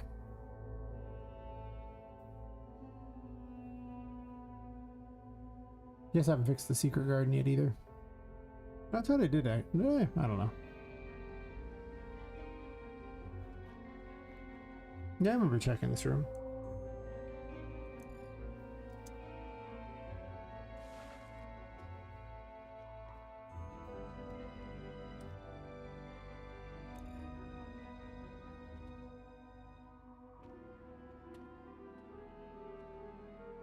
I haven't actually given this one a unique anything yet.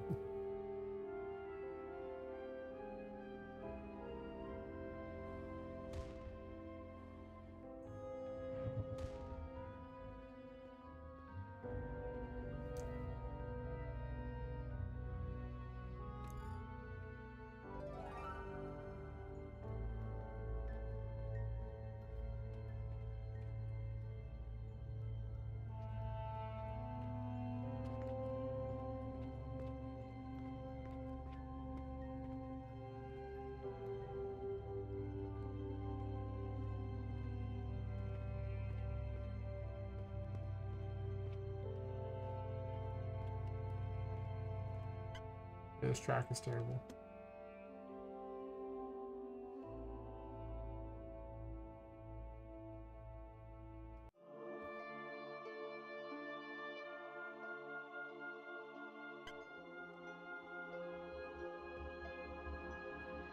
This might get deleted too.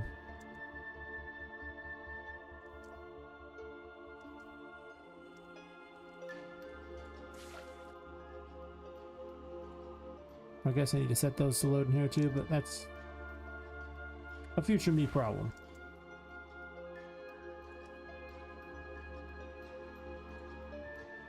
Actually, to be fair, if that loaded and it wasn't there, that means that room is too big, right? Is that what's happening here?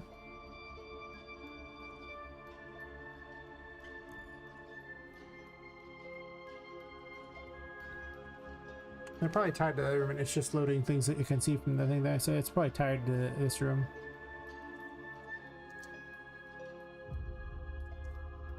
So anyway, this one I just need to add them to the other rooms.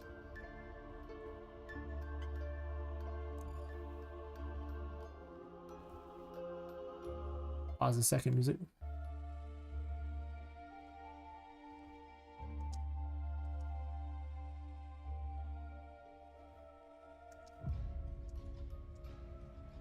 I should just looked everywhere I was supposed to look.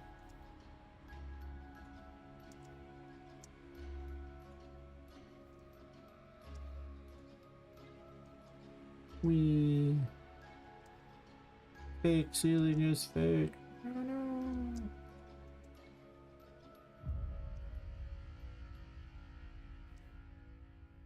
Normally you don't swim up to the ceiling here, but I guess you could refill full water and then you could swim around if you wanted.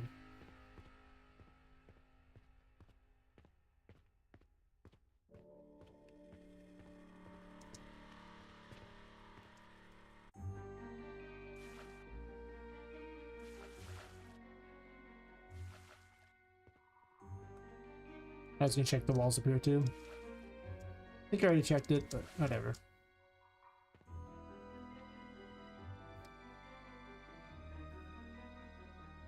Shouldn't take that long to do it again, if you haven't already.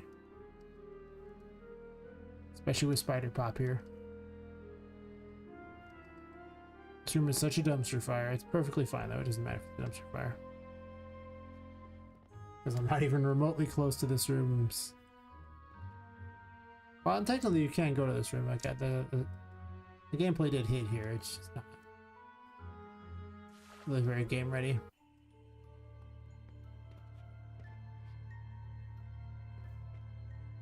This counts as the underworld, huh?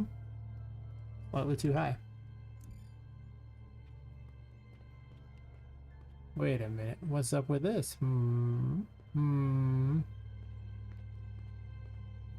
Yeah, I blocked it off anyway. I was smart. I mean, it's a fake pool, so you're not expecting things to be...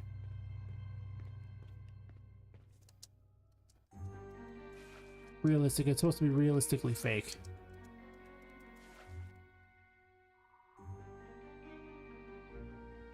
Every one of these looks just fine.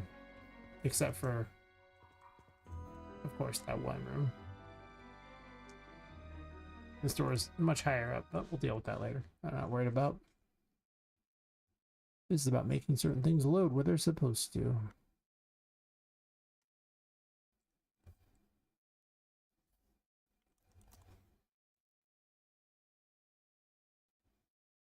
Why in the world aren't you searching? Why does it select the wood?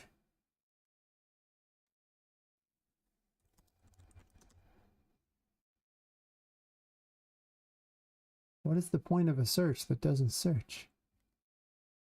This worked a moment ago. Bug in my face.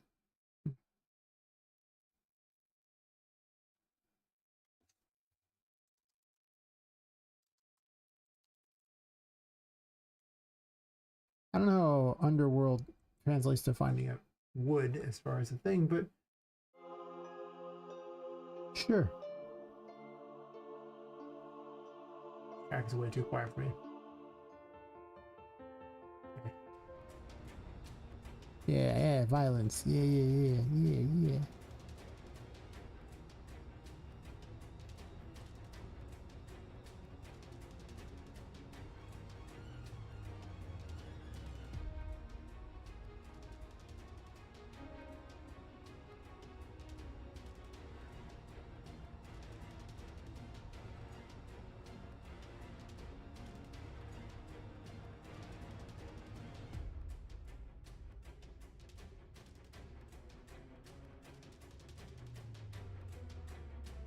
I'm in the wrong area, no wonder. I was like, wait a minute. So confused.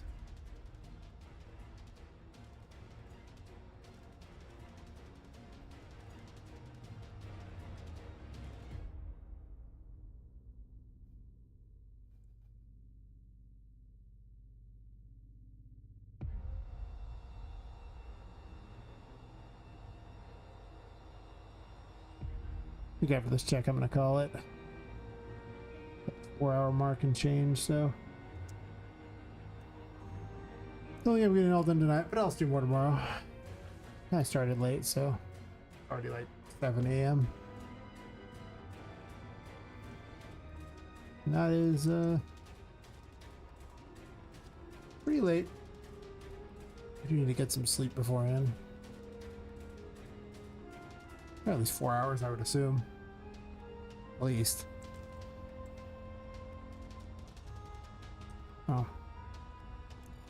Actually, the tower to open this.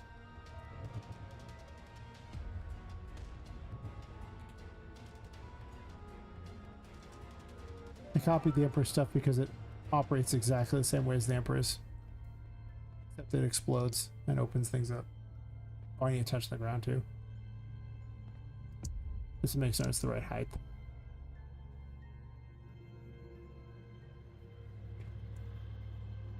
Yep, still in the underworld.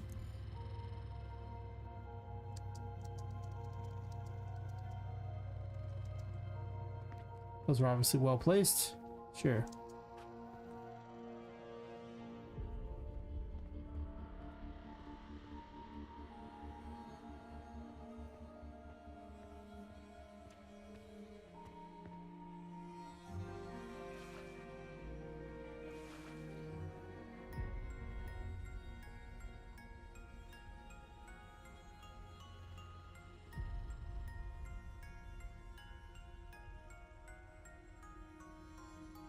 Alright.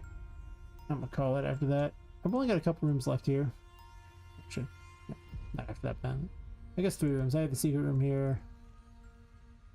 Garden pump room 1. Gangway, and then I have the secret room. None of these are gonna be hard. Then it's on to chapter 3, I guess. Yes. Chapter 3 does not have as many rooms because it's very unfinished. A lot of rooms are just giant, so I can't imagine that it'll matter too much. There's a couple rooms that have to be fixed because they're actually like these things here have to be fixed for purposes of chapter 2. Mostly that, and this room has to be fine. But I already fixed this room and this room and this room. I don't think I fixed this. I might have fixed souvenirs. I don't know. Maybe I did. Yep. And then from that point on, yeah. Got my underworld area. We'll get to that even later, but... Yep, I'll be back tomorrow. At least 4 hours earlier than this, maybe 5. Yes. So, thanks for watching. I'll just send people off to wherever. I don't really feel like raiding because I don't really have a lot of time right now. So, yeah. Have fun, go do things, make games, or don't. And see everyone tomorrow night. Anyway.